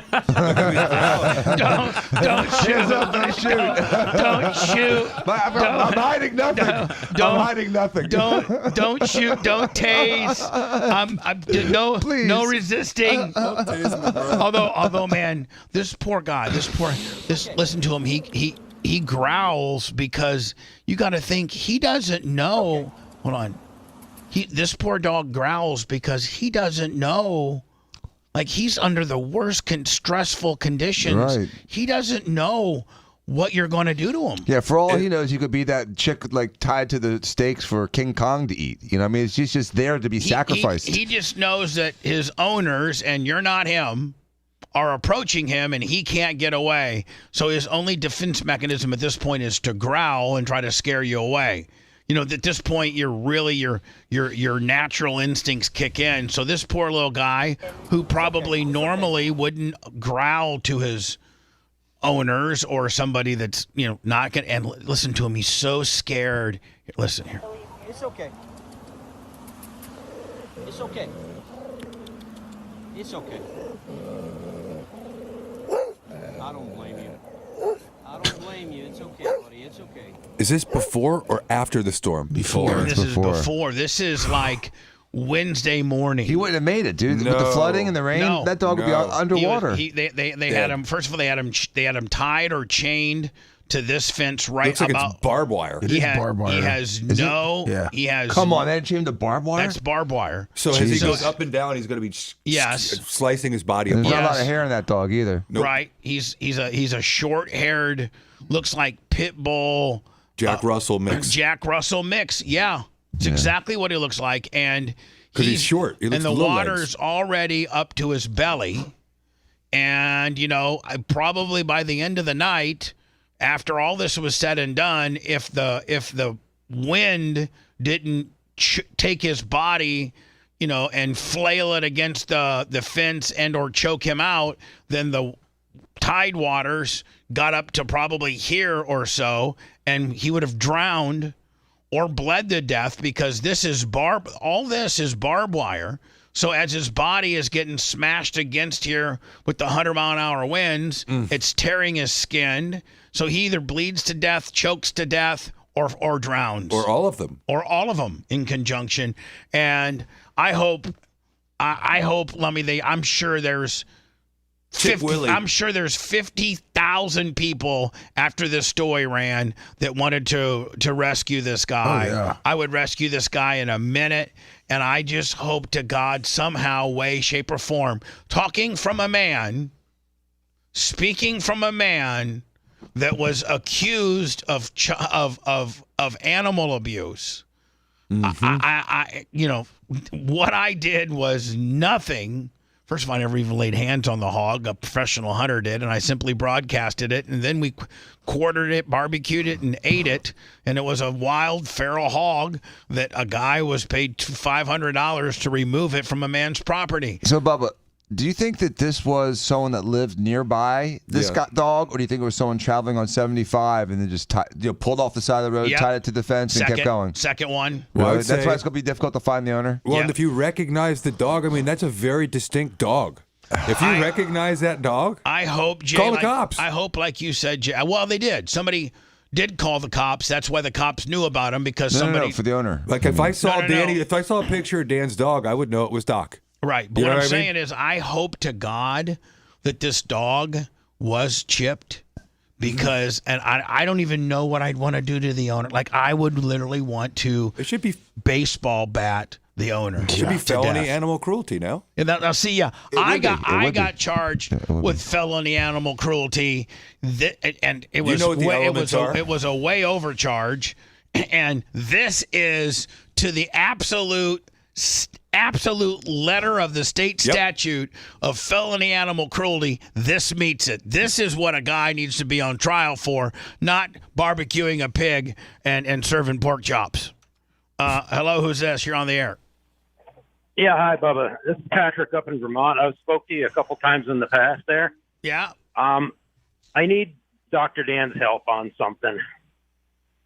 My wife has been suffering from C. diff for like the last 3 months, and I don't know what to do. She's honestly been on some medication for it for the last 3 months. Hold on one second, sir. Dan, can you describe what C. diff is for those scoring at home? It's C. difficile. It's a bacterial overgrowth in the gut. And it's usually from overuse of antibiotics, but then sometimes they give antibiotics to fix it, like Flagyl. Has she been on Flagyl, metronidazole? By the way, Lummy, I hate to interrupt, but we from a dog expert, Shannon Burke, who might have one of these. Jay, this is an English Bull Terrier. Those are expensive. Several $1,000s. Yes, thank you, the Shannon Burke. Continue on, sir. I'm sorry, I didn't mean to interrupt. Okay, no problem. Yeah, she's been on Flagyl and also vancomycin. Now, she's still having all the same symptoms of C. diff, but she's tested negative for it twice in the last week, but she's still extremely sick, bad abdominal pain, and all the rest of the gifts that C. diff gives you. Is she taking a lot of probiotics as well to try to recolonate her bacterial flora of her intestine? Yes, I've gotten her. I'm going to get her some more of the antibiotic chewables, and also been getting her Greek yogurt. Yeah, and other types of you need yogurt. the big boy probiotics because the ones you're giving don't have enough of the colony forming units. Where do you live? I live up in Vermont. I actually have I've donated a couple times. You guys kind of clowned me for my $5 donation, but it was all I could afford. No one's clowning you. I'm just trying to figure out where you would go. And I would go to a tertiary care center. You need to go to like a university gastroenterologist. Obviously, the local guys you're using aren't working. And so where maybe Yale or there's another really prestigious medical center close to you that you could go to get like a big boy doctor to really diagnose you, because it sounds like they're floundering and you probably need biopsies. You probably need some really, really smart internal medicine gastroenterologists to help you. This is not something I can do over the phone. Obviously, the doctors you're seeing right now are floundering. You're not getting better. It's a problem, and it needs to be aggressively treated because you'll end up with chronic inflammation, with dehydration, and you'll never get better. And you may be dealing with some of that right now. You may, like they said, have cleared the wrong bacteria, but you're still dealing with the injury from the overgrowth. Okay. All right. I will do Tertiary that. care center. The closest university to you, call their doctors. Get in there as fast as possible. Yep. All right, bud. That's UVM, University of Vermont. Yeah, I'm sure they got some good doctors there. Better than the local guys. Okay, guys. Thank you, buddy. I appreciate you. I appreciate you guys. Thank you. Sorry, I can't help more, but that's... Jay, have you or Dan watched there's two of them. The first one, I think, is a 8-part series, and the second one... Was that you, Lummy? Yes. We're way late. If you want a deep dive into the Bubba the Love Sponge show from the past, go to BubbaArmyHQ.com. We'll be back after these words.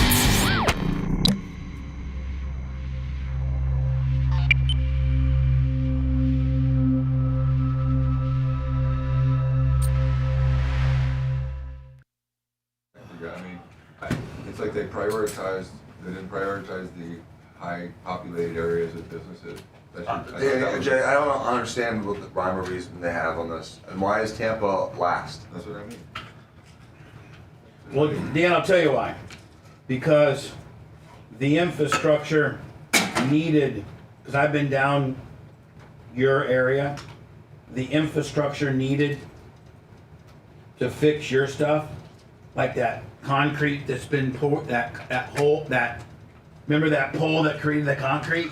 Mm-hmm. So these workers just can't come in and fix a downed line. They have to get pole, auger. Ain't no fucking down lines through Bayshore. I checked the whole way. I rode with a bicycle. Not a single fucking down I'm not talking about, it's not Bayshore. It's south of Gandy is where the problem is. And if you look south Bayshore, south of Gandy. I rode the Did you see that big fucking concrete sidewalk that got upended and the big fucking tree that uprooted that? It hit the line. The line was on the ground when I went there. I didn't see any line on the ground. You saw a line on the ground? The big problem I have is the first time I saw a truck was yesterday on Davis Island. We never even saw a power truck. And this morning there's not a power truck on the island as I drove here. I was on the phone with this fucking dude, and he was like, the more... They're doing the easiest stuff first? No, they're trying to do hospitals and schools and things like that. But he said if they have to come in with augers and put new poles down, that's what the whole list. There's not a single pole down on Davis Island. Not one. There were some lines, but those are up. There were trees. Are you without power? Yeah. I have a Generac, so I'm okay, but my neighbors are dying. Is your Generac running? It still is, but I think I need to add oil. It's been running for 4 days straight, 5 days straight. Well, you need to turn it off. That's why Kendall's afraid to turn it off. She didn't think it'll start back up, so I'm going to let it ride, and if it runs out of oil, we'll put oil in it. No, that's not how you do it, Jay. No. First of all, it's not running out of oil because it'll have a low oil indicator automatic shut off. That's what I think. Okay. If when this storm's done, you're going to call your Generac guy to come in and change the oil. He said he'll come in. He told me last night at 10 that because it won't run. If it's low on oil, it will shut itself off. Good. Okay. Now you're certainly going to, like, I'm going to do oil changes on all my generators, but you need to change the oil and get it maintenanced because. Yeah. Well, that's what Mike said he was going to do after he goes, I should be fine till Tuesday if I have to go till Tuesday, because that's what they're saying now. It may be Thursday. And then he said he'll come in and do a full oil change service, filter, everything. Steven's never worked. Well, you know what he might have to do. Well, his is natural gas, right? So mine's from the city. Is that natural? That's what it is, right? Yeah. Okay, yeah. But well, they obviously have a supply line issue because they don't have enough. They don't have enough pressure. Correct.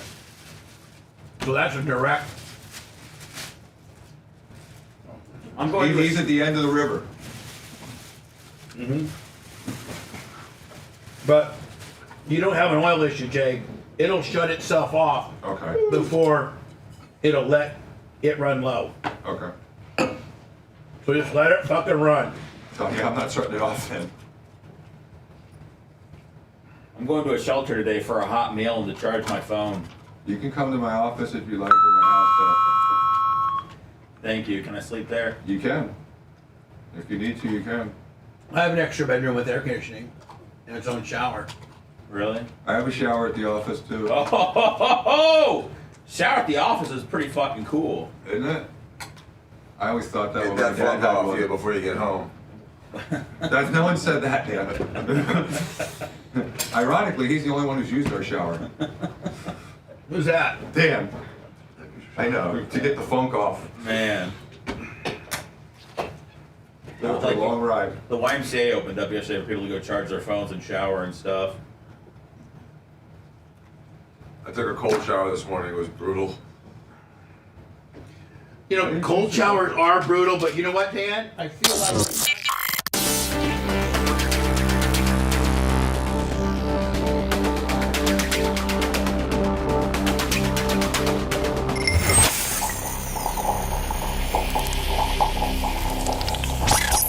Broadcasting live from the Aquabito studios. Aquabito.com, promo code Bubba.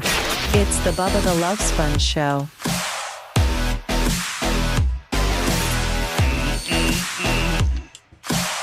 Lummy, I'm gonna do another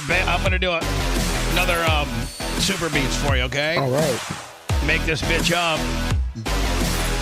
Fall can be a stressful season. We know. We got all kinds. We need to eat about 1,000 Super Beat Heart Chews to get the stress from this hurricane out of our system.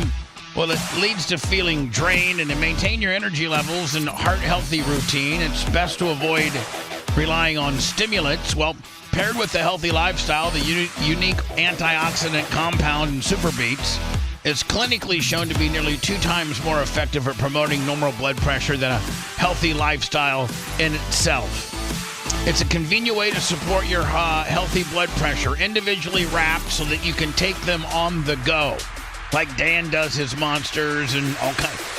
Dan brings like a little lunch pail all the time, every day. Lummy, he said that we did a Bubba Army lunch pail, did we? Yes, we did. We really did? Yes, a couple years ago. Double your potential of Super Beat Heart Chews and get a free 30-day supply of Super Beat Heart Chews on all bundles and get 15% off your first order by going to getsuperbeats.com. Promo code Bubba. That's right. Use promo code Bubba.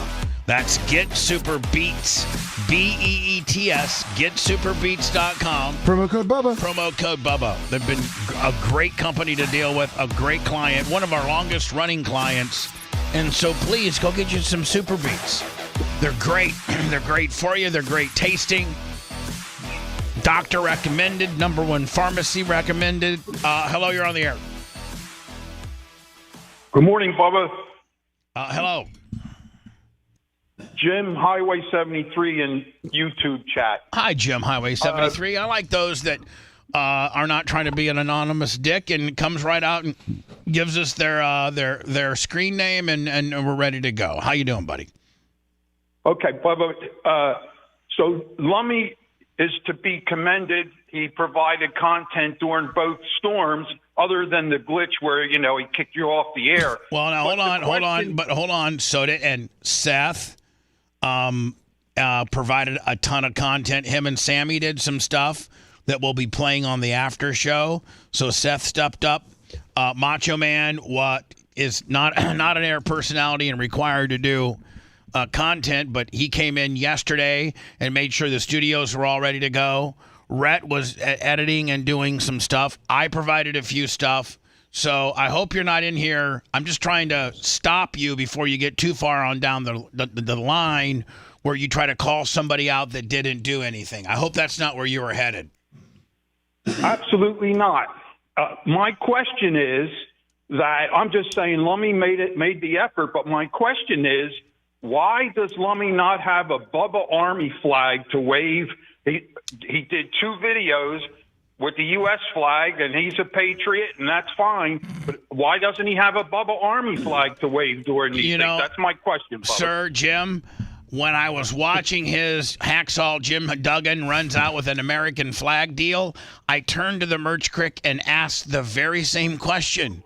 I did. I go, yeah, I love the USA, but I love myself better, and I would love for Lummy to have been running up and down the streets of Wesley Chapel at 2 a.m.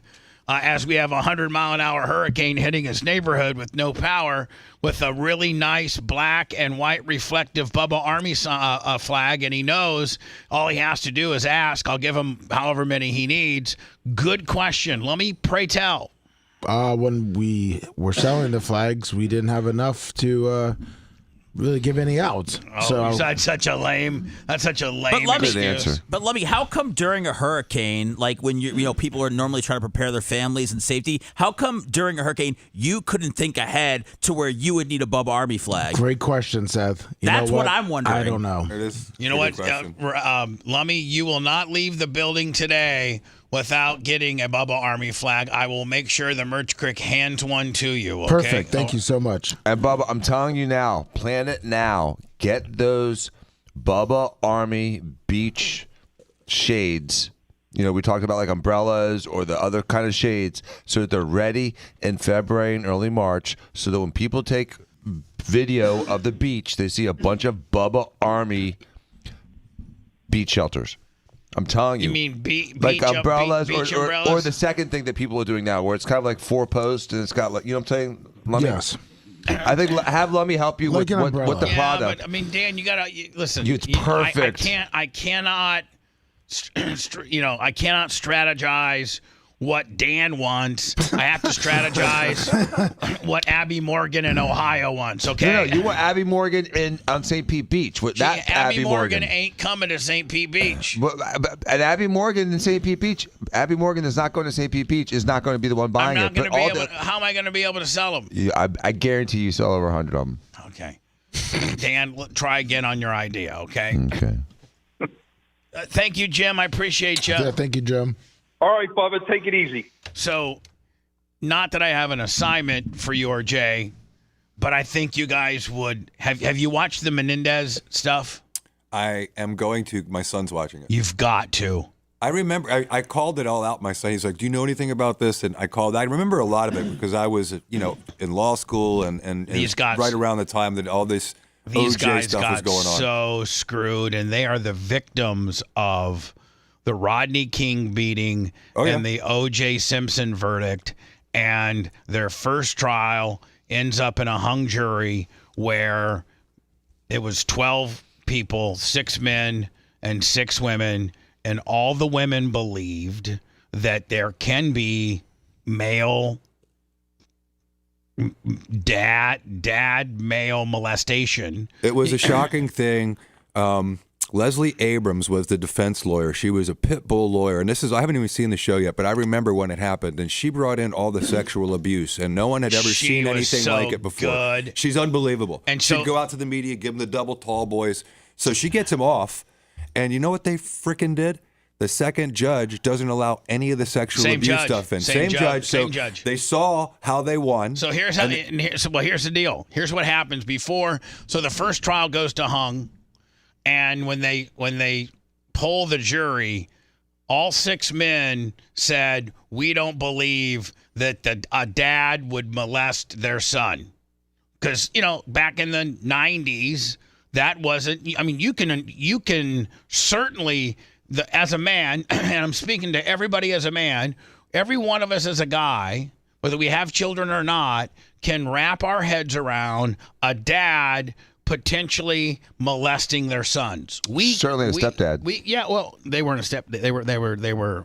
That was their. At the time, it was unheard of. There was no homosexuality on television. Ellen DeGeneres was the first one that came out. Pedro on Real World. So homosexuality was not as prevalent or this type of abuse. There was no stories like this. All 6 men said, nope, there's no way their dad could have done that. Men don't abuse little boys. And that was kind of the mentality of the era. We've changed tremendously. We've opened up and said, you know what? Don't outrule anything. Don't outrule any parent doing anything to any kid or any person doing anything to anybody. There's a bunch of sickos, and if you're going to do it, you're going to do it. And then in between their first hung trial, all 6 men voted guilty. All 6 women voted not guilty. Neither one were budging. They deliberated for a year. And now they did a lot of stupid things. They did a lot of stupid things. That's what I told my son. I said they did go out and spend all this cash and go out and live the high life after they just shot their mom's face off. Right. So, it wasn't, there's, they probably have paid their penalty. You know what I mean? But it was in the act. It was manslaughter. Right. And they probably would have got 5 to 7 years. 3.5 of it had already been served. And so they get hung. It's a hung jury. Now, in between their first hung jury and their second jury, the prosecution, the state, the judge will not now allow any of the molestation stuff in. He won't allow any of it in at all. And I'm talking about, some of this, they confided into cousins and to uncles and things like that. All these people, of which I think there were 58 of them, testified in the first trial. And the second time, the judge wouldn't allow any of it in. And it just was a complete railroad job. And so I watched the 6 or 7 parts of where they had actors play them and they went through the whole thing. And then I watched the 1 and 58-minute version of the actual documentary where they speak from prison. And I got to tell you, I think you guys would, as an attorney, just love it. And I think because now the attention that it's gotten, it's become it's become a huge TikTok thing. Mm-hmm. Kim Kardashian's behind it. I guess. My 17-year-old knows about it all of a sudden. I mean, it's become a cultural phenomenon. Are they looking at getting a new trial? They are. Or at least who's the actual DA is that guy Gascon, who's let all the people out for less than $1,000 and doesn't prosecute anybody. So he's now looking into this evidence, and in my opinion, that guy's going to let him out. Yeah, well, I saw Garagos has jumped in. You know who? Mark Garagos. Mark Garagos. Yeah, for the Lacey Peterson. Yeah, he's jumped in. And Michael Jackson. And yeah, he represented Michael Jackson. He represented Lacey Peterson. I think he represented Kanye West. I don't know. He's one of the it guys in L.A. Mm-hmm. And he was quoted. He just represented Hunter Biden. He was quoted on saying, "I look forward to spending Thanksgiving with the Melendez brothers," is what he said. So that's a little. That guy right there. He's the guy that people have tried to get recalled in L.A. because he's been such a bad prosecutor. So he's the one looking into whether he should let these people out. He lets people out that murdered last week. Well, here's the thing. So he's going to let these guys out. I mean, here's the thing. If they are able to show that the judge really made some huge mistakes, didn't allow evidence that needed to be heard. And then the second thing, Jay, what people don't realize is on the second trial. So for the first trial, they were facing first-degree premeditated murder or imperfect manslaughter. Okay? And it was news to me, but an imperfect manslaughter would be something that you were afraid for your life because they were, and you killed somebody. That was the two choices for the jury. First degree murder, send them away for life, or imperfect manslaughter, which means they admit to killing them, but under special circumstances. For the second trial, the judge only allowed these two options: first degree manslaughter with no chance of parole, or first degree murder. Yes. I'm sorry, Dan. I'm sorry. First degree murder or not guilty. Well, you can't. You've put them in a trick bag because they're admitting that they killed him. I mean, none of the legal position is ever we didn't do it.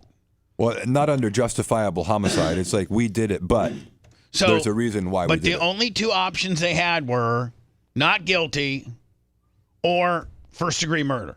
And we're not going to let the other evidence in of what the motive is. Yeah, we're not going to let the other evidence in. We're not going to let the 7 or 9-year-old female cousin. She testified on the first trial where she was in the basement one time, and the dad came down and got Lyle and took him back upstairs and raped him. Lyle came back downstairs crying, telling her what happened, giving her kind of a, for lack of a better term, blow-by-blow account as to what happened. And she was scared and told the mom what had just happened, and the mom was in on it. Really? The mom was in on it. She allowed it to happen. That's why they killed her, because first of all, she was suicidal, taking all these pills, day drinking.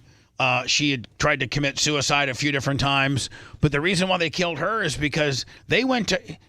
Listen to this. Listen to how sick this was. She was so in on it that Eric, according to the documentary that I watched, the younger one, when he was like 14, 15, he started kind of... Now, since his dad started making him give him oral fellatios at 6. Listen to this. So the oldest one's named Lyle, and the youngest one's named Eric. At age 6, Lyle had to start giving the dad fellatios. That escalated to the dad then starting to use toothbrushes and hairbrushes to penetrate him. That then led to, as he got older, around 10, 11, his father penetrating him.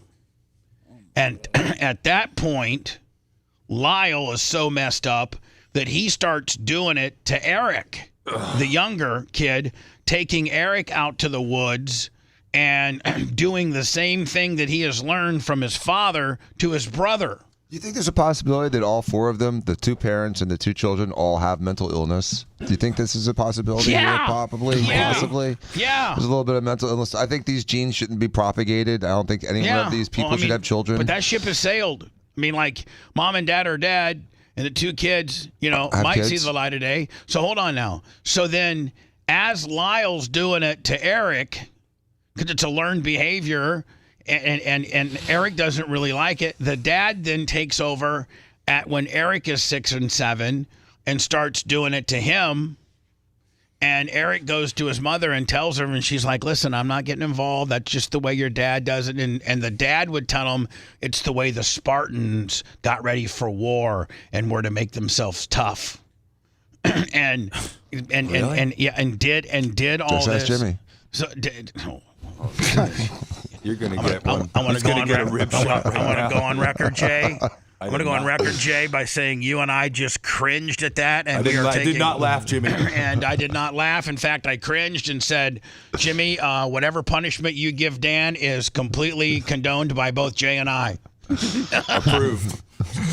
And so, he starts doing this stuff to these kids, and then, they can't stop.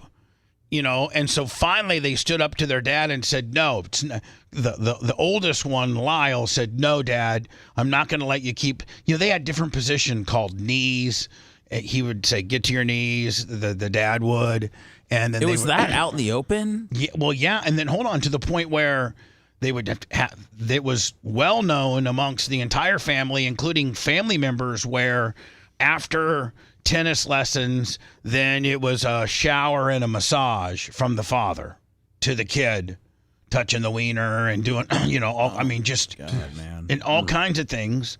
And it's just, but the men of the jury did not believe that a dad was capable of doing that. In today's generation, I think we all will open our minds up and say, hey, I think anybody's capable of doing anything sick. Well, from a legal perspective, this is also the time about when the battered woman syndrome phenomenon, that defense had even been raised. It had never been raised before, where a woman said, I had to do it because I was getting beaten. And so this was literally the first time that kind of battered woman syndrome was applied to men.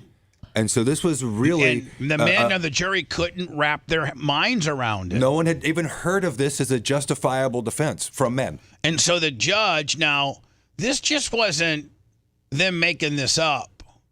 This was, they brought in witnesses that have been told this, including family members. And so this, and the second trial, the judge didn't let any of that in. And so, Jay, I mean, realistically... Can this guy right here? Let me play him. This is I think the Los Angeles County equivalent to the state attorney. Mm-hmm. We have been given evidence. We have been given a photocopy of a letter that allegedly was sent by one of the brothers to another family member, talking about him being the victim of molestation. We've also got evidence. Which, by the way, the judge did not allow in. Right. The judge did not allow this letter in. So it's not like they just discovered this letter. No, this letter's 40 years old. That's what they make it appear like. Oh, we've got new evidence to consider. Oh no, this letter was this letter was available in 1990, whatever the hell, when they tried this. This letter was available, and I think might have been used in the first trial. It was excluded provided in the second. By the defense, by his lawyers, that one of the members of the Menudo van. Oh, now hold on. Here's new evidence. Now the dad worked for RCA Records, Jay, and managed Menudo. Right. And now they have a member of Menudo that has stepped up and said, he molested me too. No, that's new. Now, that's a slam dunk for the Melendez or Mendez buddies. Alleged that he was molested by the father. None of this information has been confirmed. We are not, at this point, ready to say that we either believe or do not believe that information.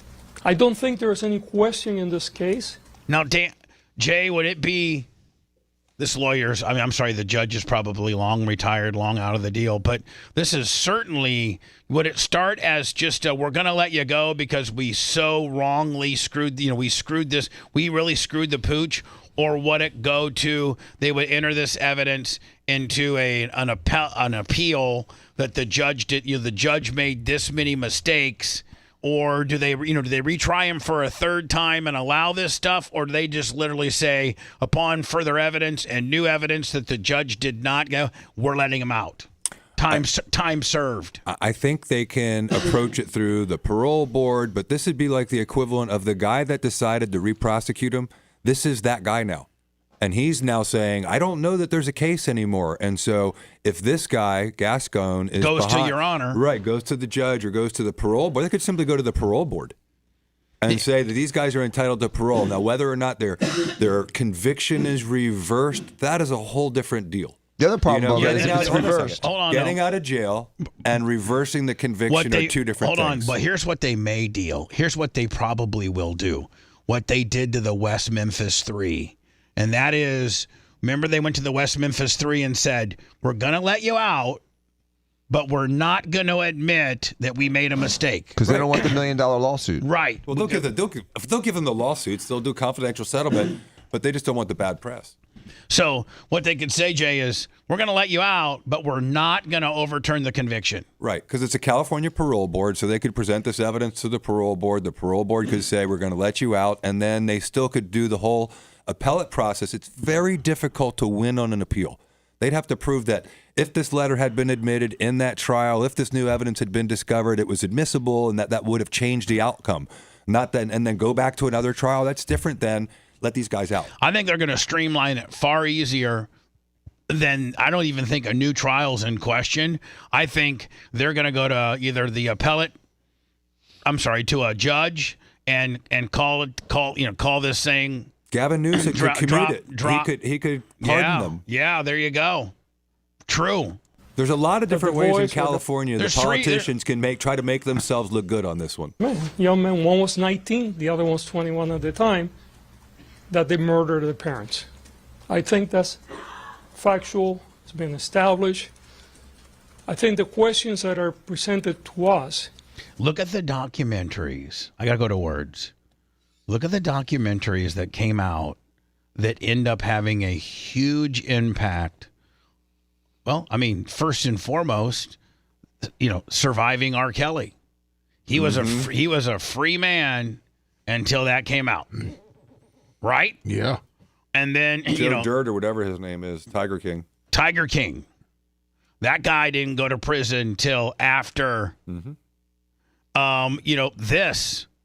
This might very well be the only thing that exposed all of the shady ass light on this deal to the point where these guys could be free. Making of a murderer got the kid out. The 16-year-old got out. Yeah. You're right. You're right. Yep. They didn't get Avery out, but the 16-year-old got out because of the way they did that interrogation. The questioning for WrestleMania. Yep. He said, I'll say anything. If I can. Did you see that, Seth, when he said, I'll say anything as long as I can get out for WrestleMania? I did it. Can I see WrestleMania tonight? No doubt. And he had like an 80 IQ. And listen, let's on the flip side, the Vince McMahon documentary, I think, only concreted the fact that he'll never be back. Yep. Yeah, he's done. You're right. One possibility, what is being alleged by his lawyers, not by us, that there was evidence that had that evidence been presented to the jury, the outcome of this case would have been different. See? That's what I just said. And second, under California law, a path to resentencing where a prosecutor can evaluate whether someone has been rehabilitated, and if so, ask the court See? to determine whether the person. You're right, Jay. You hit both. You hit, without even seeing this news piece, you hit both angles they can go at. But the parole board has to go back to the court, and the court has to approve it, is what he's saying. Right. Whatever, Dan. They get resentenced. There are multiple things that could happen. They could walk out based on what the court decides, or they can have the sentence given a different shape, and perhaps they will stay on, but for a longer period, lesser period of time. Well, I mean, they've already been there. What, 30? How many years? 30 plus years. Yeah. I mean, how much more time can you do they need Eric to go? went from having great hair to being bald. Well, you'd understand if you watch He that. had great bald now. No. If you watch the documentary, he was bald like at 16. He had some kind of issue, and he wore a wig all of his life. What? He was in trial with a wig? He wore a wig all of his life. And in fact, one of the humiliating things his mom did to him one time, and they were at the dinner table and they were arguing about, maybe being touched or something. And his mom ripped his wig right off. Right when they were serving up the sketty, she ripped his wig right off and said, "You want to know a lie? It's the lie that you live every day because you're bald." Jeez. Oh my God. Yeah, I mean, these were some horrible parents. Jeez. And the guy's like, because he had beautiful hair, and his dad, yeah. But his dad managed Menudo, whatever the hell it is, and now they got one of those guys. Did his dad do you think the dad had kids just to molest them? Yes. That's so weird. Yes. That's just. I mean, Seth, when you listen, I think if you have kids, and I'm not a child molester, so I can't wrap my mind around what they would potentially think. But here's kind of maybe some common sense, and that is, if you're gonna have kids and you just want to enjoy your child, and then you turn into a molester, I think it maybe happens at a later age. But I think if you have kids to molest them is when you start at 6, because that's just not normal, even by child molestation standards. Most children that are molested by either a family member or somebody related to the family, or maybe a teacher, I think most kids don't get molested until they've somewhat are close to approaching puberty. And so again, none of what I'm saying can be construed as factual, because I don't know, but I think your reasoning, I'm gonna have kids so I can molest them, would be more true in instances of when you start so young. If you're going to have a kid because you want to molest them, you start at 6, not 15.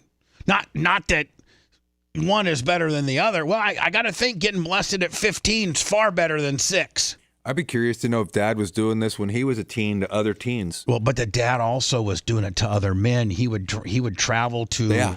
He would travel to, that showed it in the first documentary. Well, I mean, being in the music business, I didn't know that. I mean, that's here all over the place, obviously. Yeah. Free love. He would travel to New York on a record deal, and then he would hire a male escort. And he would, do those things. There was a time in Hollywood and in the music industry where people were openly gay and everyone knew it, but no one would say a word about it. Because if you were open about it and you came out of the closet, it was a big deal. And so these record executives probably knew when he went to L.A. from New York from L.A. that he was doing this stuff. I bet you everyone, like Weinstein, everyone knew what Weinstein was doing. Take the sickness. I got to go to words. Take the sickness of doing it to a up-and-coming artist for whatever reason. Like when we had Hogan on back in the day, Lummy, and he said he went and the guy, the grown men, doing it to a grown man to better himself in the business is one thing. Like that's what Diddy did, right? Terry Crews said that happened to him. Doing it to your 6-year-old.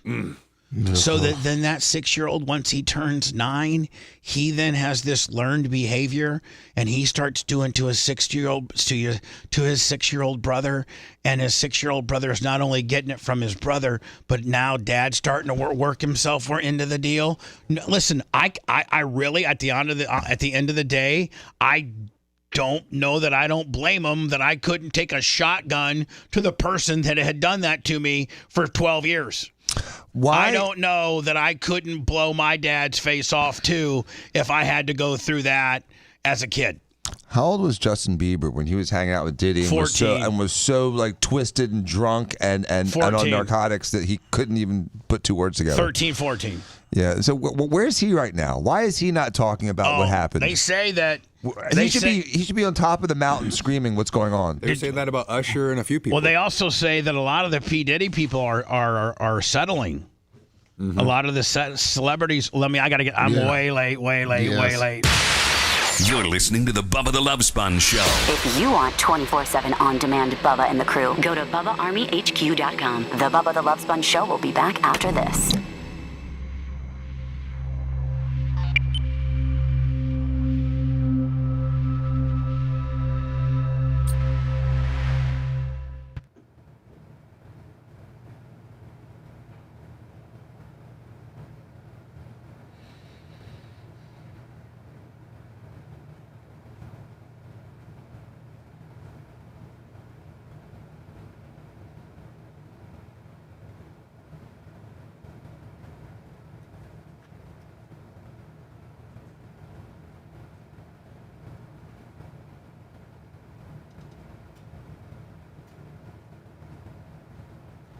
What game we got tonight? Anything fun? Let's see here.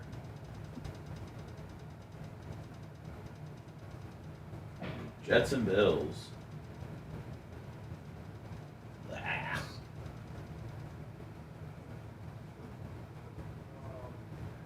I can hold 820 over so we can go later. I think Fort Walton does the same thing. They wait till last break. So Okay. So I mean the other one's just out west, so they can do whatever they want. Yeah, perfect.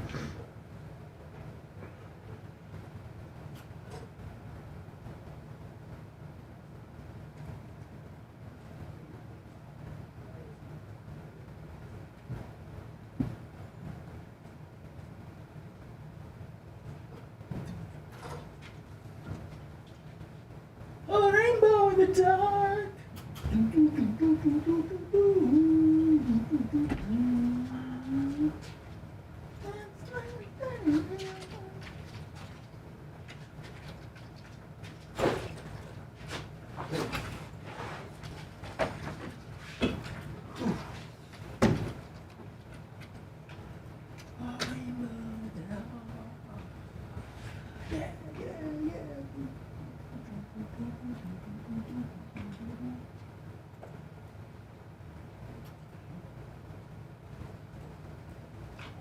First I'll be down 68 months, 77 skills, 70 months. Oh, man.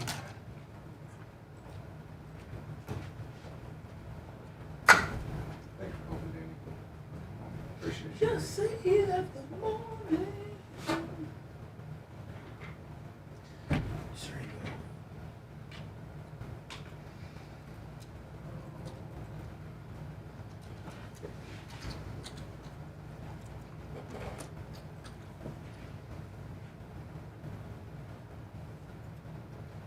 Ladder run is right, Kowalski.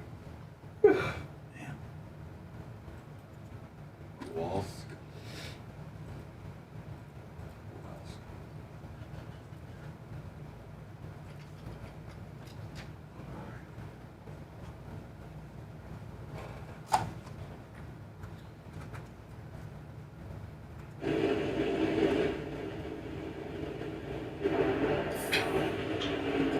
Both cars roaring into the Texas afternoon, and at the finish line stripe, it's a whole shot win for Ashley.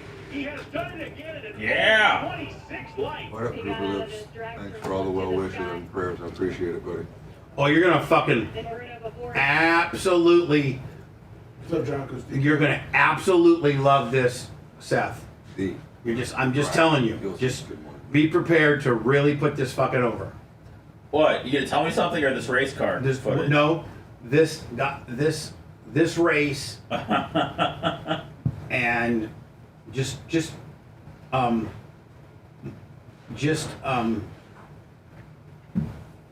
have an open mind, because I think you're really gonna like it. What is up, Steve? Tam? Okay. What's up, buddy? Okay, that sounds cool.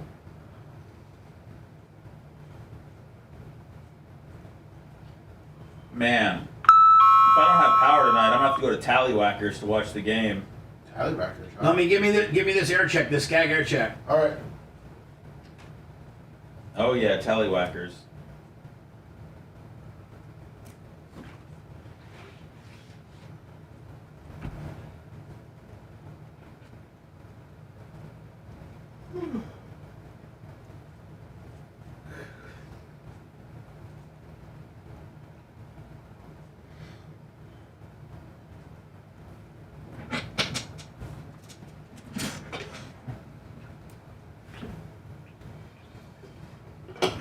God, I'm glad that life is starting to get a little bit back to normal. I'm glad it is for Jay, you. are you going into work today, Jay?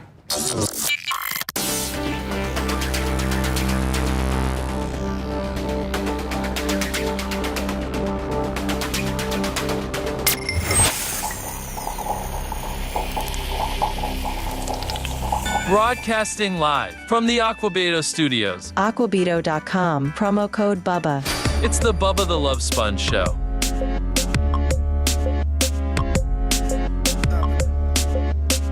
My good friend Gooch, Lummy, you know Gooch, the Gooch man, the Gooch, 3-time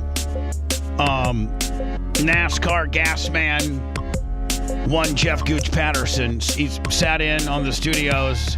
Great friend, very, very good friend of mine. Now, I can't say fellow Hoosier because he's originally a California kid and just most recently moved to Columbus, maybe Indiana, that is, maybe about 10 years ago. Daily listener, supporter of the show. And now, Lummy, he was Tony Stewart's very first hire. Employee one to drive Tony's motor coach around. I think when Tony might have been like in IndyCar or something like that. When he like in 90, maybe Gooch will text me. What was your first year employment?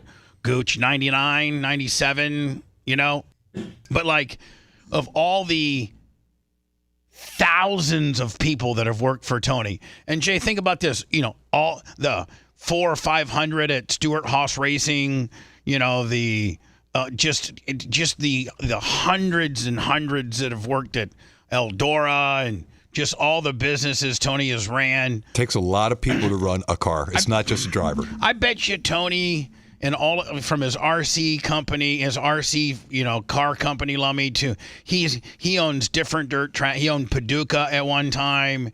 He's just owned a lot of stuff. I bet you Tony has probably had. He might have had between 5,000 and 10,000 people work for him. Oh wow! Over all the years. And how cool would it be? I don't know how cool it would be, but it's pretty cool to be employee number one. Jay, who would be employee number one for going back to the Adams and Diaco? Like Lori Eckley. For real? Yep. She still work for you? She still works for my old firm. Really? Oh, yeah. Lori Eckley was Lori Eckley. Gooch says 1998 was his very first year. So what he does now is, Tony is NHRA racing. Tony, Lummy, he's racing. I think he sold. This is the last year that Stewart Haas is going to be a NASCAR company because he's selling. He's getting out of NASCAR. Tony's getting out of NASCAR. Ryan MBSC, $20. And he's pretty much just going to, and his biggest cash cow of all is Eldora. Like that's, I can't even imagine how much money. I bet you, and I'm talking completely out my ass, but I bet you Eldora nets $10 million plus a year. Really? Oh, yeah. You're kidding me. Jay, they're 50 at the King's Royal, which is one of the biggest. They have, huge races there. But at the King's Royal, which is one of the bigger sprint car races, the 50-50 will be $300,000. What? The 50-50. So that's 50% to the track and 50% to the guy that wins the 50-50 is $300,000. At the Yankees, in spring training, it's usually about $8,000. Yeah, well, it's $300,000. I mean, yeah, You know what? I'm gonna try to get a rough estimate as to what I think. Well, it doesn't really matter. It's none of my business. So he's racing NHRA. I really am not happy with NHRA on the way that they treated me. I remember, Lummy, I gave away tickets and I promoted them. Gator Nationals. And the Gator Nationals. And, you know, I might make it go up to the Gator Nationals just so I can pay respects to my good friend Randy from Skag. So Tony lost in the first round. I think there's a couple more. They're in the championship rundown right now, Lummy. Okay. You know how every motorsport now has. Jay, does F1 do it too? Where like NASCAR's got like 3 races left, and they start with 16. Well, after the season's over, they take like the top 16. No, but they should. Oh, they just do. Yeah, like we already have a champion, you know, and there'll be like 4 races left. Verstappen's already got it locked up. Yeah, I mean, this year not quite, but that's the way it's been happening for years. Meanwhile, how cool would it be if they had, you know, 6 races out, they start with 12 guys, and after 2 races, they whittle it down to 6, and then after, you know, 2 more races, they whittle it down to 4, and then for the final race, it's the who finishes, you know. I like that format. They just Yeah. did that with surfing. The WSL just did that same thing where basically the top 5 qualify for a tournament, a contest, Yeah, and then I mean, they do it with all sports. You know, they make it. You got to make the playoffs. You know, baseball. What is it, Seth? Baseball. Baseball. I'm not baseball. NBA is top. Is it 8 seeds? 16? Yeah, they started doing a kind of a play-in deal too, but yeah, it's pretty much 8. Yeah. And then, I mean, you know, baseball does it. Sure does. Hockey College does football it. does now. College football is going to. Is it 12 teams? They just expand. They're expanding it, I think, this year, right? Yes. So my good friend Randy from Skag. Let me, you know that I'm a huge Skag spokesperson. Yes, you are. He's got a Pro Stock car, a Top Fuel funny car, and a Top Fuel dragster. And I don't know, maybe Gooch can tell me how many more races there are, or maybe you can tell me, give me the current point standings for NHRA. All right. Because Seth, I think that you're gonna really love this. So what's this? This is the Top Fuel dragster finals in Dallas that happened yesterday. Okay? Yes. And it's the Skag Pow, you know, Justin Ashley, who drives for my buddy Randy, who we've had on. It's him for I don't know who he's going against, but it's for and the way a lot of people don't realize is NHRA works like this. You get there Thursday and you practice. You know, you get like maybe 4 or 5 practice runs in. Then Friday and Saturday is just all about qualifying. It's not about, you know, you might be racing a guy and you might beat him or you may not, but it's just about putting in the lowest ET. So every race that you run on Friday and Saturday, you may do 3 on Friday and 3 on Saturday, but that's just to set the field for Sunday. And they take, and a lot of times, you know, they'll have 20, 21 of these guys show up, and only the top 16 make the field. And so all day Friday and all day Saturday, you're just running up and down the strip trying to get the best time, and then they seed you 1 through 16, and you know, 1 will take on 16, 2 will take on 15, you know, like that. Boom. Okay. And so Saturday, and as you're going up and as you're qualifying all day on Friday and Saturday, you're making adjustments to the car. Okay, you know, have the clutch come in this much faster, have the clutch come out that much faster. You know, it's all about fine tuning to put the lowest ET in on Friday and Saturday. Don't they have to rebuild the engine like every night? No, after every run. Oh. They got 52 minutes to rebuild the engine. What? Yes. And they do take it completely apart. They right? got six guys. As soon as it comes in, man, they got a guy that drops the pan and the oil. They got a guy that drops the crank. They got a guy that takes the heads off. They got a guy that takes the intake off. They got a guy that takes the blower off. Usually the driver, Tony, and somebody, they'll go and start repacking their chutes. Most drivers repack their own chute. Yeah, I'd pack my own chute. Because they don't want, if it fails, they want to say, I packed it. Mm-hmm. Because if it fails, you got a good chance of dying. They're going 300 miles an hour in less than a quarter mile. This is 1,000 feet. I think a quarter mile is like 1,250 or 1,300 feet. They're doing 300 miles an hour and 1,000 feet. And so if your double parachute doesn't come out when you hit the parachute button, they don't want to say, well, Tommy, he's a parachute folder upper. Must have had his head up his ass thinking of texting his girlfriend or something. Nope. The driver said, you know what? I packed it. There was obviously something that went wrong because I packed it.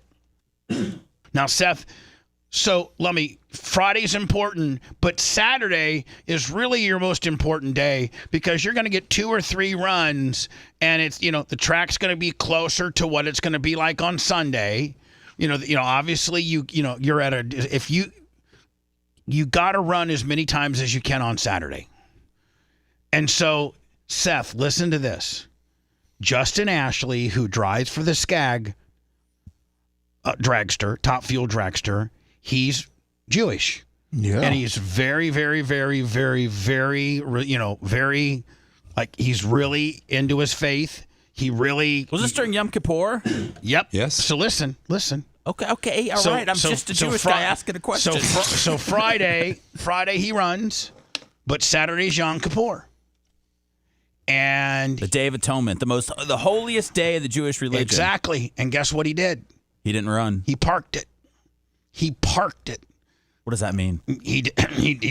His car stayed in the trailer. Oh, okay. And he was nowhere to be. He was. You're not supposed to do anything that day. It's a fasting day. He was at his hotel room doing nothing. Wasn't at the track. He was observing Yom Kippur. So he put his qualifying run in on Friday. Pretty good run. I forget where he qualified, but did not. He and Randy was good with it, and went. So Sunday, obviously it's over. Yom Kippur is over, Seth, and he's able to resume normal life activities. So now he has to take his time, Lummy, from Friday. Yes. He doesn't have any time on Saturday, and he went and won it.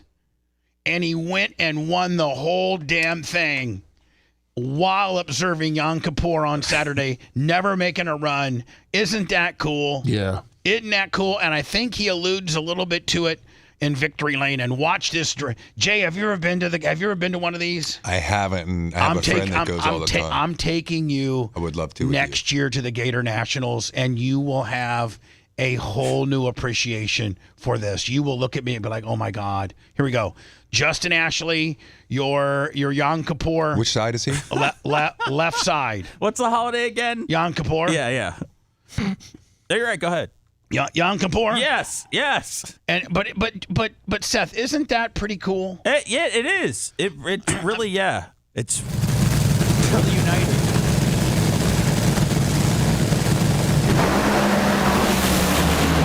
Both cars roaring into the Texas afternoon, and at the finish line stripe, it's a whole shot win for Ashley. He 327 miles an hour in the Skag fueled my God. Yom Kippur machine. has done it again at an 0.26 light. How do you? What's that? What's a whole shot win mean? The whole shot win means this.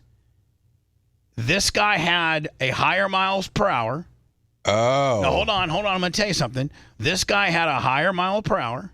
This guy it took less time from the time that his wheels started rolling to get to the finish line. He did it faster than this guy, but Justin Ashley had a faster reactionary time. Oh. And so since he was faster on the tree, meaning the start, since he was faster on that gave him enough to win. So that means that he started 0.2 0.023 seconds faster. Yes. 0.023 seconds faster than the other guy, and so he still wins, being a full mile an hour less almost. Yes. That's crazy. And like Texas. I mean, that's crazy. I mean, is that not? And he lights the candles, and he has a 0.3, which Lummy is like I mean, you can't even emulate what 0.3 is. But because he smashed the gas 0.3 faster than his competitor, but his competitor was faster, but the 0.3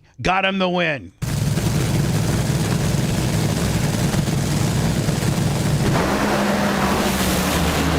Both cars roaring into the Texas afternoon, and at the finish line stripe, it's a whole shot win for Ashley. And so that's a whole shot win. Wow. He has done it again. That's when you got beat in every category except your reactionary time. An 0.26 light.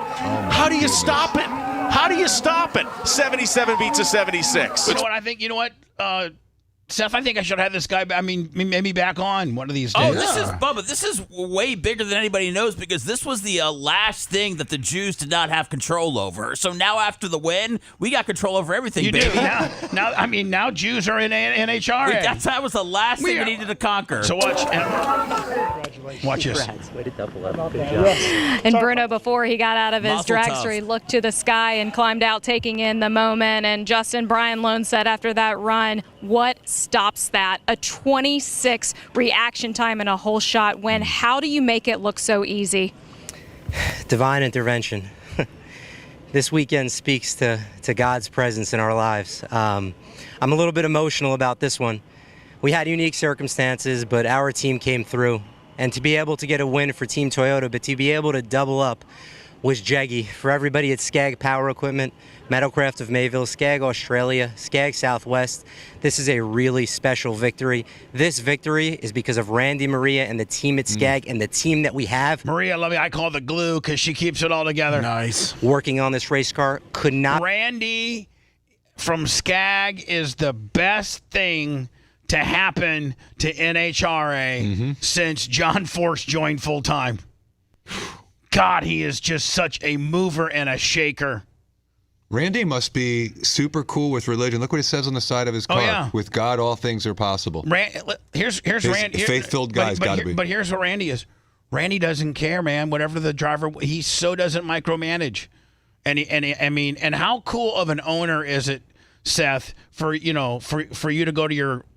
For the driver to come to you and say, listen, I know Saturday is the most important day of the entire event. We got to put our best time in, but it's Yom Kippur and I cannot participate. And he goes, no problem. That's big. I'll see. You know what, buddy? I'll see you Sunday morning at the Halter, kid. Yeah, if Yom Kippur was during the week, I was going to give you one of those to get off the show. This race car could not be more proud and thankful. Thank you.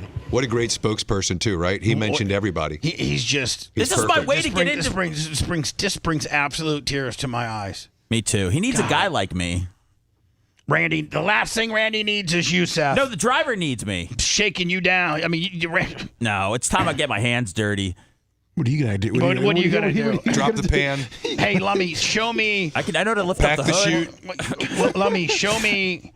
I'm gonna go to words, but I want Jay to be able to say, "Show me an NHRA dragster teardown, a 52-minute teardown." I know you'll find one on video. Jay will freak out on it. Okay. If you love that segment, then check out BubbaArmyHQ.com and do a deep dive on past shows. The Bubba the Love Sponge Show will be right back.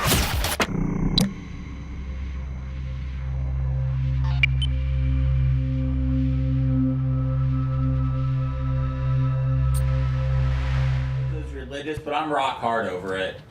Yeah, I'm not religious, but it's just like, yeah. I mean, Randy, that would literally be like, missing practice before the Super Bowl. Motherfuckers forgot to pray the day before.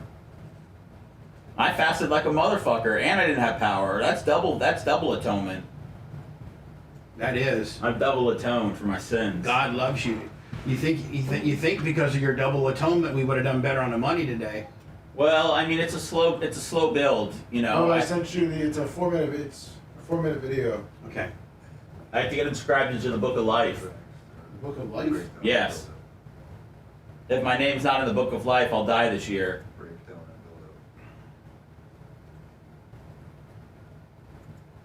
Here's one 34-second version of it. Let me, I'll send it What? to you. I'm sending you something that the NHRA wants for you to send me.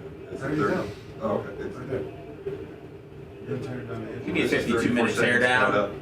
Yeah, there's a 4-minute breakdown.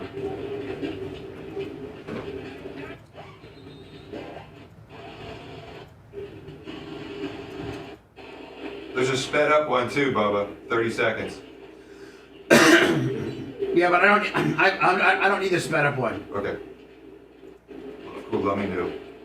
Let me know is exactly what you need. Shalom. What do you say? Shalom. Shalom. Shalom. Shalom, Brian. Lummy, I'd be getting a hold of the motherfucking Kit guy and saying, "Hey, bitch, we're open to some deals." Who, Aiden Ross? Yeah. It's like the biggest streamer in the world. No, whoever owns it. I don't know. I feel like he owns it at this point. I feel like he runs it. Yeah, I don't. I think he's free to give out as much money as he wants. Is he the one who went to Trump to Mar-a-Lago? Yeah.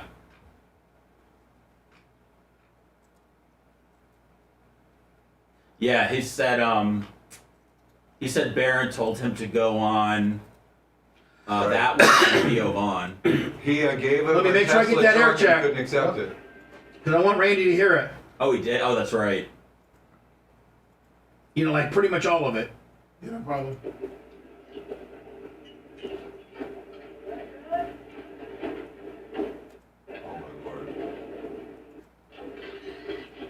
Oh shit, it's my Hemi.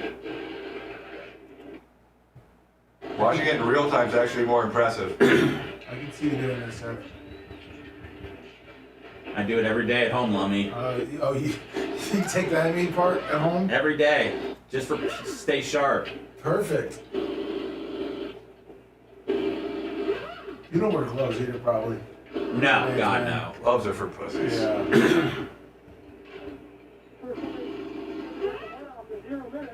I gotta break at the Ryobis today.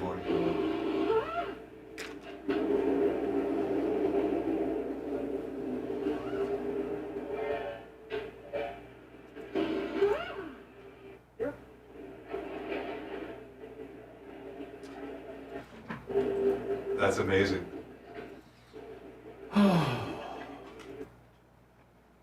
And I won't forget the man who died.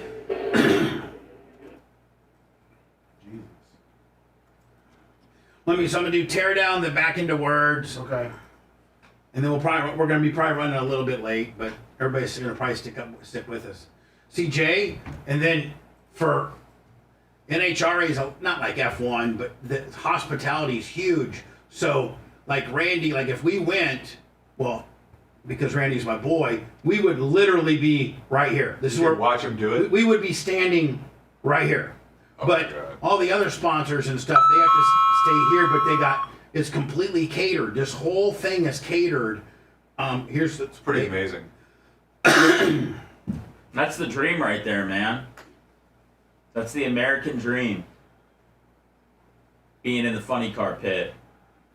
To be able to have a business that's successful enough to run top fuel dragsters, that is my American dream.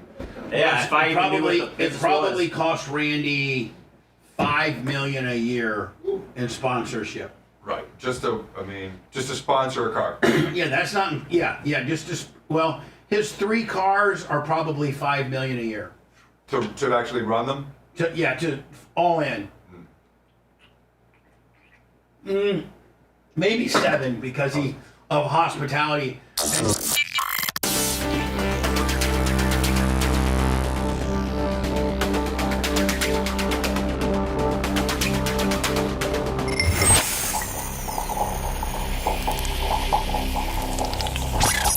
Broadcasting live from the Aquabedo studios.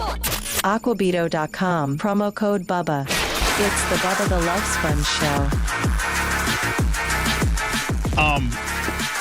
Jay, next year, when I take you to the Gator Nationals, you can meet my buddy Randy and Justin Ashley. Well, let's not forget this is only his first year. He's just getting his beak wet, but Tony Exactly. drives in this division too. So we'll be going from Tony's over to Randy's, from Tony's over to Randy's. Then we'll go see Ron Capps.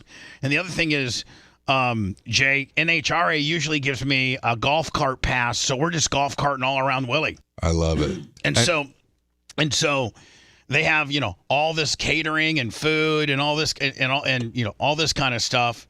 And because Randy's my boy and I'm a spokesperson for Skag, Lummy. Yes, you are. They'll let me put a Bubba Army sticker on it. They did last year. They did. So Jay, this is a dragster. I think this is maybe with one of the old Tony Schumacher dragsters, but to show they have to completely tear the motor apart, and they got 52 minutes from the time they back this dragster in to the time they're pushing it out. They got 52 minutes to change all the clutch, repack the chute, refuel, and to completely, they don't change, they take it clear down to the short block, like just the block. That's all they keep. And a lot of times if they had a major blower malfunction, they'll just go ahead and throw a new motor in there. Do they have like a new motor that's already built sitting aside just in case that happens? Yeah, they have 7 of them. What? Yeah. What? Yes. They got 7 or 8 new motors, but they try not to use them if they don't have to. So watch this process. Now, this car just got off the track. It's scalding hot, like, 200 and probably 300 degrees. And they're like little worker bees. Watch this.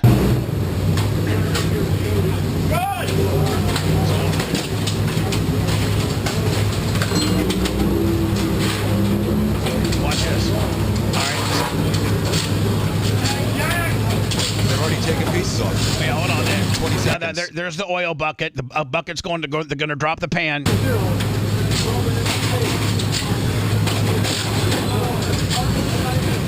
Now they just jacked up the whole thing.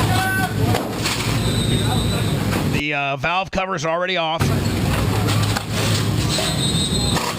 Here comes the heads. This is the head guy. Unbelievable. And you can see the guys, the main dudes, they're working on the top blower. They're trying to get that blower off. Then these 2 guys back here are working on the clutch. Well, you said they just got done racing? Yes. Oh, no, hold on. This guy was just on the track 3.5 minutes ago. Why are they in such a rush then? Because that's the way that you have to be back on for the next run. Oh, the next run. Okay. Yeah.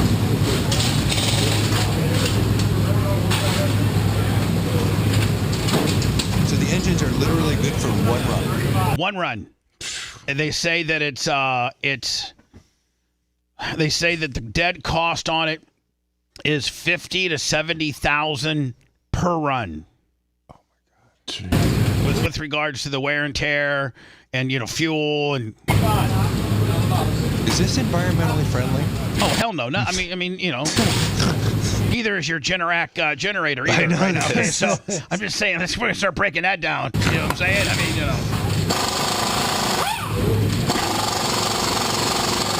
Let me just fast forward a little bit here. Here comes up here again. Wow.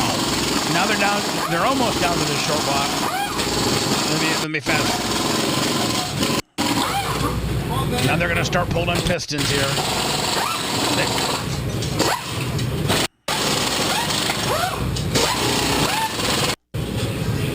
Now they just took off the blower valve. Now hold on, let me just fast forward.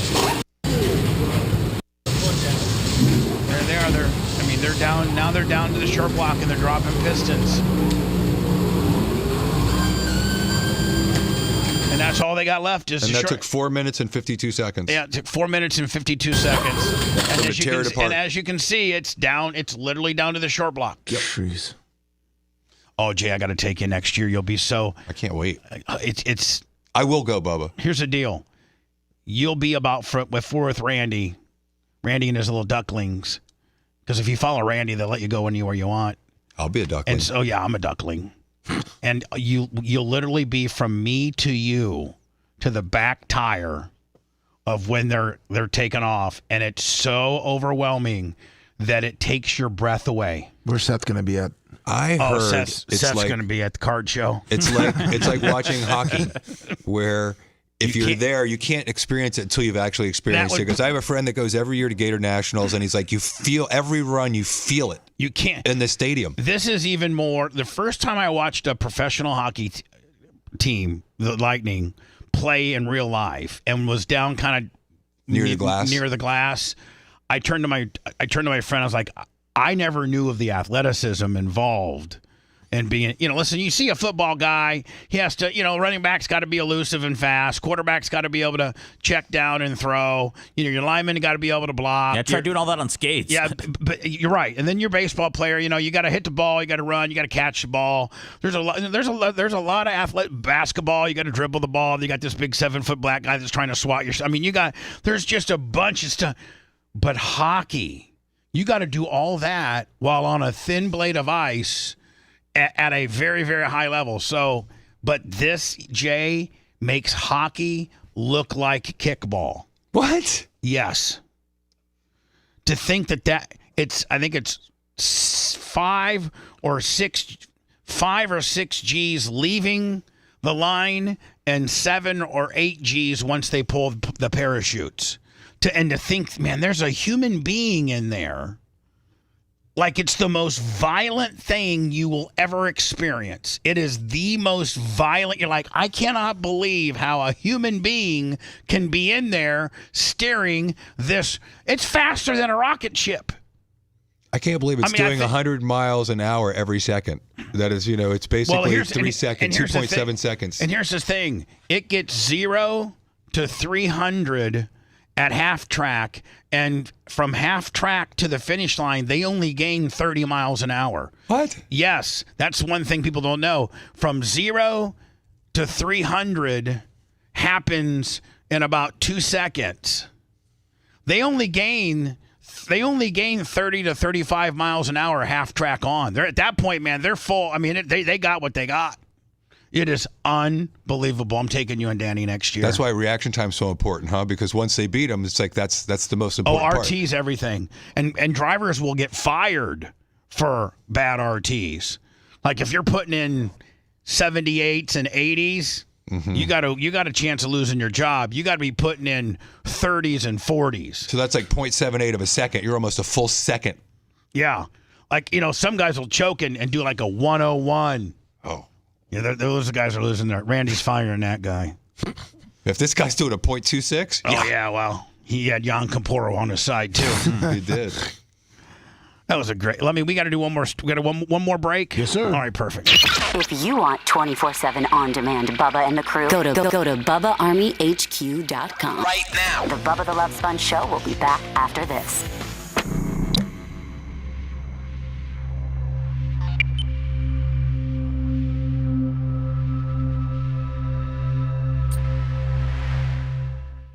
Lummy? Yes, sir. Did we do 2? Did I do 2? Yeah, we did 2 today. So if I do 2 tomorrow, we're caught up. Oh, God. Yeah, we're good then.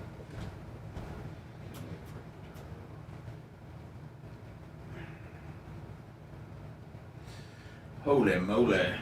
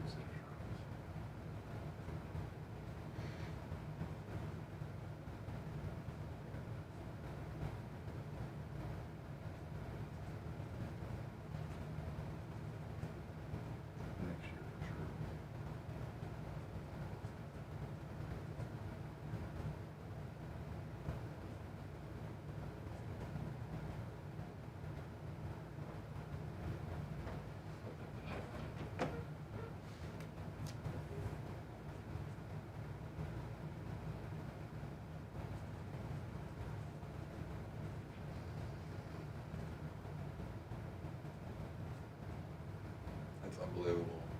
Knight Rider 12.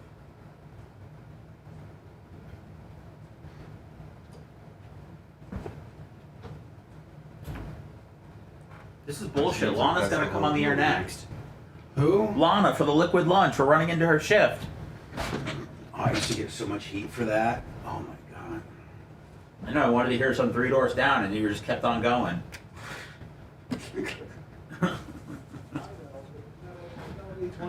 Maybe some Goo Goo Dolls. 2 cups in a Joe. What? 820s. 2 cups in a Joe or something. They took us off for 2 cups and a Joe. He said screw them. This is BS, man. 820 did? No, we're on 820s though. We're just cutting into their time. Is that the Who took us off? No, I don't think anybody. Oh. Is that the Brady Quinn show? Sure is. Who is it? Brady Quinn and who? LeVar Arrington? Yeah, and then Joe. Whoever Joe is. Man. 2 pros and a Joe. That's what it's called.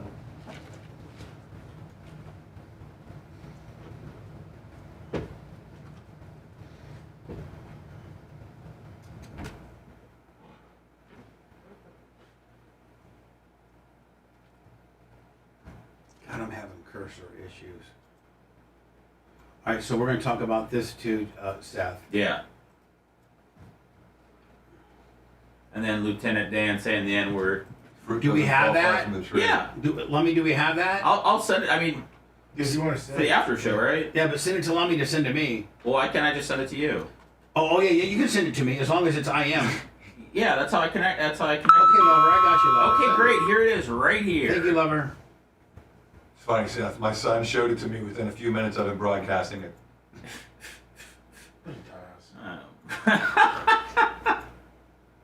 It was just unbelievable. Like, oh, there goes that. The first sentence out of his mouth. He goes, oops. Oops, all right. All right? But if you want to get back into my good graces, you're going to have to take time. Take a lot of work, and it's going to be hard. Because once I cut you off, you're done, nigga. Sorry. Oh, you're done. That's not until you're done. That's it. Although you shouldn't be. It's like... But Bubba, I mean, how many people are going to watch that guy in 2 weeks? Like, I mean...